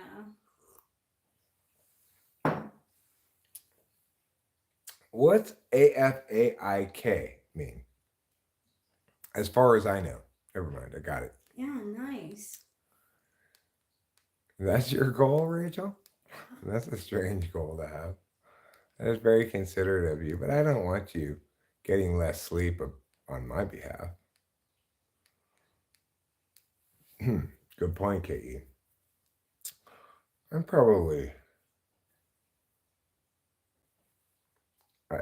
I sort of see my schedule as optimally manifest either with me getting up early, like 4-ish or something, and going back to sleep like at 9, right? Or me getting up at like 9 and then not going back to sleep until I have an afternoon nap. Either of those two work fine for me.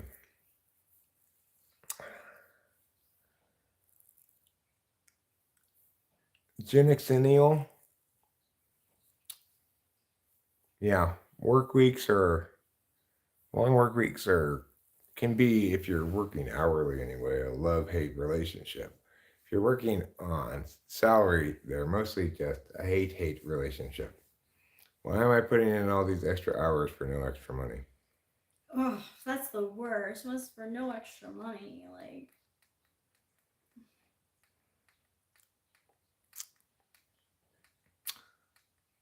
I'm glad you approve, Katie. That's what it means to be on salary. So it meant for me anyway. It's true.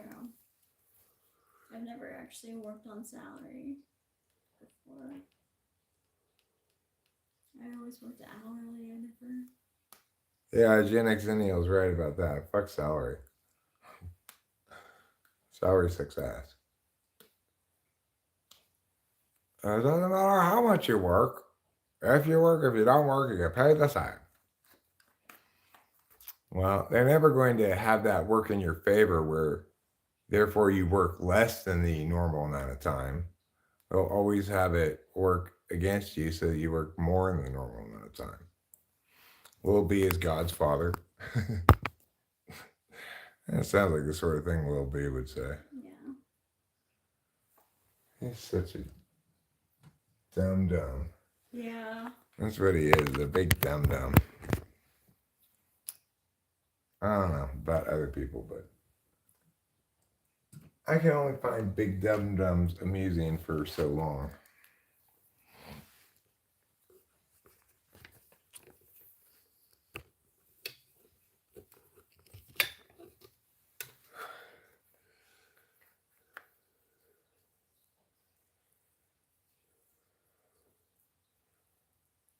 I'm gonna do the same tomorrow. I got a raise, but I want to double it. You're gonna ask for a raise? You're gonna ask for double the raise you got? You have too many goals, according to some? Well, like, what's one of them?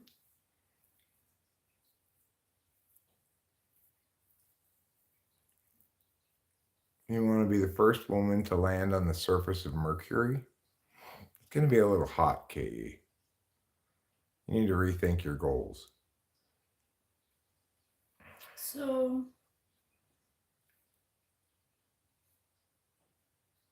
I think I would be biphasic. Biphasic. Biphasic. Biphasic.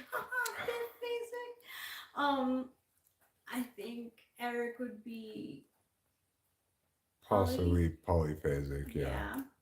And I think that for sure Acacia is polyphasic. Mercury's only hot on one side. Okay. Well, that's why I support Kay's goal of landing on the dark side of the sun. She's going to be the first woman to land on the dark side of the sun. What if neither the US nor the Chinese went to the moon? What if they both brought made up Made up rocks? Yeah. Well, then I guess at that point we'd have to leave it up to maybe the Germans, maybe the Russians. What if they also fake going to the moon? Boy, gosh, I don't know. At that point, it gets pretty hard to imagine why anybody would go to the moon for real, since faking going to the moon works so well. Yeah. Well, Kojitsu makes a good point. You just need to land in just the right spot of the twilight section of Mercury, and then it'll be a Goldilocks zone for you. Can I just tell you Happy New Year to you and your daughter? Yes, Happy New Year to you and your daughter, and to all the good night for Genexio.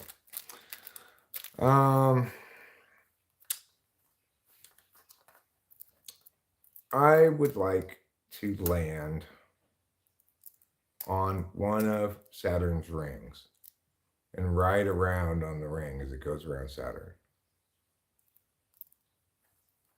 That sounds so magical. Mm-hmm. I just land on one of the bigger rocks in the ring, you know. Do you have to watch for other rocks? Or do you think you have what do you call it? A ring that you're stuck on? Well, I'm guessing that the rings have reached some kind of equilibrium, so they're not constantly bouncing into each other all the time. That makes sense. And if so, it could be that landing on a big rock in the ring could set off a chain reaction of collisions. Ooh.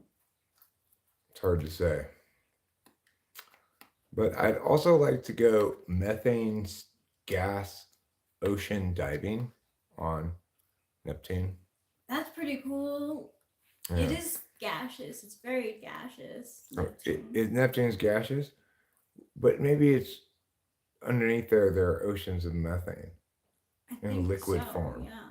And I'd like to go diving in the liquid methane. I believe Neptune also rains diamonds. I know it does on Uranus. Maybe it's Uranus that has the liquid methane oceans. But the thing about swimming in the methane ocean is known to be nature's stinkiest ocean. Oh no.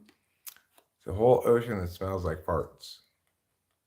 Oh no. Mm-hmm. Like liquid farts. So basically like poo. The problem with it raining diamonds, of course, is that's going to hurt. Because diamonds are really just another way of saying rocks. Very sharp rocks. So, like, you probably need to protect yourself from them. Kojitsu, we're not sure if it's Uranus or if it's Neptune that has the methane oceans. But you don't seem like you're on Adderall. Who knows, though? I am on Adderall. I am. In fact, I'm on a little bit more than usual, I guess you'd say. Avoid the Boots void. It's over 300 million light years across. I will avoid that. I will.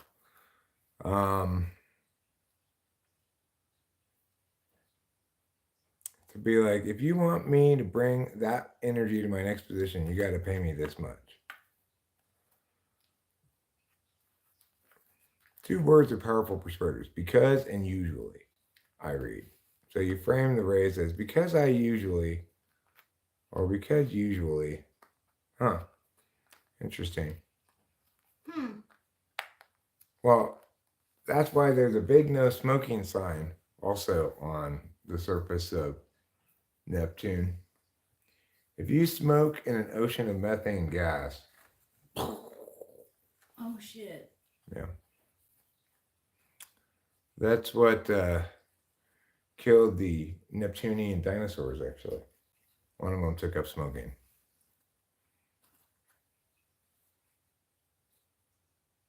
Yeah, that's what, Acacia, I like what you're saying there about Lil B Basic.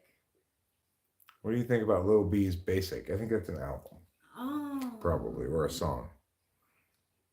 I would expect. Oh, I can't take that guy seriously. You can't actually create a spark on Neptune, though.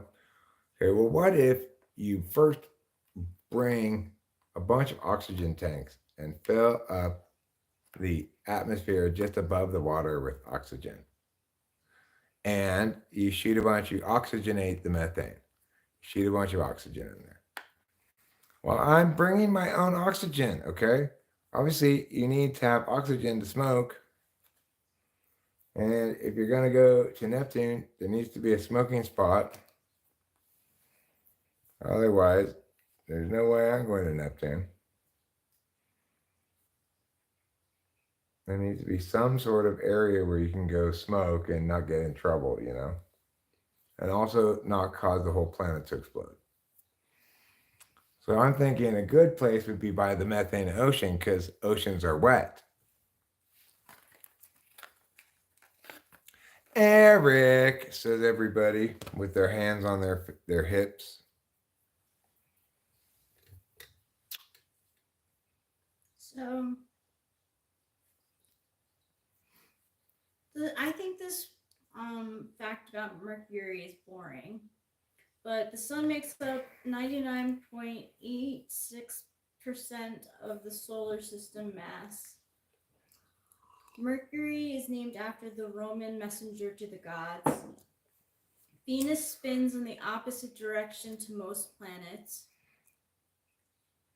Mars is home to Olympus Mons, the solar system's tallest volcano. Jupiter is large enough for the Earth to fit inside 1,000 times. Saturn has the second largest moon in the solar system, Titan. Uranus is the coldest planet in the solar system. At a frosty -10 degrees Fahrenheit. Neptune orbits the sun once every 165 years. What does? Neptune. Once every 165 years. That's a long year. Yeah. Go ahead. What about Pluto? It didn't have one for Pluto. It left him out. Oh. Well, so Venus spins the opposite direction, huh? Yeah. From most of the planets. Interesting.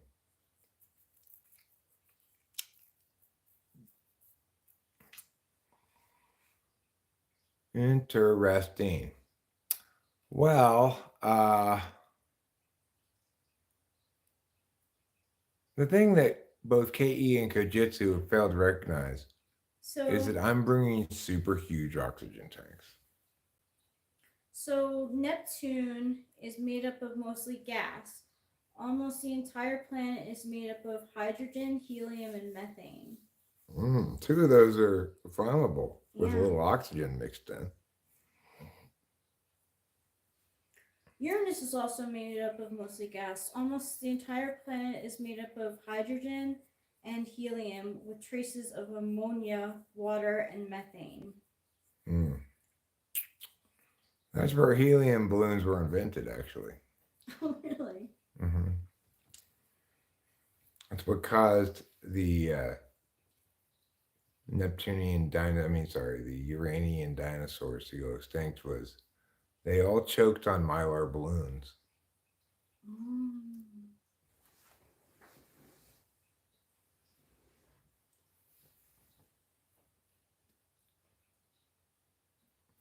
So it was a song. Sam, I only know it because Hobo Johnson feature held Head Tilted.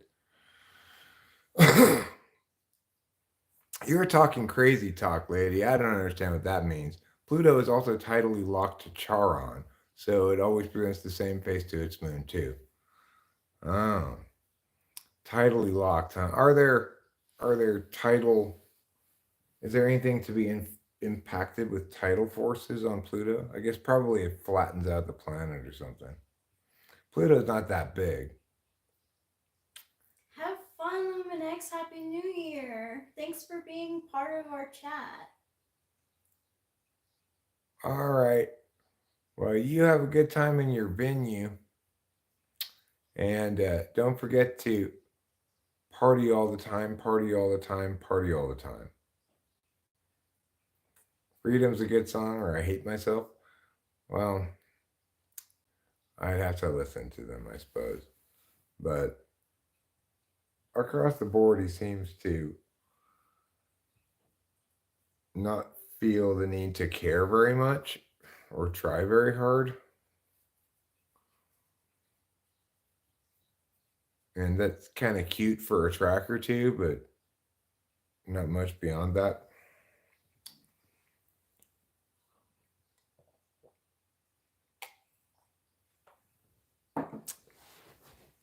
Don't goo.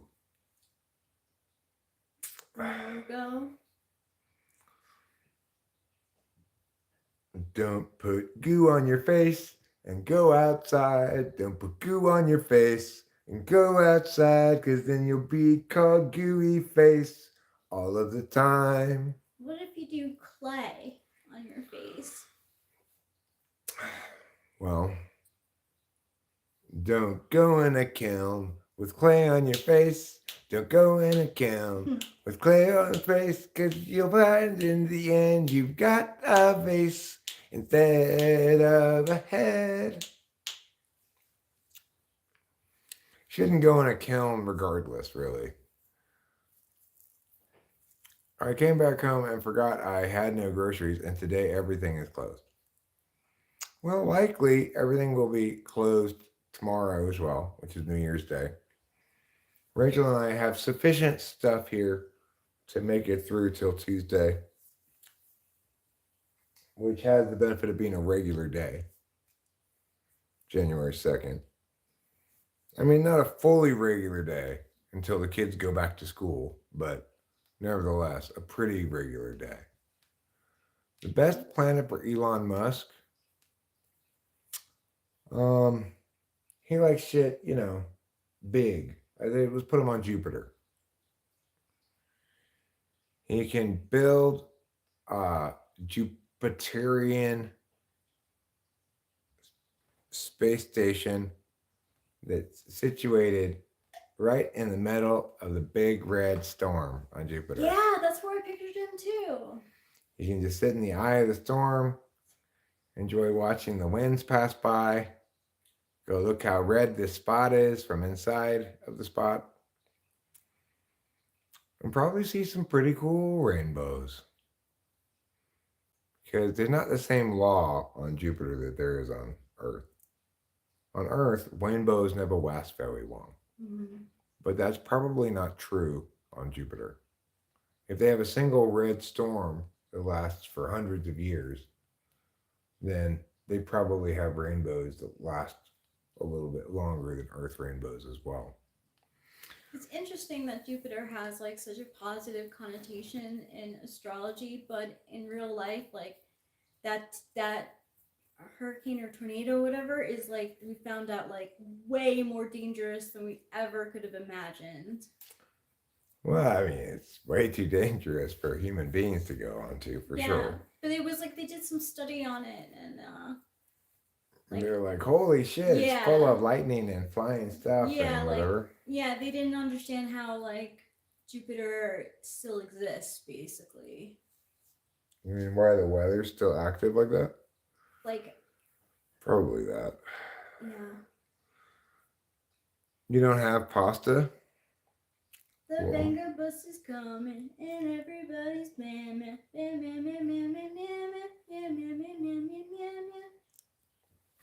I don't like straight carbs like that, okay?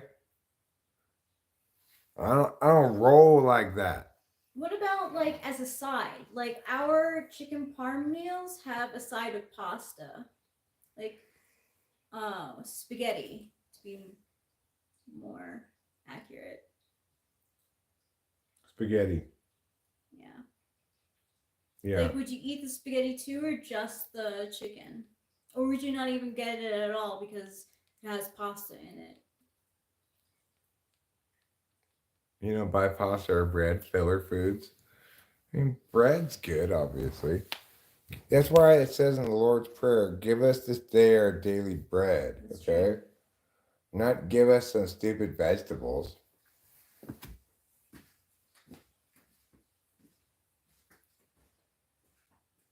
You eat it when you're out? That's good.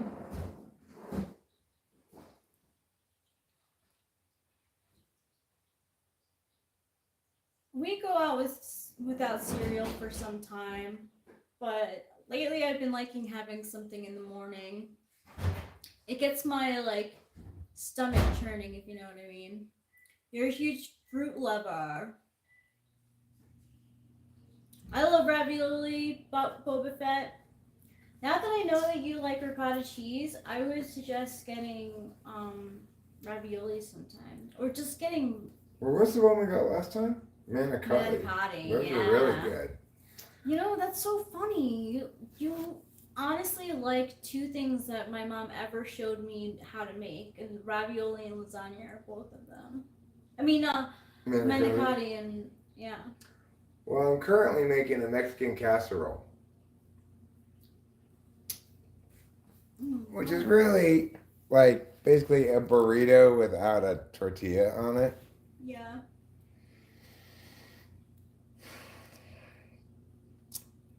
I don't like soup very much. I'm not a big soup eater, but I do like cup of noodles, which has soup in it as well. As far as cereals go, probably my favorite cereal is shredded wheat frosted shredded wheat. I am a fan of Raisin Bran as well. I have been known to enjoy Frosted Flakes. It's not unheard of for me to enjoy a bowl of grape nuts. Crazy that may sound. Captain Crunch also provides another delicious flavor, as does the equally distinct and delicious Honey Bunches of Oats. That's the one that my mom would let us eat because she wouldn't let us have the sugary cereal. So that's pretty sweet though. It's got those honeyed bunches of oats in there that make it taste like half granola, half cereal. Also, did I say Captain Crunch? Yes. Captain Crunch is another distinct flavor, right? That provides you another good cereal option. I guess a lot of the cereals have a distinct flavor, including your Lucky Charms, your Trix. But I don't like those two cereals very much. What two cereals? Lucky Charms and Trix or Fruit Loops. Fruit Loops or Trix are the kind of the same, right? Fruit Loops.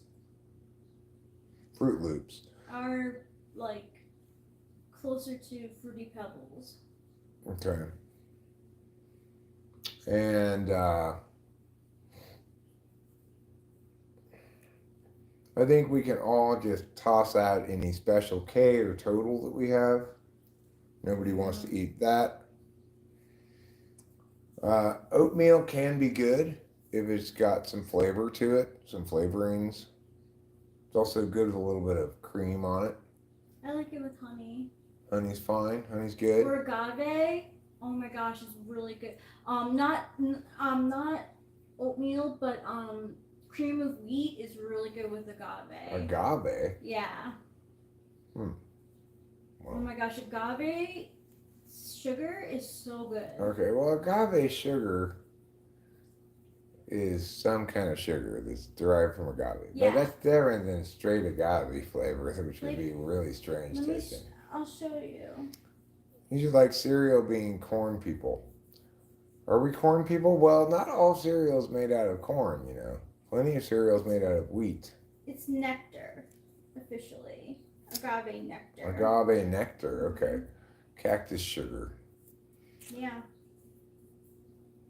First time I ever tried it was at this Mexican restaurant that I worked at. They put agave in their iced tea. It was really good. Well, what other cereals do we like or dislike in this world? The thing is, plain shredded wheat is not very good. It needs the frosting that it has on it. Shredded wheat? Yeah. Yeah. Cornflakes are pretty... Oh, man. All of these I used to eat as a kid. It just brings back so many memories. Like, I ate all these things and I like rationalized that they were good because I had to have them. I didn't have any other choice. You know what used to be made and I wish they never took it away? Blueberry morning. It was so good. It was like honey bunches of oats, but like with blueberries. Oh, so good. Blueberry morning sounds good. Of course, some of you may eat Count Chocula. I've had it before a long time ago. I wasn't impressed. They used to have this cereal called like chocolate chip cookies or something. Oh, like yeah. That. Remember that? Yeah. Cookie Crisp. Cookie Crisp. That's and what they it's have the called. dog. Cookie Crisp. Yeah. Well, it looked like little chocolate chip cookies. Boba Fett, you're just being gross now. Okay? Nobody wants to hear your gross things. Kojitsu also says Cookie Crisp. Acacia likes cream of wheat. Why don't you just like grits, Acacia, while you're at it? I got grits for the first time, I don't know, maybe like 5 years ago. and thinking it was great because it gets referenced in a lot of movies and TV shows. So I'm like, oh my god, grits, I gotta taste them. And I was like, oh my god, this is fucking terrible. I think you told me to have it with butter or something. Oh yeah, you need to put butter and pepper on it. I You need to didn't put a know lot of that. butter and pepper on it. So gross. Um,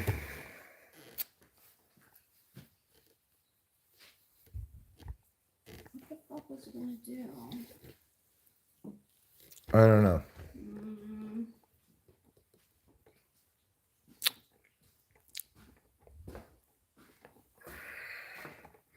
You know, the original shredded wheat is just one big rectangle wheat thing with no frosting on it.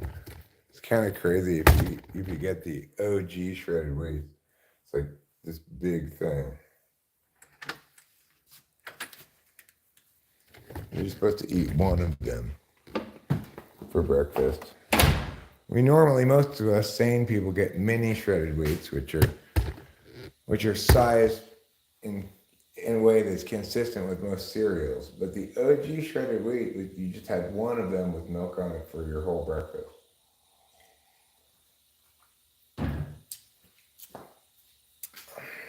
That's how big it was.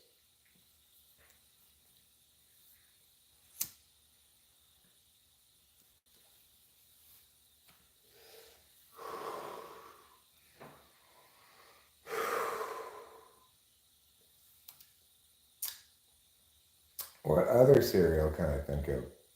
We've mentioned Lucky Charms. We've mentioned Fruit Loops.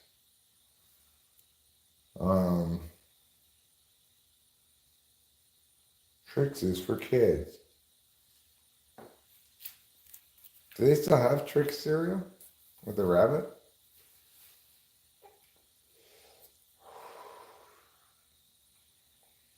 They also had Kix, Kix, which I think was like not very sweet, supposedly healthy, corn-based cereal. Aunts? Aunts are for drinking, not for eating, okay?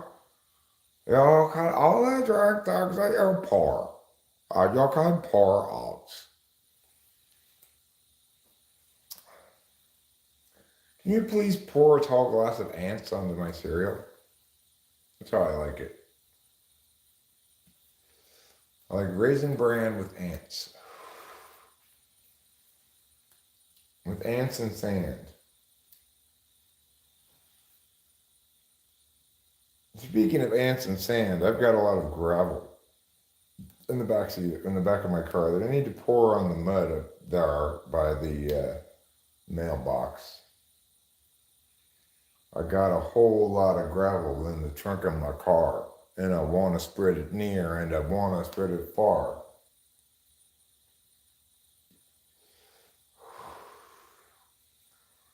You can't really hide your butt pick ways.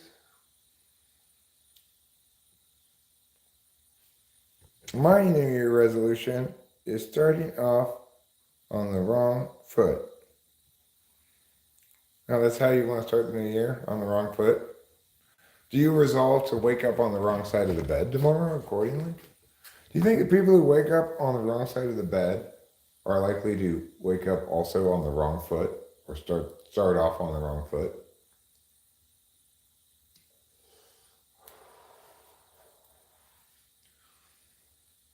Probably they're first likely to put their pants on one leg at a time.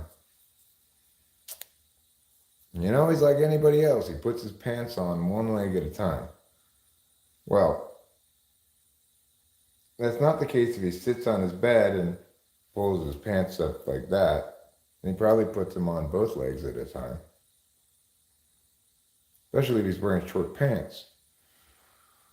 Now, you might say, well, what if he's wearing a dress or a skirt? Well, then he's not putting on pants, so that would be irrelevant, right? The fact that some days he doesn't wear pants doesn't mean that he doesn't put his pants on that way, right? So, not relevant, obviously. That'd be a good kind of TINI question. If somebody tells if you hear somebody say, Joe puts his pants on one leg at a time, and somebody else responds, not if he's wearing a dress, how do you reply? The answer is that's irrelevant because the first statement began with the conditional if he puts his pants on that he's like anybody else, he puts his pants on one leg at a time implies not that he puts his dress on one leg at a time, just his pants, right? So the response to that is irrelevant, non-responsive, on point, not on point, That'd be a good test of NITI. See what people say. Of course, probably a lot of INFJs would just be like, well, that's a good point.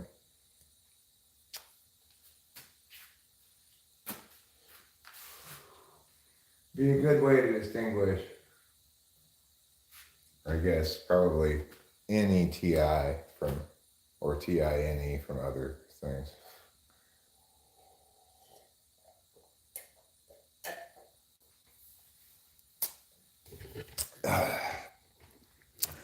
Just speculatively, anyway.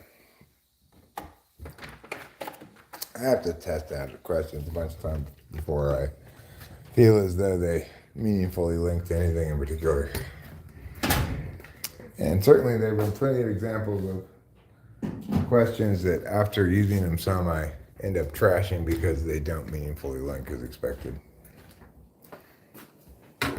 And you can only test questions to a certain extent once you're pretty definitive on a type,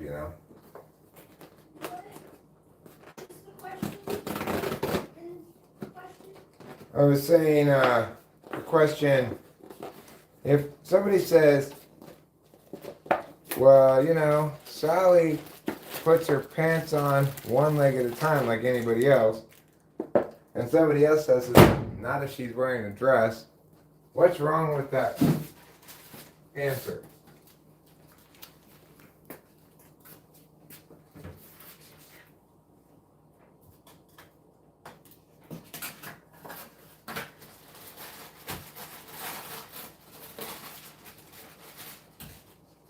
Are you sure that Sally is a girl? I don't know. What's wrong with that answer is how she puts on her pants. You're not making any claim about how she puts on a dress. So the fact that sometimes she wears a dress is not an answer to the point that she puts her pants on one leg at a time.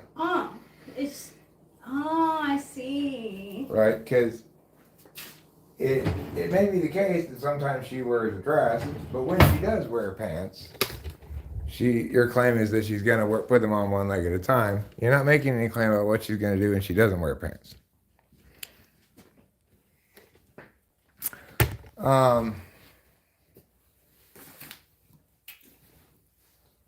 But my point about that is it's the sort of parsing that is most likely to be done by NETI, probably. All right, no matter how many legs at a time, dress does not equal pants.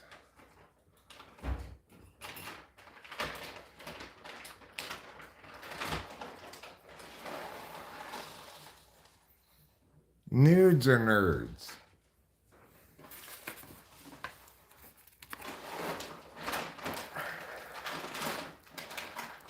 If Jody confuses the words nudes and nerds, if you ask her to send you nudes, what will she send you? Pictures of. That's a good TI question.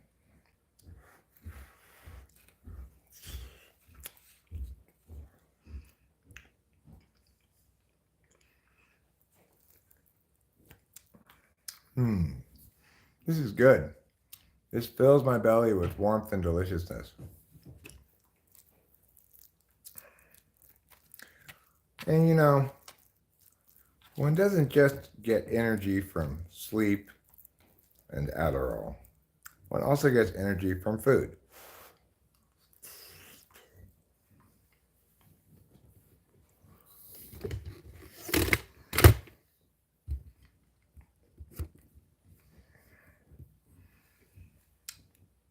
Well, if she never wears pants, then the antecedent to the conditional is never tested, so it's never falsified. It can never be falsified. Because the conditional can only be falsified when the antecedent is true and the consequent is false. So if the antecedent is never true, you can never establish that the conditional stated is false.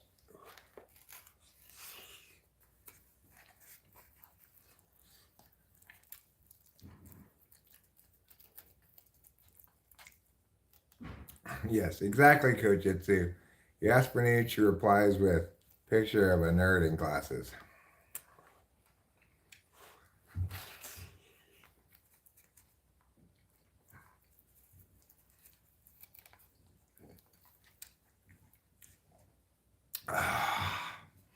This is delicious.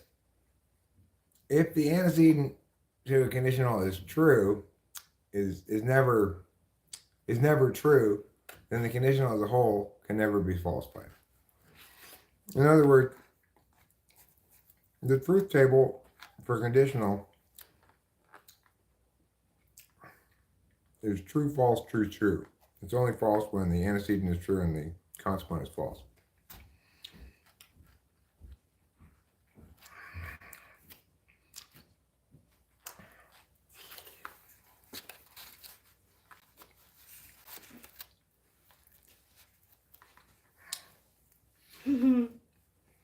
I want to remake a cartoon named Cat Dog and it just be about you. Yes, Trouble, you're so much like a dog.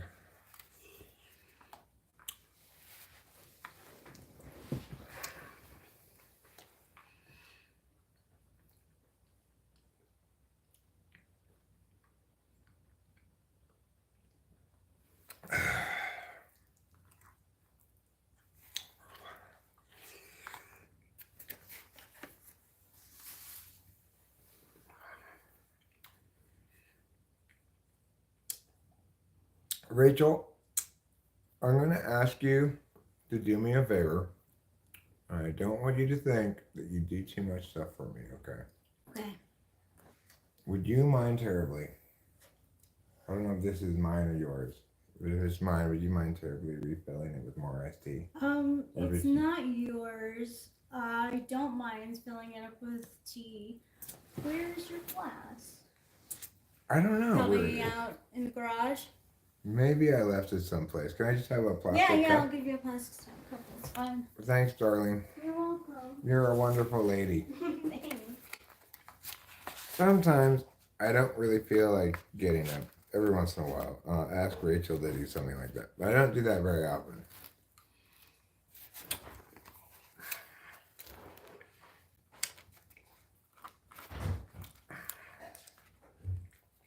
I'd like to think I serve Rachel food and drink as much as she serves me. So I think it's fairly fair. She's unlikely to ask me directly to serve her anything. But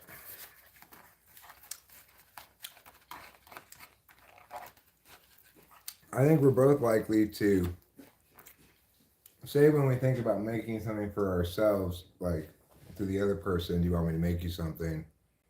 And but probably only I periodically ask Rachel to do something directly like that. She probably doesn't really ask me to do something like that directly very often.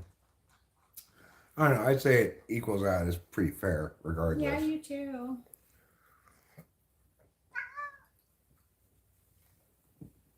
Sorry, I didn't mean to feel it so high. That's fine. Rachel is very precious, regardless of any antecedent. Thank you. Thank you, Mrs. Mom. Thank you, Larry. Mm-hmm.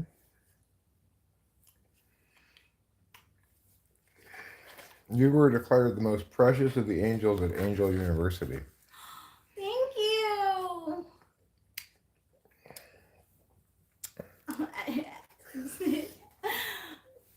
Trouble's face was like, really? Yes, really. I will give you my bowl when I am done with it, Trouble.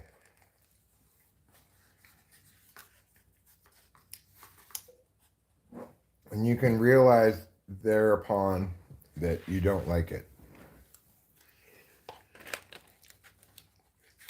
I'm not going to give it to you before I'm done because I don't want you to get your cat aids all over it.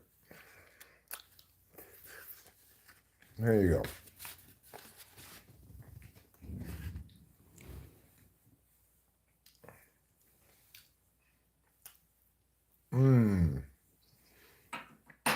I'm eating Mexican casserole.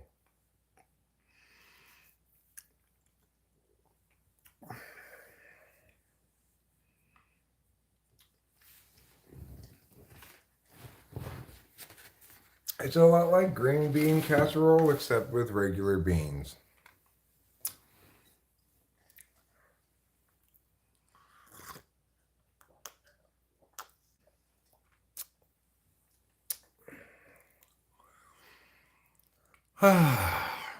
Well, I think what I'm going to do now is end this stream for a bit with the express purpose of starting it up again in about 2 hours and 20 minutes.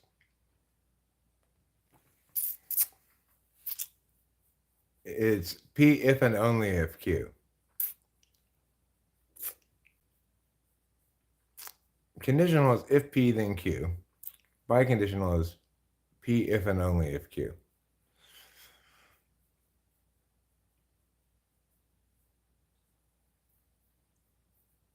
I don't know what this PIFF means. Well, like if I get hungry, I will make a frozen meal. Versus I will make a frozen meal if and only if I get hungry. In the latter instance, if you get hungry, there's no chance of me making a meal for you. Unless I am concurrently hungry and make one for me. So, yeah, it's saying, yeah, exactly. So, biconditional is really unnecessary as a statement connective and is non-fundamental to the statement connective because a biconditional is just the conditional both ways. If P then Q and if Q then P. But it's treated as, it's given its own statement connective just, I guess, as a way to move a little bit more quickly through certain things. All right, good luck, Wolfette. I wish you well. I recognize your need to eat, and I hope you find some food to eat because it's very important for your overall well-being. Bye, Boba Fett. Happy New Year. Happy New Year, everybody, and we will be back in about 2 hours or so for a countdown to midnight on the West Coast.